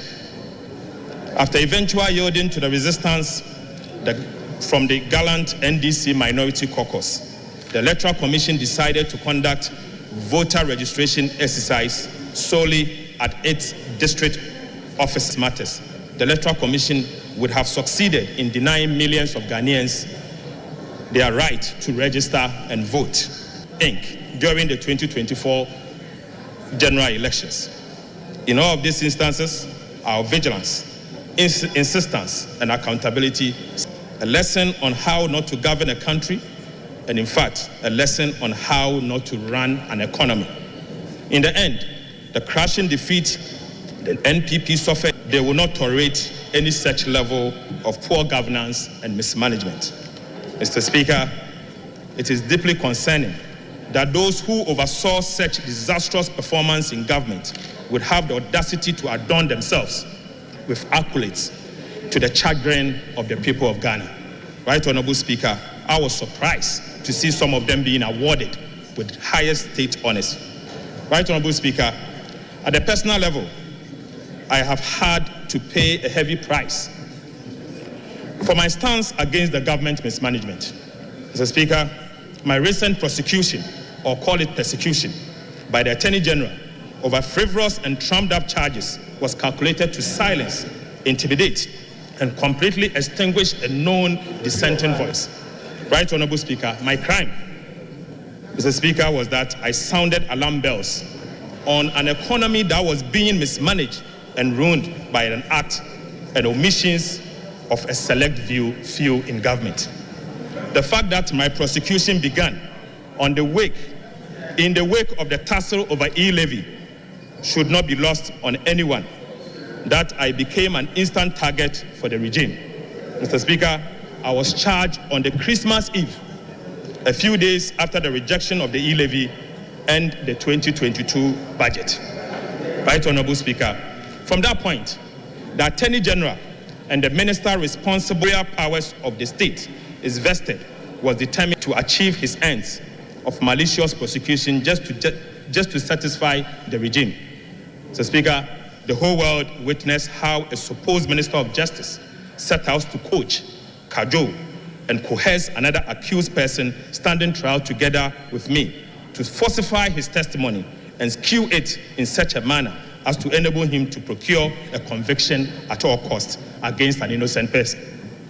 In the process, Mr. Speaker, Godfred Yabu-Adame, who is the principal legal officer of state, engaged in crimes such as witness tampering, conspiracy against accused person, fabrication of evidence to pervert the course of justice, and professional misconduct, contrary to the ethics of the very legal profession he heads.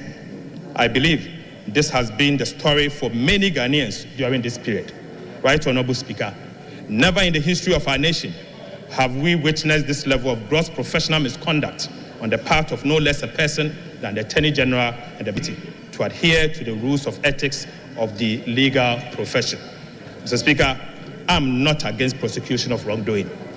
Whilst our democracy is founded on the rule of law and holding public officers accountable, I pray that never again should any of our citizens become a victim of this level of injustice and abuse of prosecutorial powers that politics and service to the people of Ghana. Mr. Speaker, as the clock strikes midnight, a new chapter begins. To those returning to the 9th Parliament, I say congratulations. Colleagues who will not be part of the 9th Parliament, I urge you to walk with your heads high. Right Honorable Speaker, I beg to say that Ghana appreciates your service and your contributions. Be proud because your diligence and hard work in pursuit of the aspiration of our people. At this juncture, Mr. Speaker, let me thank the gallant 137 members of the NDC caucus on behalf of the NDC leadership. Special thanks goes to Honorable Emmanuel Ama Kofi-Boa, the Deputy Minority Leader, Honorable Govins Kwame Abuja, the Minority Chief Whip, Honorable Ahmed Ibrahim, the First Deputy Whip, Honorable Comfort Doyo, the Second Deputy Whip, chairpersons and ranking members from the NDC caucus, the Speaker, the backbench of the NDC Minority Caucus. And let me also thank the Honorable Collins Dauda, the one who has contested every single election since 1992, for his hard work and dedication to democracy. Mr. Speaker, colleagues, aside our disagreement, there were moments of cooperation across hard work. To the Parliamentary Press Corps, what could we have done without you? You have been an amazing group of people that we cannot stop but to thank you. Thank you once again. Fellow countrymen and women, thank you for enduring the worst government in Ghana's history. So, Speaker, I dare say that to fellow Ghanaians, don't be despaired. There is hope. God bless our homeland Ghana and make our nation great and strong. Right Honorable Speaker, I cannot end without mentioning the Honorable Cletus Avoka, the former leader of this House, who has been for your cooperation and hard work. Thank you very much, Mr. Speaker.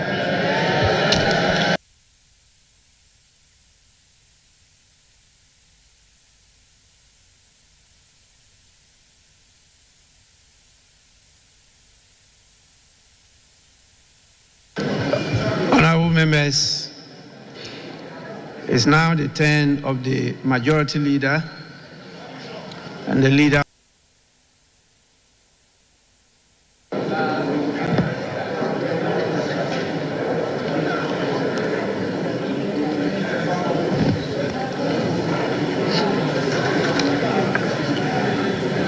Right Honorable Speaker,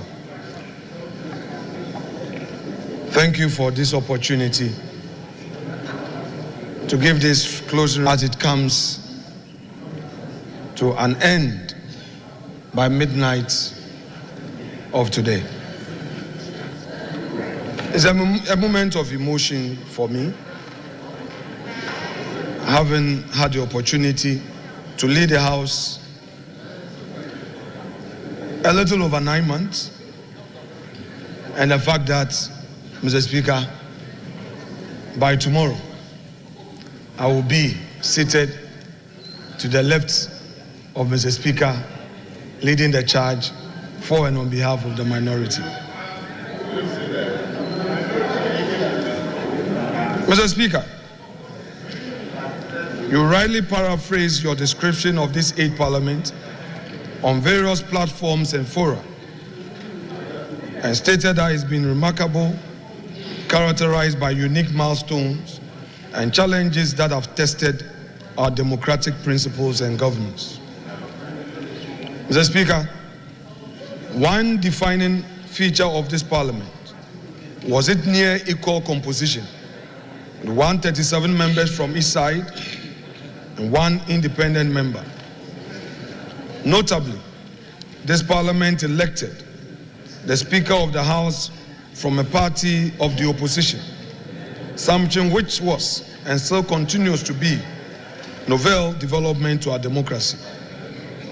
We also had an equal number of female representation from both sides of the aisle.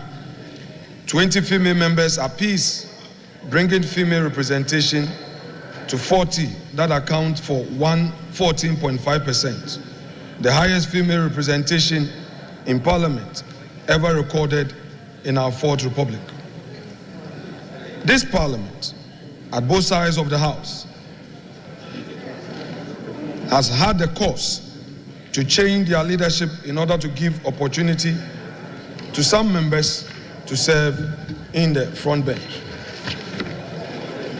It is therefore right to conclude that the 8th Parliament truly pushed our parliamentary democracy to its limits and tested how far we can go with our practice of parliamentary democracy. Mr. Speaker, I rose from deputy leader to majority leader. In my days as a deputy leader in this House, I received a lot of good counsel, not only from our side, but from my friends opposite. I remember the quiet moments where they would call me to their office and engage me in spite of our disagreements in this House. Mr. Speaker, permit me to mention a few of them and thank them for the purpose of Hansard. Honorable, my respected senior Adaba and brother, Honorable Ahiafo. Mr. Speaker, I also received good counsel from many of my own side. The first Deputy Speaker, Honorable Joe Osewusu, the second Deputy Speaker, was also very handy for us to discuss issues about governance in the chamber. But Mr. Speaker, not the least is the man I succeeded, took upon himself with nostalgia. In his hand was his standing orders and the Constitution. He urged upon me to always read the standing orders. I am happy to say he was well versed with the standing orders and the Constitution. Before I could say a word, he knows where a particular provision is. And we worked together, gave me the opportunities to shine, and eventually made way for me to succeed him. Honorable Osei Che Mensah Bonsu, I thank you most sincerely. You defined my leadership. You played a key role. We may have our differences, but I want to say that you have made it possible for me to stand on my feet today, especially as I enter opposition and to lead our side in minority. It is that which I learned from you that I will depend on to make a headway in my leadership. Mr. Speaker, there were great elderly senior members on my side, such as Honorable Kennedy Japan, Honorable K.T. Amon, who were also with me in moments of difficulty. I should thank also, Mr. Speaker, my colleagues in leadership, Honorable Arnold Dompre, the Chief Whip, a workaholic being. Mr. Speaker, There were a number of times he had to sleep in Parliament to organize and make things work for me to take over as a leader. He and his deputies worked tirelessly in assisting me to manage a very difficult house. Honorable Dompre, Honorable Habib Idrisu, Honorable Alexander Tete, I say God bless you. I'm thankful to you for all you did to calm me in difficult moments. Her wise counsel has made it possible for me to lead the house till this day. We are both Catholics. She never ceased to remind me of the power of our rosary as Catholics. The morning prayers, the morning encouragements, calling me Kwamena, let's pray. Madam Patricia Apieje, God bless you for all you did. And to my colleagues opposite, you made the best come out of me. I was always watching the videos of Honorable Eric Opoku. This is a man who can punch extremely hard with facts. You dare not challenge him, and I dare not challenge him because he will take you to another level. Honorable Kwame Abuja, we were there together in opposition. Those days, we struck a good accord. We had our own esprit de corps. And when you assume leadership, I thought I could explore that for a good way forward. You often disappointed me, but you got the best out of me. Kwame, thank you. And Ahmed Ibrahim, the deputy whip, he did all the dirty jobs. To me, and he says that Mensro, anyhow, amongst them to pound small. I also took advantage of his emotions and I provoked him lightly so that I also settle scores. My senior brother, Honorable Emmanuel Amakofibua. Mr. Speaker, I recall at one point you had to settle the matter where I would constantly parading and flagging my standing orders. And I told my brother, no more Ato. Mr. Speaker, Ato will talk to you nicely, have a good conversation. By 5 o'clock, he will call you and tell you, Kwamena, no deal. The political committee says we can't support him on a number of occasions. Majority leader, reach out. Mr. Speaker, the minority were such a tough, stubborn, they were smelling power. And I understand, rightly so. The number of government business I would have loved to complete for political expediency and perhaps for purposes of principle, I did not get the support from my respected colleague. Many were the disappointment, Mr. Speaker. I'm sad that as a house, we could not deal with the following. One, the 1D1F. Mr. Speaker, I'm still of the conviction that this was a government policy to help the private sector.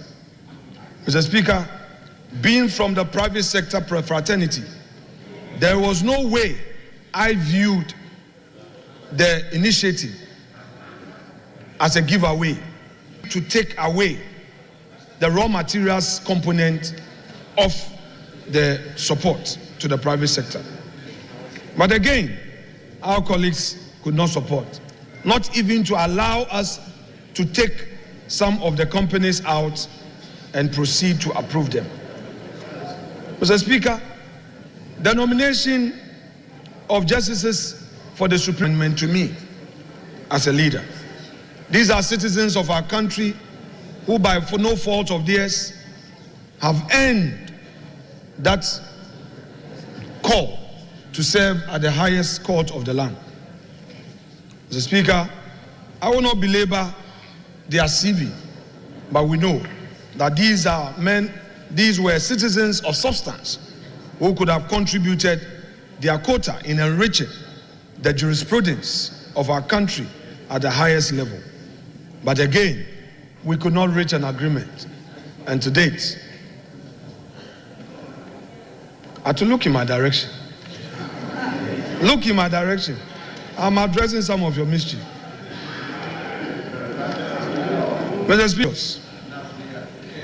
Mr. Speaker, I wish as a House we could have handled the World Bank $250 million facility to support the financial sector. This was also a facility that had gone through the committee process, and the House could have carried it for government to cushion the financial sector.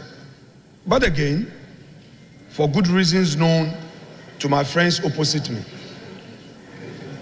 we could not have a deal. But Mr. Speaker, the Frenchman will say, c'est la vie. This is life. We cannot push anymore, but to look forward to a new day, to also hold the new government feet to the fire. Get them to be accountable, get them to do what is right, and not get personal, but rather this government has achieved so much for the people of Ghana, but not a perfect government. Mr. Speaker, if our friends will today talk about corruption, I want to remind them that the call of corruption was on them when they previously ruled, whose parents could not afford secondary education had the opportunity of enjoying free SHS. Mr. Speaker,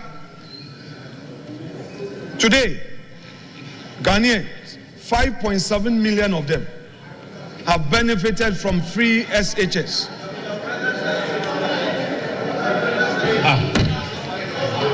Mr. Speaker, another state of the economy. Not only did we have 5.7 million Ghanaian children using free TVET, technical education was made free, and government built 34 new schools and introduced the STEM program for our children.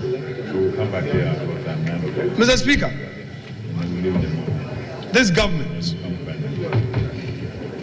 is on record to have boldly initiated that. We expect that from tomorrow, the new government will take immediate steps to ensure continuous funding of these projects so that our people will get better health care.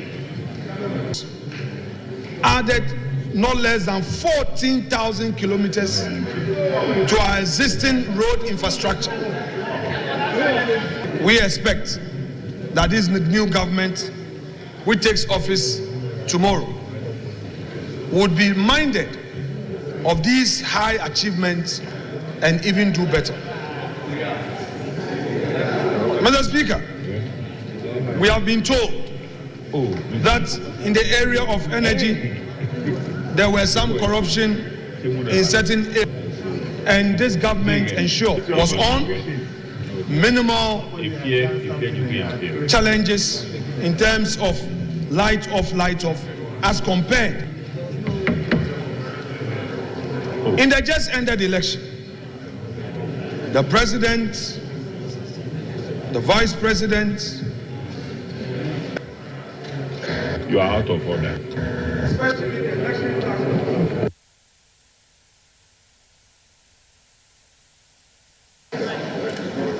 Mr. Speaker, whilst I am on my feet, Honorable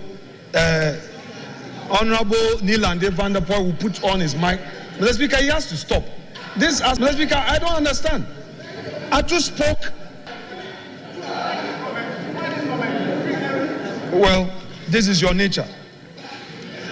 Mr. Speaker, we had a very peaceful election. Dr. Mahamadou Bawumia, the presidential candidate of the MPP, conceded defeat long before the official declaration by the EC. by the leadership of the NDC, who sent tax to collation centers, attacking Electoral Commission officials, attacking candidates, unleashing violence, and threatening our democracy. For all these conducts, we subject the NDC to posterity. I say to them that the very people they are using to unleash violence on Ghanaian people will soon come back to them. I leave them to posterity. Never again should we witness such an attack on our democracy, where at collation centers, organized attacks are moved in pickups to disrupt the collation process. Mr. Speaker, whereas the MPP accepted the results and even relied on due process of law to get justice, the NDC decided to unleash violence. Akufo-Addo, the President of the Republic, has made his name in Ghana and in the sub-region.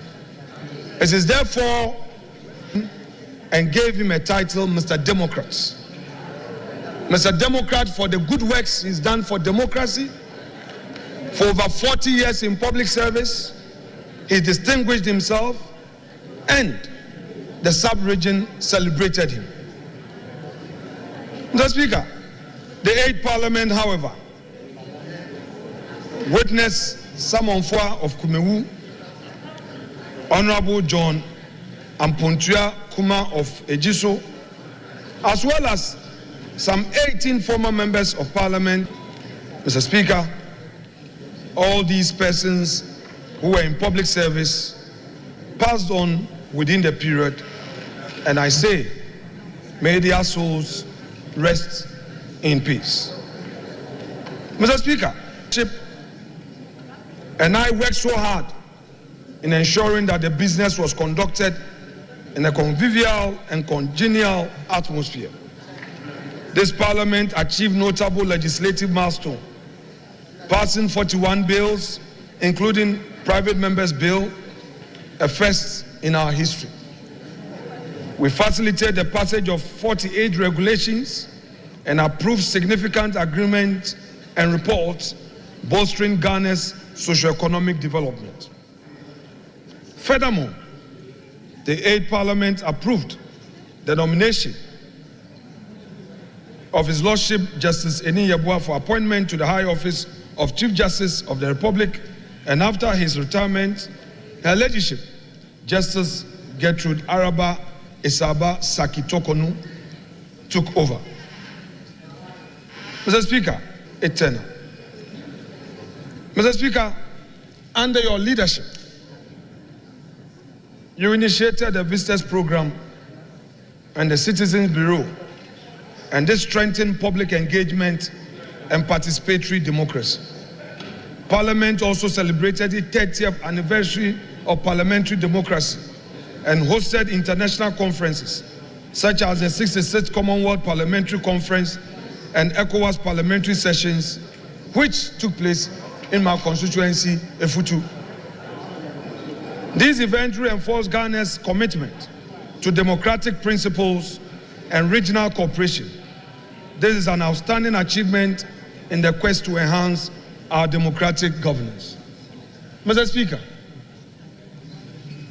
in spite of all these great achievements, strengthening the pillars of Parliament, as you always say, you cannot do it perfect and cannot get it perfect. You did the best as you could.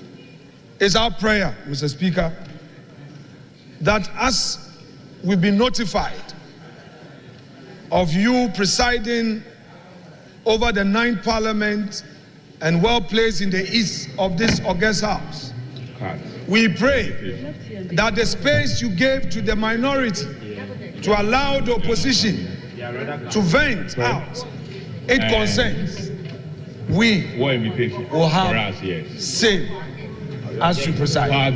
We have no doubt on our mind that you will do that for us. Mr. Speaker,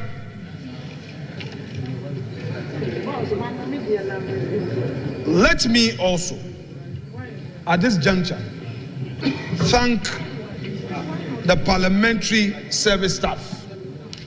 What would life be without them? What would life be for the MP of this parliament? They are the quiet councillors who are not recognized but make a lot of input to enrich debate and make us better in our legislative work.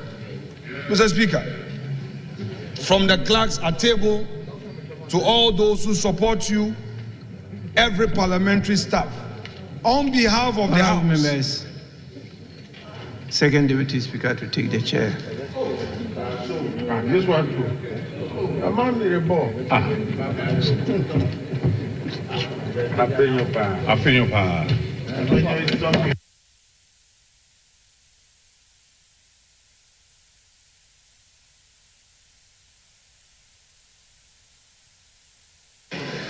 Yes, leader, you may continue. On behalf of my colleagues of this August House, I say a big thank you for your service and all you've done to help us become better than we think of ourselves. Mr. Speaker,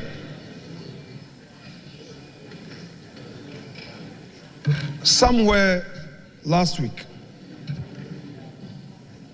when my party was considering who should lead the House, I had cause to be worried over a few issues. An elder statesman spoke to me and told me, don't take it personal. Don't take it personal. This is politics. I therefore would want to respond to my respected colleague, Dr. Casey Latte-Forson,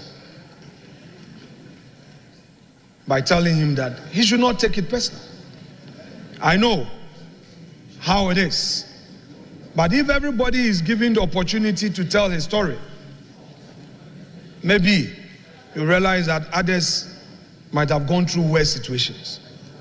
I do not think that it is appropriate to personalize issues and mention Honorable Godfred Jabu Adami by name for Hansard, as though he personally had an axe to grind.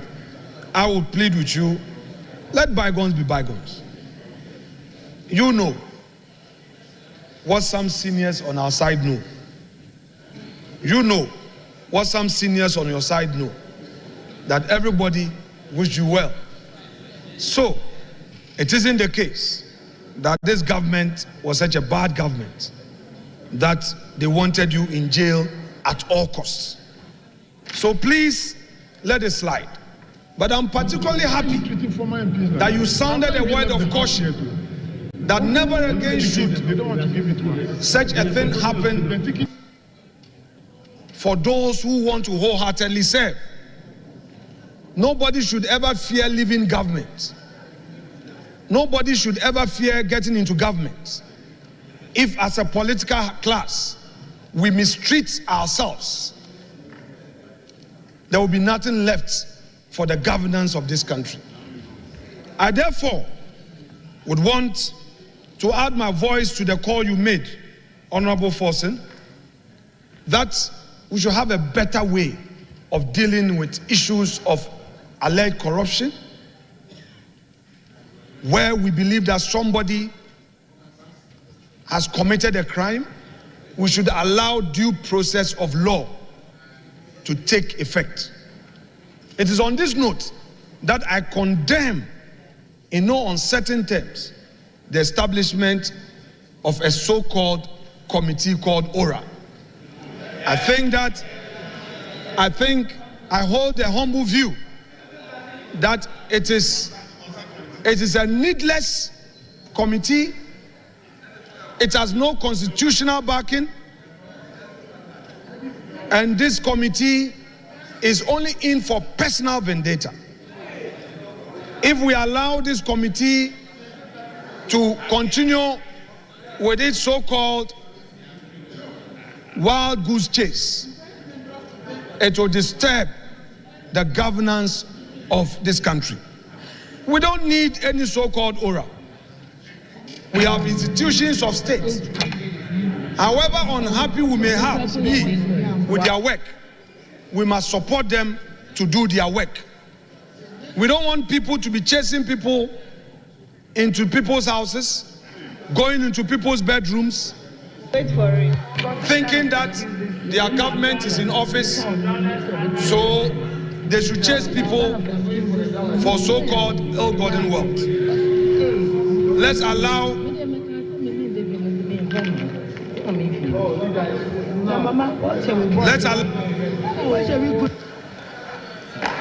Mr. Speaker, they should expect more from tomorrow.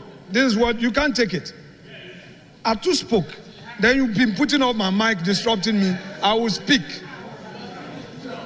Yes, it will be longer than this. Mr. Speaker, Ghana has come of age.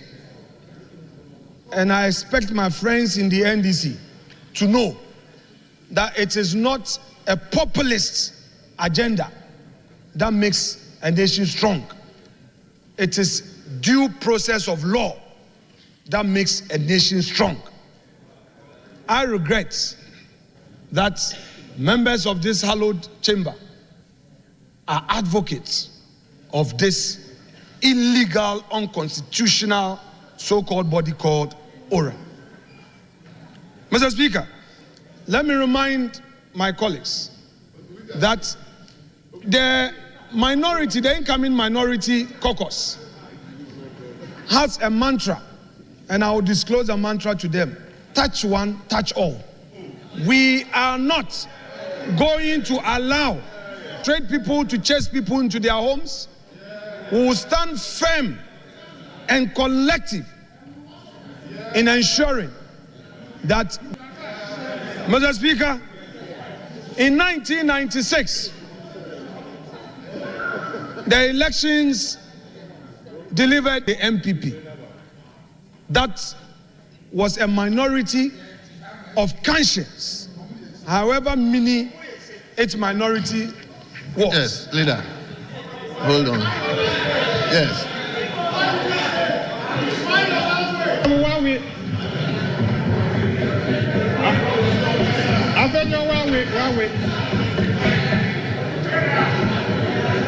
Hurry up.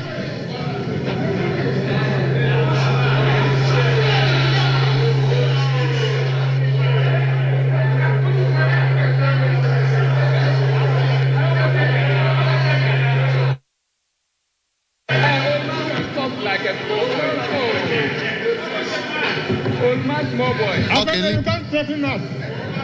leader, let me see the seat to the speaker.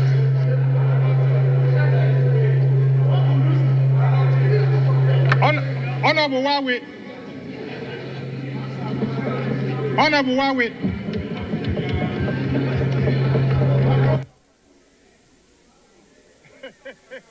The cameras are seeing what you are doing with your hand.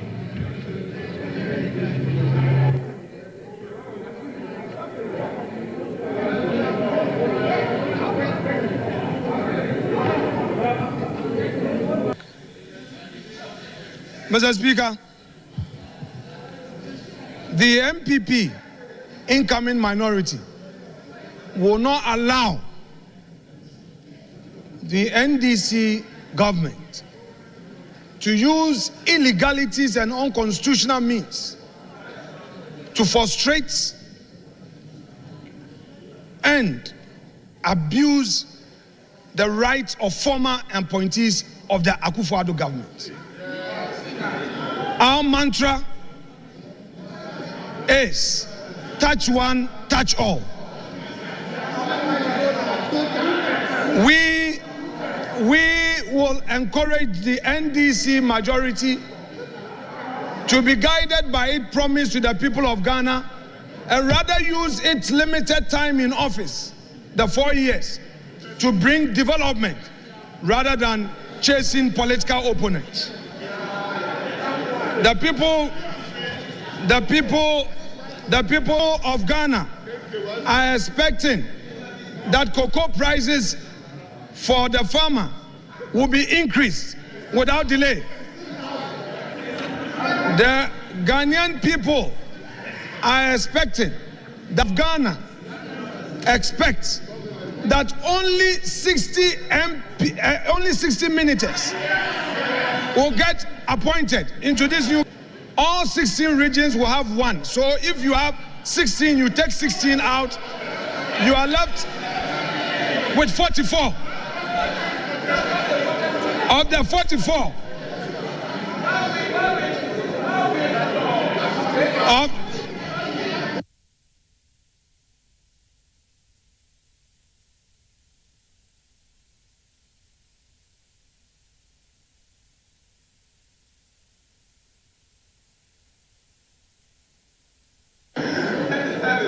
Mr. Speaker, once upon a time, ASK Bagbin, as he then was, as minority leader at this very dispatch box, said soon and very soon, the MPP will soon see him and know him when he was seconding the motion for Alajete's consideration as Speaker. You haven't seen anything yet. You keep quiet and listen. Soon and very soon, you will see the true politics here. So you relax. But you would hear me. We heard Ato, you will hear me. Mr. Speaker, now if you take away 16 ministers from the 60, the regional minister, you are left with 44. Obiniyem.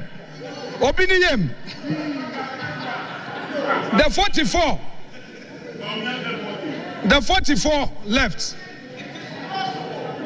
You can only 5 out of the 180 something. Mr. Speaker, there is going to be redundancy in this house.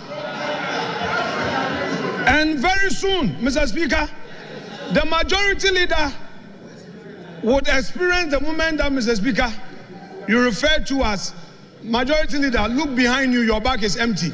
Very soon, your members who will become redundant will not come into this chamber. And there you will see that the minority that you think we are mini minority will become the majority. Mr. Speaker, I am not a prophet, neither am I a seer. But this thing I can foresee that is going to happen. Mr. Speaker, even the MPs who will not get positions, there are other non-MPs who are looking for board appointments. So you won't even get board appointments. You won't get it. You are going to be more redundant. Now, your foot soldiers, what? Honorable Majority Leader. Mr. Speaker. We are talking about the 8th Parliament. Mr. Speaker. Closing remarks of the 8th Parliament. Mr. Speaker, I told force. You are talking about. Mr. Speaker, I told that today is a ceremonial day. I prepared a beautiful ceremonial speech, and I told Leader Emeritus that all the time Ato would depart. He took advantage of a ceremonial speech to lambast my government. And you think I should keep quiet? No, you won't get. I'm in the dispatch box. You see, you guys cannot take it. We sat quietly and allow you to punch us. You can't take it. Mr. Speaker has even come to your rescue. I'm not done. I won't finish now. Sit down.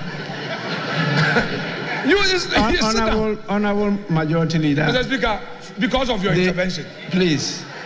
Mr. Speaker, because of your intervention. Mr. Speaker is my father. That is why I'm obliging him. Even of all he did for you people, you wanted to stage a coup against him.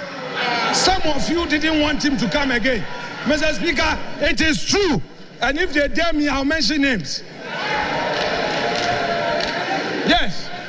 Yes. Some of you didn't want Mr. Speaker back. Of all that he did for you to get power, you wanted to remove him. It took the prayers of our side. It took the prayers of our side to get Mr. Speaker back to this house. It took our prayers to get Mr. Speaker back. Some of you wanted to stage a coup against him. Challenge me. Take a Bible or Quran and use it to defend yourself and let's see. Yes. Mr. Speaker, by the grace of God, you are back. By the grace of God, you are back. It pains some of them. You are back. I shall conclude by wishing all of us well. Those, the younger ones, from both sides of the aisle, please don't give up public service. There are mistakes we all make. Go back to the drawing board, get closer to the people, and relaunch yourself back into public service. For those of you who are retiring, please avail your experience to the young ones. The young ones will need to learn from you, and I will plead with you. My time as majority leader was not all perfect. For those of you I wronged, anything I did that made you unhappy, I am sorry. Let it slide. Let's move on as colleagues. And let's pray for a brighter day for our parliament. I thank you all, and I thank you, Mr. Speaker, for guiding me in this, my political journey. God bless us. Merci beaucoup.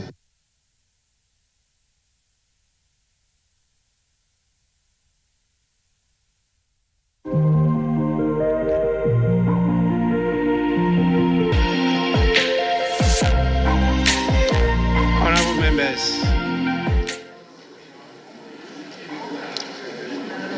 it's now my turn to perform a very important function as captured in the news in fulfillment of a novel provision in outstanding orders. Order 20, Rule 4F, which require me and all future speakers of parliament to, I quote, valedictory address at the final sitting of the House before the dissolution of the House, unquote.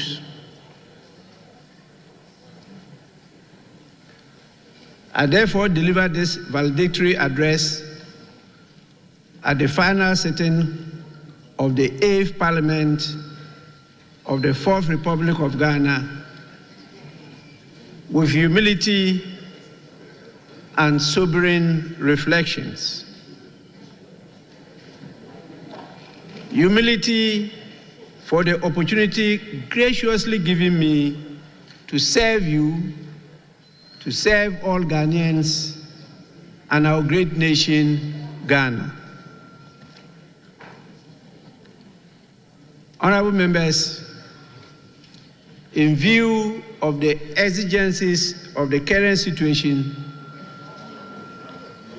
I plead to call on the Office of the Official Report to capture the contents of the entire address as having been read by me. I further call on the Office to capture the contents of the annual reports of the Parliamentary Service and the handing over notes of the Clerk to Parliament, Mr. Cyril Kwabena Oteng Nsia. You will have details of the valedictory address in these documents. And so what I intend to do is to give you the broad strokes of the address, even though that is also still lengthy. Was a valedictory address is to give a full report of the 4 years of what we have achieved or not achieved. Let me say how grateful I am to the Almighty God for His divine grace, which has guided my journey and sustained me through the immense responsibilities of presiding over the proceedings of this August House and chairing the meetings of the parliamentaries of Ghana's parliament at a time of a historic hung parliament. And many cases or countries, I should say, including Australia, the United Kingdom, and even Ghana, make it to the full hog seeded. Being sobering and pensive, because this is a product of an experience of an uncharted path of trials and tribulations, miracles and mysteries, and of accomplishments and missed opportunities. The 8th Parliament, which has been unique in its composition and historic in its journey, will remain the collective spirit of our people. Along the way, our Creator, the Almighty God, elevated 2 of the members of the House to His kingdom. You all recall these illustrious members were the honorable members for and the late John and Potua Kuma, respectively. I'm very sure they are in the promised land where the Almighty God Himself is waiting for all of us at the appropriate time. And so I want to emphasize what we did by wishing that their souls rest in perfect peace. Indeed, it is with a great sense of humility, gratitude, reflection, and hope that I, through you, address the people of Ghana today as we draw the curtain on the life of the 8th Parliament of the 4th Republic. Over the past 4 years, we have together navigated uncharted waters. The 8th Parliament, distinguished by its equal representation between the 2 major political parties, stood as a bold experiment. We broke barriers, setting new benchmarks in parliamentary openness, accountability. I say, to God be the glory. Honorable members, when in January 2021, I came to take the chair with no doubt in my mind on Parliament to work in harmony.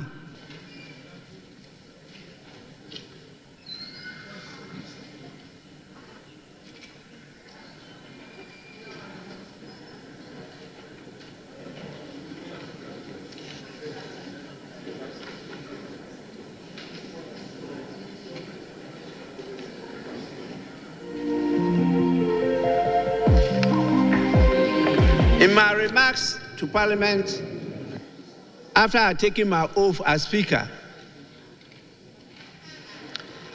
I requested of us all to prioritize, and I want to quote this: consultation, accommodation, and consensus building on matters of public interest.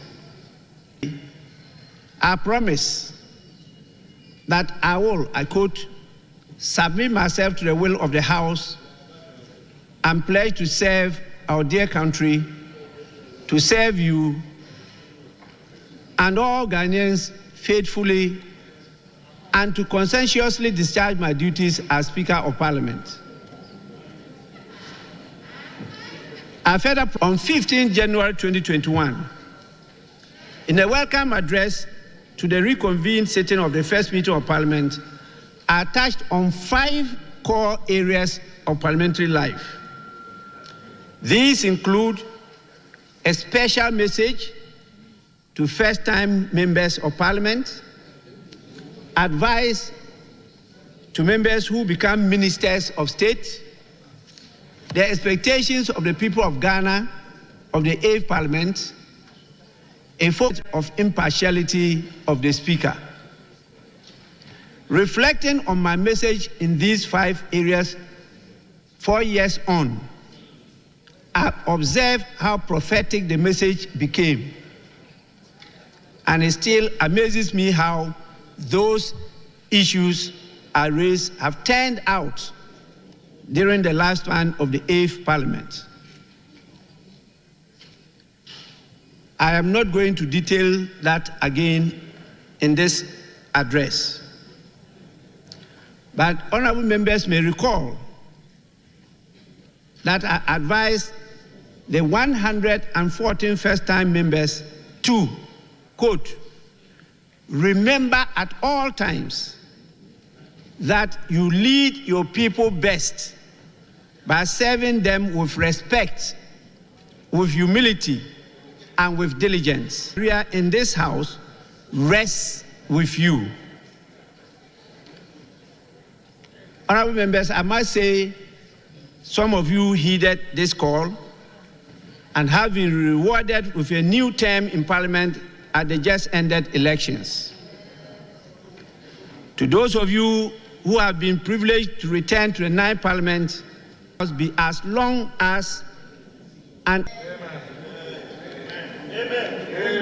I hope first-time members-elect who may be watching today's proceedings will take a cue and bear in mind that the day of accountability to the people is a short 4 years from tomorrow, the 7th of January, 2025.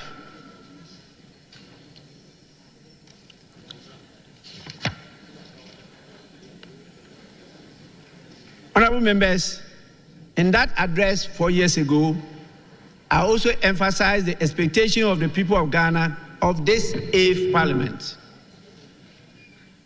In denying both the New Patriotic Party and the National Democratic Congress single-party control of the legislative branch in the 2020 elections, Ghanaians were simply instructing the political class to chart a new path, to embark on new ways of transacting parliamentary business, which is nothing else but the business of the people. I reminded members of the call of the voters on us to disband the party-first mindset and mentality. I stressed the call on us to work together as a family with a common purpose. I must say, this Parliament did some amazing work through lots of bipartisan consultations and cooperation. But I note with regret how the same Parliament allowed what I then described as the unbridled partisanship and partisan polarization that has taken root in our politics and are giving our option of multi-party democracy a bad name. The people of Ghana are the better judges, and I leave that to them.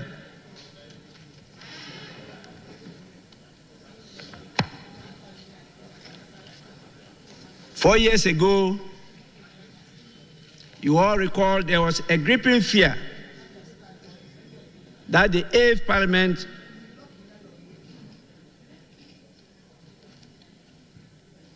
Honorable Member, I want to listen to you when you finish your. 4 years ago, there was a gripping fear that the 8th Parliament would be either an obstructionist or a rubber stamp parliament. I'm happy today the leaders have given a view which is mixed feelings. Others say it was a rubber stamp, but others, and I think that's the general view, I think this is an achievement.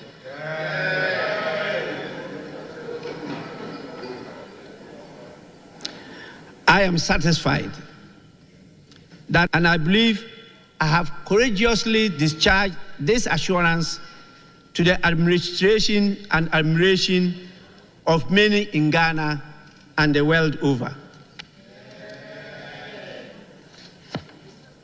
My impartiality is not in doubt.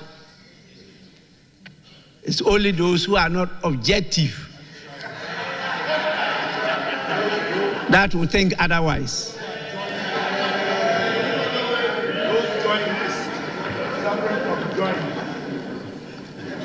I have endeared myself to be fair, impartial, and firm in the handling of the business of the House over the last 4 years.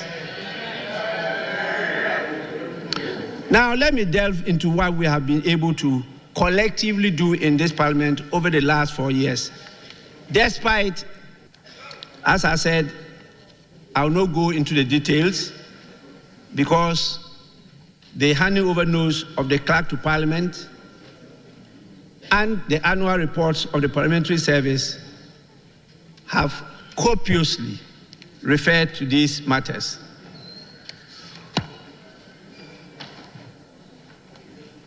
But Ghanaians will remember that we started the 8th Parliament with a backdrop of COVID-19 pandemic, which had members of Parliament starting the journey with frequent medical examinations on them, their families, staff of the Parliamentary Service, and the parliamentary community, such as the medical, the police, fire, ambulance, and other security personnel.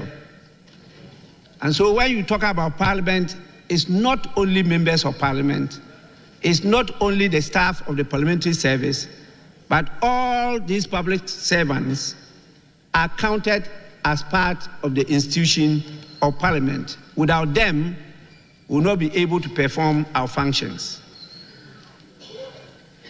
You recall how we had to isolate those of you who were tested positive, and how some of you almost lost your lives as a result of this COVID-19 pandemic. We're compelled to, from time to time, direct that some of you and some members of staff should proceed on leave in order to decongest the presence of Parliament. In the midst of all this, we proceeded to organize orientation workshops for both the new and continuing members of Parliament on their roles and responsibilities, the code of ethics, the conduct of parliamentary business, privileges and immunities of Parliament, members and officers of Parliament, and how to process and approve financial appropriations, among others. And I believe we satisfactorily performed these functions. Despite these challenges, the 8th Parliament of the 4th Republic actually hit the ground running with the swearing in of His Excellency the President and providing annual platform for him to deliver the State of Nations address. Apart from scrutinizing annual budgets, after embarking on the post-budget workshops, we also proceeded to hold public hearings of nominees of the president, and it was not only with regard to members of the executive, but also those of the judicial arms of government. But at the end of the day, we had 399 sittings, including today's sitting. We're able to pass 60 bills out of 100 that was presented to the House. 22 of them are still before committees. 6 are at second reading and 4 at consideration stage. 8 of them were withdrawn by the sponsors. Out of the 60 bills that were passed, 5 were private members' bills, setting the baseline record of private members' bills in Ghana. The address, I will not be able to read all because it also captures instruments and regulations, bilateral agreements, contracts, financial, motions, resolutions, and everything that we did as parliamentary business, including the rulings of the Speaker of Parliament. So I want to invite members to take time to go through this address to know at least a bit of what you have achieved within these 4 years. Sometimes these are unknown to the people you serve, and they only see Parliament when the small lenses of the cameras bring to them the few glimpses on the TV, and they think that is what Parliament is made of. So it's important that you take some time to go through yourself to advocate and educate our people. But let me mention some very important legislation we passed.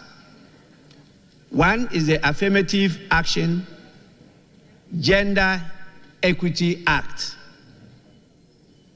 The other is the Human Sexual Rights and Family Values Bill, which did not receive the assent of His Excellency the President. We passed a very important law on the public financial management of this country, and also on criminal offenses amendment bills. The very important ones are those dealing with witchcraft. We have passed a bill against witchcraft. We've also passed a bill abolishing the death penalty. And we have also decriminalized attempted suicide. These are key legislations that have to be brought to the attention of the people who represent here, because they are going to correct many of the ills of our society. And they are groundbreaking bills, which many countries have sought some support to try and emulate our good example. It is because of these bills that we're able to convince the global community to give Ghana a seat in the Human Rights Council of the United Nations.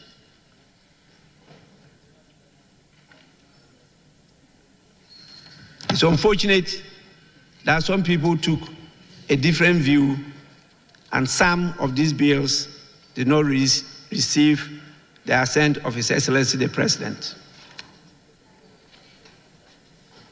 The 9th Parliament of the 4th Republic will take on board. One is the Constitution Amendment Bill. 2, the International Business and Economic Transactions Bill. 3, the Interstate Succession Bill. 4, the Budget Bill, 5, Parliament Bill, 6, Parliament Transition Bill, 7, Parliamentary Service Bill, 8, Spousal Rights Bill. These are very, very important legislations that are of, or I should say, that need urgent attention.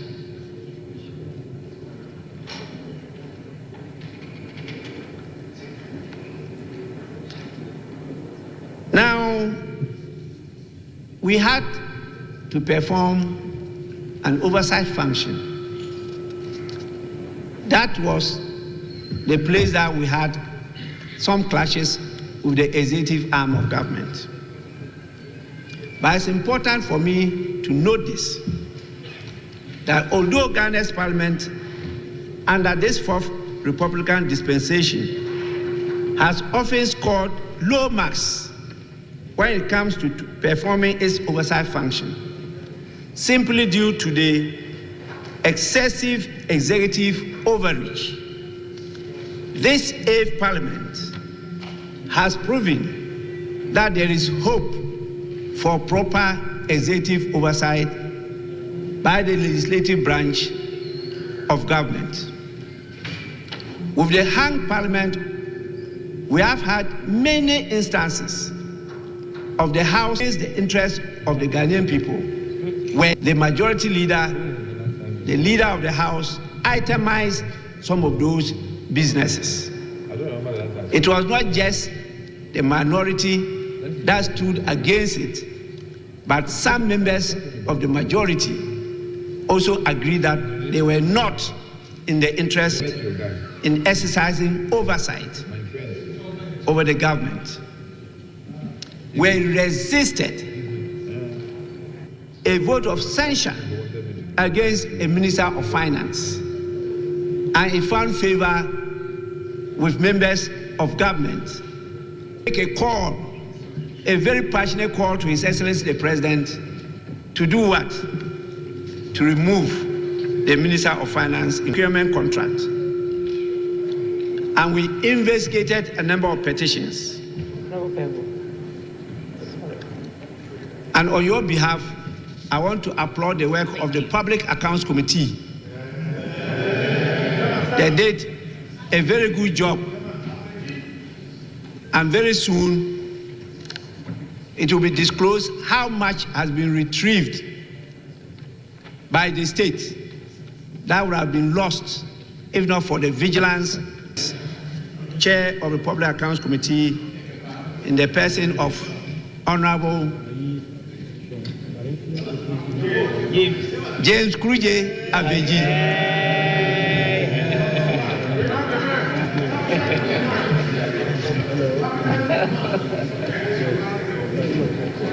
Honorable members, we had 225 committee sittings. The details are in the report. We also filed a total of 1,449 questions. And ministers answered many of them, but not all.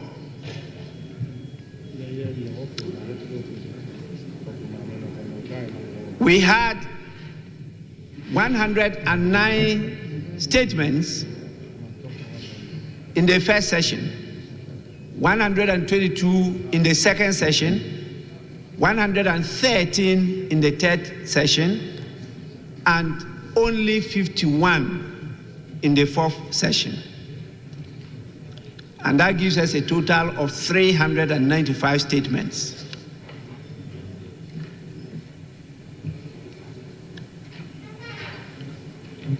Honorable members, let me underscore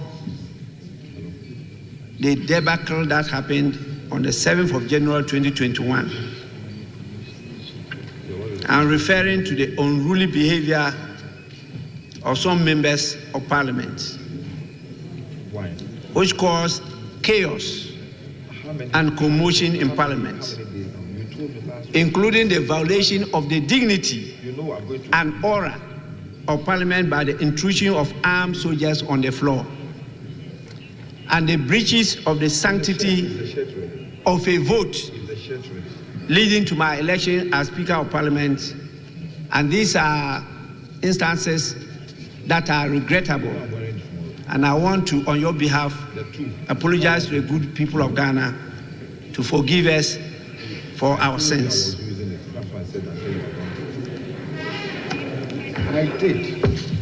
Let me just mention a few developments in the parliamentary service. I'm sure many of you have heard that if for nothing, the parliamentary service staff as of today are more motivated, inspired, and hopeful for their future than before. The leaders of both the majority and minority caucuses have, over the period under my leadership for the parliamentary service of Ghana, we have also created opportunities. The institution of Parliament is enabled. We were helped in this direction by the Corporate Strategic Plan 2020 to 2024 we inherited from the 7th Parliament. And so we rolled out a new organizational structure and a grading system for the parliamentary service. We're able to elongate the organogram to create a career progression which was imposed by a short run that got stagnated in one position for 20 to 21 years with a process of looking at welfare support for members of Parliament, because under the laws of Ghana, the parliamentary service is to provide some welfare support for members of Parliament. This is not covered under Article 71.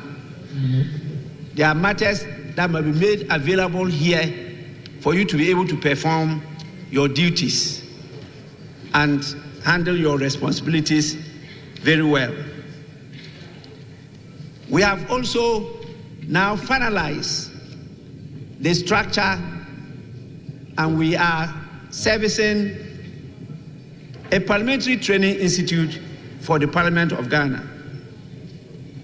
We have completed the construction of the offices for the Parliamentary Training Institute and also a development office which will provide additional office accommodation to enable us absorb technical personnel to capacitate Parliament to be able to render some new services that are imposed on us. An example is the fact that now we have to provide fiscal responsibility analysis for every bill to be able to do this. We have also reconfigured and refurbished the upper part of this chamber block and converted it. Just have a side of it where you can trace the history, the unique history of the Parliament of Ghana from before the colonial intervention up to date. We have restructured the committee system, and now you have 6 cluster organized subject matter areas. We have the finance and economic committees cluster, infrastructure and security committees, the government and other few, and fiscal analysis office. And we have also improved the IT system. And so very soon, not your voices again when the question is put. And we believe that the 9th Parliament will have the benefit Because of the security situation, we have to up the size and provide firewalls against cyber security attacks. So, honorable members, those of you who were born before computer, the BBC, you have to up your game. Very soon, the Parliament of Ghana will go paperless. That part of the qualifications of being a member of Parliament is to be a computer literate. Honorable members, it's important for me to also note that we have created a Citizens Bureau as part of the Open Parliament initiative to ensure we maintain a constant link to the people we represent and serve. We established a law and governance division, which is a specialized area where legal services and governance support services will be given to Parliament. And that is why we established units such as the human rights, anti-corruption, and investigation units in this House. And these are meant to serve the new committees that we've established, such as the parliamentary committees on human rights, legal and constitutional, judiciary, that work on corruption, the Ways and Means Committee, the Security and Intelligence Committee. All these new committees need technical support, and so we have made provision for that. It's with all these developments that this Parliament was adjudged the most open Parliament in Africa.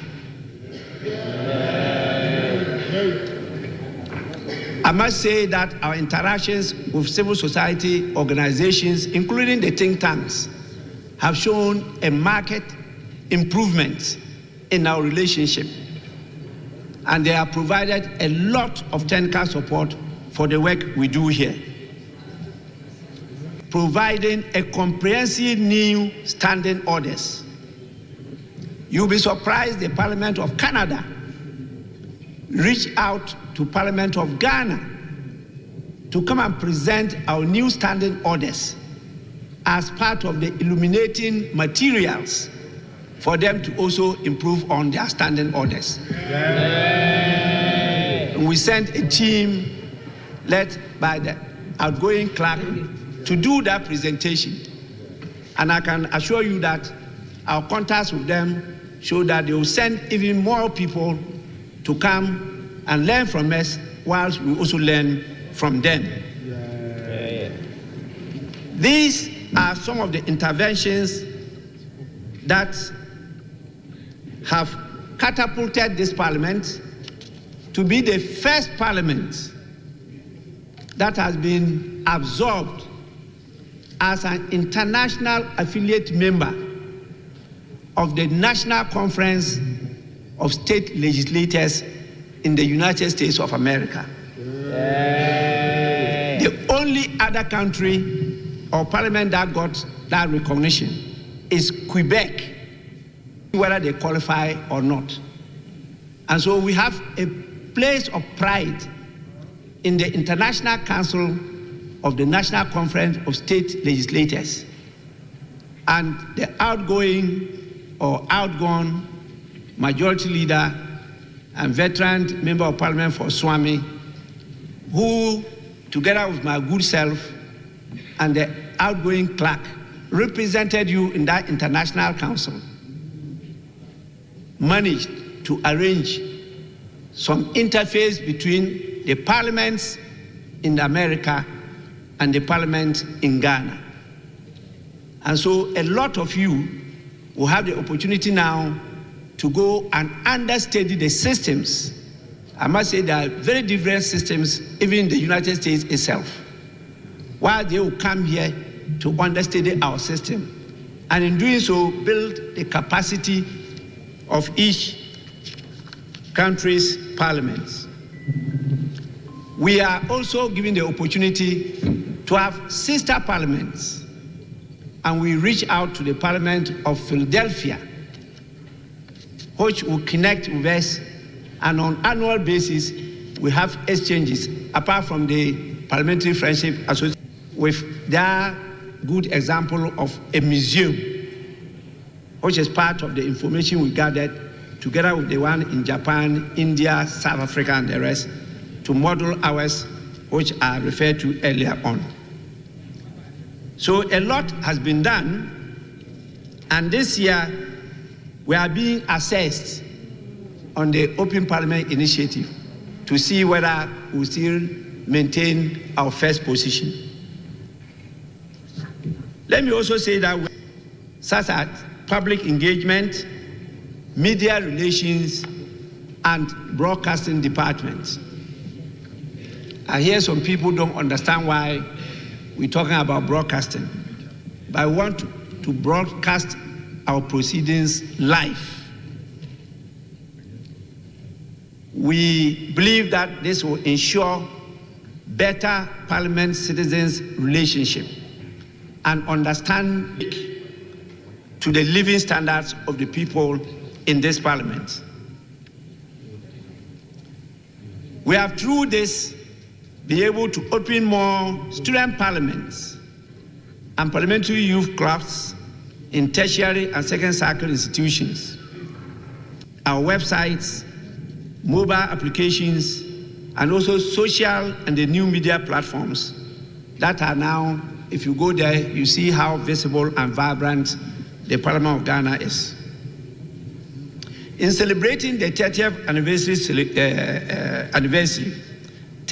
anniversary celebrations of the Fourth Republican Parliament, I was privileged to have continued also the Speaker's Breakfast Forum, and to add to it the Speaker's Seminal Lecture Series. This has brought a number of our professionals to assist Parliament and parliamentary diplomacy. I regret that due to some foot dragging, the friendship associations, parliamentary friendship associations, did not benefit much from this area, evolving area of Parliament. But we have still maintained Ghana's leadership in the Global League of Parliaments. And that is how come I was honored to assume the position of President of the Conference of Speakers and Presidents of African legislatures, all the Anglophone parliaments, Arab, Francophone, and Lusophone parliaments.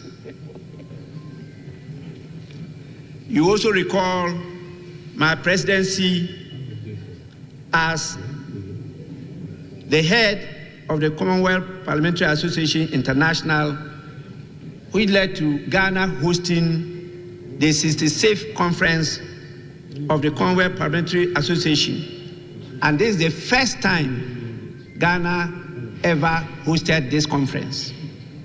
And we had attendance from 182 parliaments in the Commonwealth. We had our veteran MP, Honorable Oseche Mensah-Bonsu, being elected to serve as the vice chairman of the executive committee of this international association. And this is the first in the history of our country.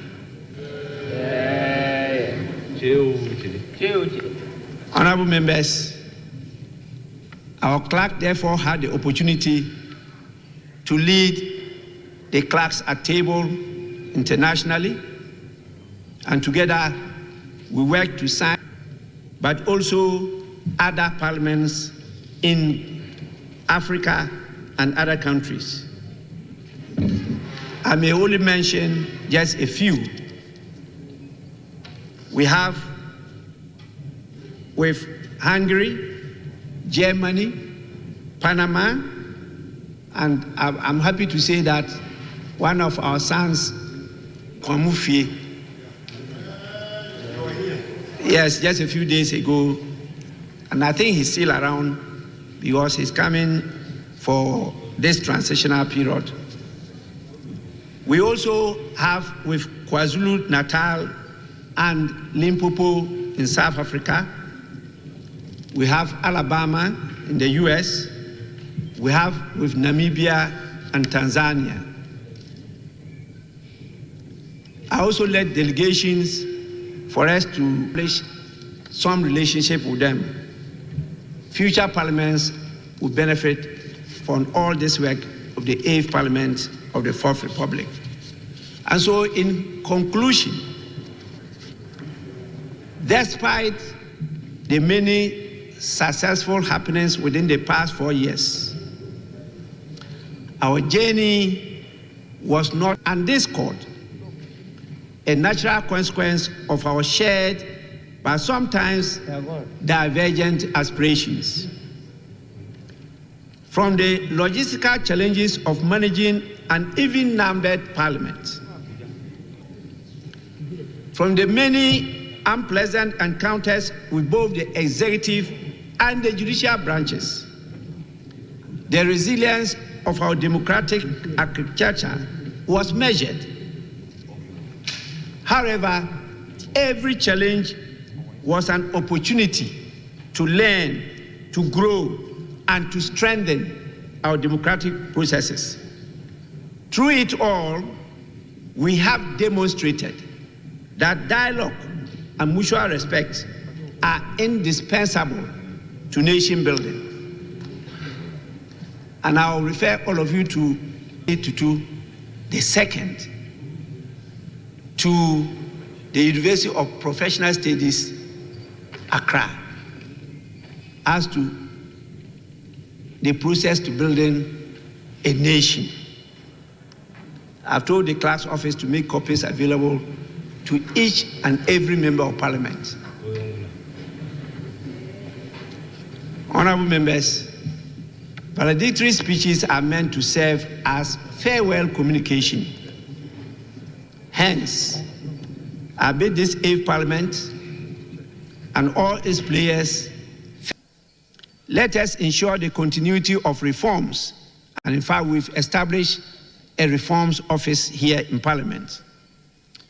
Let us preserve the gains of accountability, and let us foster unity across political divides. The strength of a nation lies not in the uniformity of its voices, but in the harmony of its differences. I urge the 9th Parliament to embrace the diversity of opinions and work collaboratively to address the pressing needs of our citizens. Leadership, as I have come to learn, is not about exerting authority, but it's about inspiring trust, enabling others, and championing the vision larger than oneself. Public service is different from self-service. And anybody who wants to engage in self-service, you better go to private sector. I am deeply humbled by the trust reposed in me to steer this August House during this historic term. To my colleagues, I am in council. Your diligence and professionalism have been the bedrock of our successes. And to the people of Ghana, led by the media, and I repeat, the media, thank you for keeping faith with us. As I bid farewell, I carry with me a treasure trove of memories, lessons, and relationships forged in the crucible of parliamentary service. I wish the incoming parliament wisdom, courage, and the enduring support of the Ghanaian people. May this House continue to shine as a beacon of democracy and a sanctuary of hope. Your role does not end with the casting of a ballot. Stay engaged. Hold your leaders. Some of us were so worried that, and I want to call on all of you, please stop watching just, so I will not go there. But it's important to rather watch what your leaders are doing than just focusing on games and leisure TVs. Democracy thrives when its citizens are active participants and not passive observers about us being citizens and not what? Spectators. As we look to the future, let us do so with faith in our collective strength. The journey of democracy is not just a continuous one, it's an unending one.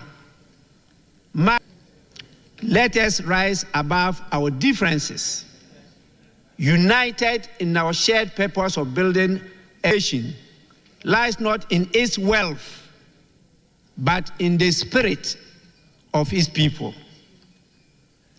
May God continue to pour his blessings on our homeland Ghana, and may he continue to guide and sustain us on this noble path.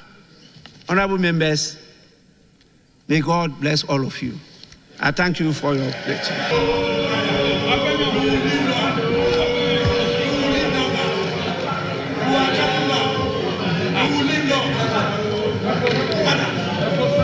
Honorable members, please, let me do the last one. Resume your seats. Resume your seats. Jay, what is your number? What is your number?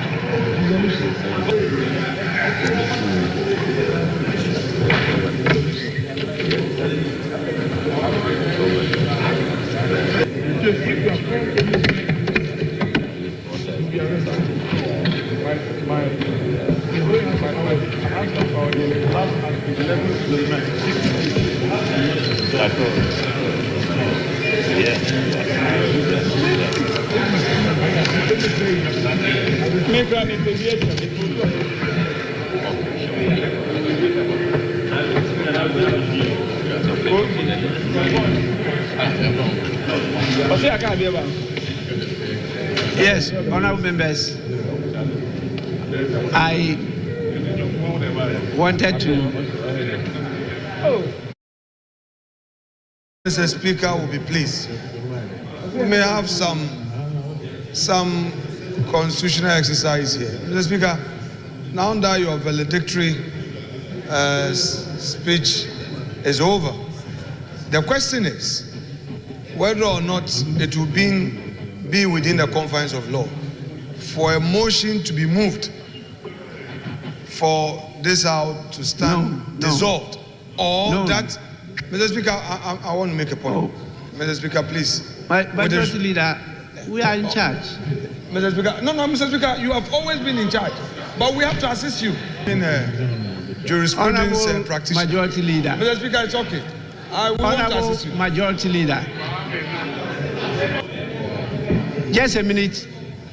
An unsolicited advice is not taken. An unsolicited advice is not taken.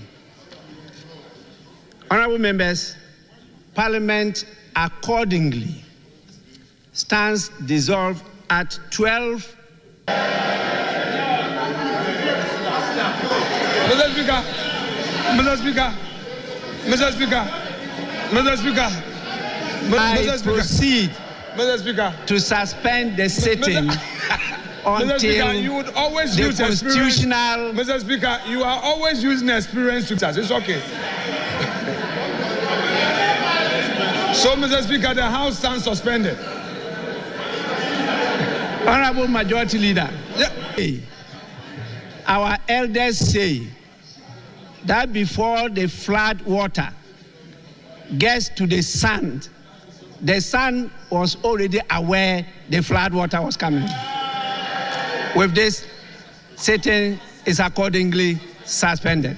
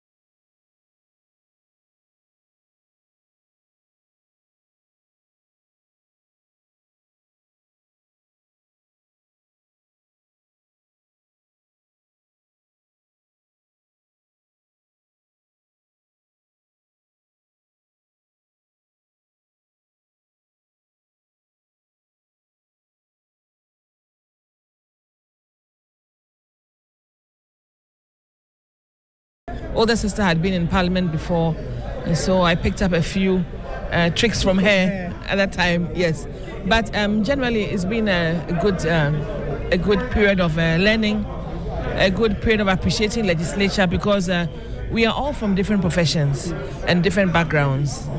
It's been a good time, and Speaker is a teacher. With his experience, a number of years that he has been in Parliament, we all say that he's an institution or an authority on his own, which is exactly so. And so whenever he's even making a pronouncement, or you realize that there's the wisdom in what he's saying, and you know that he's trying to explain the reason why it is this way. And so it makes it quite explanatory, because so you must be able to appreciate laws, making laws, but you also have to remember that you must engage your constituents, because sometimes some of the issues are even brought forth from the ground, from the grassroots, the people, and then you, in your mind, you're like, okay, maybe that is why I think it's been a good session. We just hope that the 9th Parliament, now that we are in government and we are in a majority, I believe that in the chamber, in our constituencies, and even beyond that, with all the stakeholder groups that we usually engage. But there are fears that with the 2/3 majority is going to be kind of a rubber stamp. Do you foresee that? There are also objective people in there. But some certain things and certain policies and programs that are party-oriented. And so sometimes you want to get your agendas across because they are party-oriented agendas. And so some of those things I think are allowed. I don't think we will necessarily be a rubber stamp.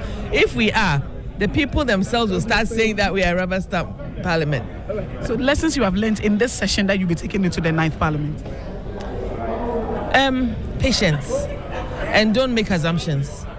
Sometimes there's a reason why a certain move is being made. And sometimes you see it even from your leadership. You wonder, why did they take this decision? But if you wait a little or have a bit more insight, you now appreciate this in the 8th Parliament. I wish them well. I wish them successful careers in whatever they do after this. And I'm sure that they will always be a resource to us. Some of them have been here for a few terms ahead, so they're also quite experienced, I think that we learn from each other. Thank you very much. Thank you. How has this session been for you? Mixed feeling in the sense that so the first time that we've had such a hung parliament, and for an African country who is cutting the teeth in democratic practice, seriously speaking, I'm a social scientist, it has not been the best at all. See, that's why after the elections, the last elections, the NDC is so happy that they have the overwhelming majority. You know why? Because when you have that hung parliament, the way we do our politics in this country, it is expected by their supporters that they should put brakes in every government business. But when you do that, you are not hurting only the ruling government, you are hurting the country. Not even themselves, the country. Because we need those laws to move the country forward. We need the motions to be passed to move the country forward. And if at any point in time the opposition is up in arms to make sure that no government business will be done, and if it will be done at all, at a great cost, because you will never get the numbers and you have to postpone it and go and come. Look, we have suffered in this 4th Parliament, and I don't wish this kind of parliament for any government. I don't wish it for any government, because we are not developed. We are just a nascent democracy. We are just picking up the pieces in democracy. So the moment that thing happens, that government will suffer for the 4 years, and this country has suffered. It's not only Nana Akufo-Addo who has suffered, but the country has suffered for the 4 years. Do you know where we could have gotten to if we had that free motion? It is good. I mean, accountability, checks and balances is good. Holding government accountable is good, but not in Africa. You understand? So we wish you the best. We just thank God that we wish you the best. We wish you the best in the 9th Parliament. This man is not going to be in the 9th. I'm going to miss him. You are going to miss him. I'm going to be here, and because he's my brother. Okay. So the 8th session, how has it been for you? Oh well, I think it's been one of the best that has actually offered us, some of us, the opportunity to learn and also be able to appreciate the need to collaborate to get government business going because of the numbers that actually we had, and so you realize also that the Speaker of Parliament that's presided over these numbers, I mean in terms of the hung nature of Parliament, gave us also an opportunity to study his approaches to things, and so we've actually learned a lot from the way he went about experience for some of us. And I came in during the 5th Parliament, and I saw what happened, and then of course the state Parliament. I think the 9th Parliament, looking at the numbers now, there will be the need for government business, because that's what Ghanaians want. We should just look at the numbers and then push through things. I mean, let's just be there to ensure that the government, the conversations that went on between His Excellency, the President-elect, the entire party policy arrangement that, of course, we sold out, which widely has been accepted, and for which reason we have enjoyed this massive win. And so there will be the need to really go out there with a positive outlook that we are in for them. And in humility, we deliver on the myriads of promises that we have given. So I think that is key. So we will be out to support the agenda, because we can't but succeed in all that we want to do. Yeah. Honorable, he's asking that the NDC majority should be critical of policies that come into the House in the 9th Parliament. Is that something that the NDC majority is going to do? Well, NDC majority is in power, and being in power would have to work gingerly, meaning that we need to provide the leadership to make sure that people, and for the confidence Ghanaians have on us, it shows that we should be responsible. You don't need to be criticizing what you don't have to criticize. But what it is that we need to be committed in doing the right and ensuring that you don't even leave any room for anybody to criticize you. In other words, we have to be up and doing. The executive have to be conscious about its responsibility. Members of parliament have to be committed in the oversight role, prompting the need for change and the need for additions of the advancement of the government to achieving the best it can for the people. But in the midst of a party that was in opposition to that extent. So I think it's a wonderful opportunity, and we don't want to abuse the opportunity given to us by priorities that you have. Do you see that, having been in Parliament for a long time, what can be done to ensure that the NDC is critical in its affairs in Parliament? We have seen the past, and the past is going to inform us. History is a guide to the present. We have seen how people got power and how they misuse it, how they have abused the trust of the people, how they have abused the economy, how they have destroyed the system, and how they have given room for Ghanaians to believe that they were imprudent in dealing with issues that they should have been careful careful about. So learning from that, we don't see the majority to be something we should use as a rubber stamp. We see it as a guide. We are reminded every single time that Ghanaians are watching us. We are reminded that Ghanaians have given us a mandate, and they have given us an exam to pass. Okay. And so on and on, we are definitely going to walk or watch our steps, okay, and make sure the right thing is done. I believe that sometimes such overwhelming support can mislead you into believing that all the time you will get it. So I know that for me in government and for me in Parliament, we are duty bound to take the majority we have, overwhelming majority we have, make use of it, transform this state from where it is to a better situation, ensure that we follow His Excellency John Mahama's policy of setting Ghana right, to do so with all the powers we have and with all the confidence we have done for you. And I believe at the end of it all, Ghanaians will say, yes, this is what we want, and we have gotten it. I know that John Dramani Mahama is making history. He is not going to destroy this last chance for him to set a standard that no other president had set in the history of this country. He has already set two records. One is to be a democratic leader, coming to power twice. The second one is that he has gotten a vote no president in the history of the 1992 political dispensation has gotten before. A two-thirds majority, or very near two-thirds majority, that he has earned from the people of Ghana. This is historical. You have been in Parliament for a long time. What would be your advice to new MPs coming in for the first time? For my brothers and sisters who are new MPs coming in now, this place is not a place to look for resources, look for money. It is a place to work. And it's a place to make sure you leave a print in the minds of people and in the Hansards, positive enough for the people to say, we are grateful that you have become a member of Parliament. But it's also a place for you to reach out to your people.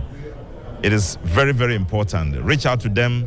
Let them know you care for them. It's a place where you can rise to the top. It's also a place where you can fall to the bottom. So be aware, be conscious, feel Parliament is a place to make a name, but it's also a place to lose a name. So be prepared, work hard. True definition of democracy, where the people make a choice, and the choice of the people is represented by you. And you are going to now do what. Thank you very much, Honorable. We wish you the best in the 9th Parliament. We hope that you get a place.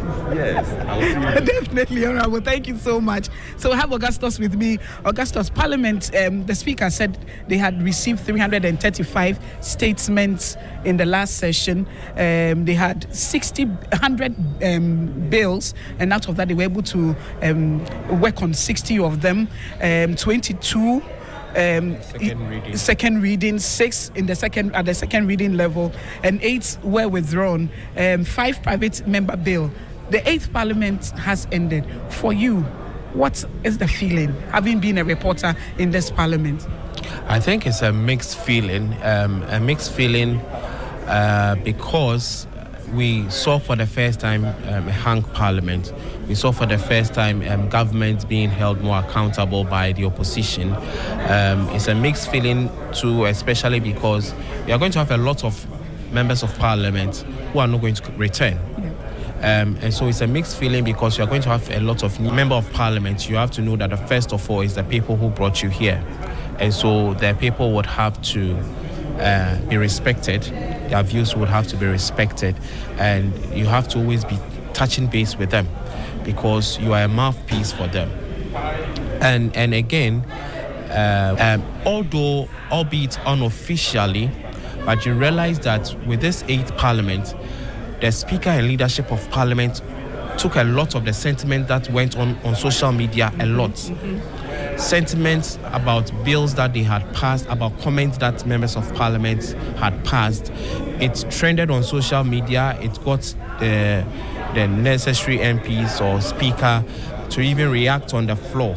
And so you realize that the citizens' participation in this more relationship with the people. Again, we saw the Parliament in the celebration of the 30th anniversary going to the regions and touching base with people, with mock parliaments and public engagements and open houses and all that. So I feel like it's a nostalgic feeling for this Parliament, and it has been the curtains have drawn nicely. The Speaker is a very detailed man, and so even before his address, he alluded to the fact that the Hansard should capture what he's going to say, but he will say the salient points. And even with the salient points that he talked about, he spoke for 1 hour. Yeah. So you can imagine how voluminous his end of service report, his valedictory speech would be. But I think it has the 8th Parliament has ended gracefully. It has ended gracefully. Now the House is on suspension because if the House should have adjourned sine die, as in it adjourns until further notice, we still have about 3 hours. You don't know constitutionally what might happen, because even when you look at Article 95, when it talks about the election of Speaker, it's also one of the clauses talks about in case Ghana is engaged in a warfare or anything like that, the Parliament has to be summoned and all that. So all those constitutional lacunas had to be looked at before. Yes, and so the House has gone on suspension. Whether it comes back or not, at the stroke of midnight, it ceases to exist.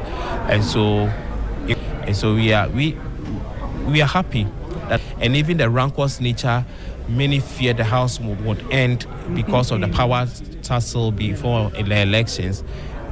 Tempers have cooled down now. Everyone is happy that they are going home at the end of the 8th Parliament. Yeah. All right. Thank you very much, Augustus. From us here in Parliament House, Augustus Akwe and myself, Gloria Anderson, we call it a wrap here. The 8th Parliament has ended peacefully, suspended peacefully. We hope to come your way, maybe by the stroke of the next couple of hours, to start the procedural. The first ninth Parliament. Yes. And so from us here in Parliament, we hand over to the studio, Maurice and Doreen.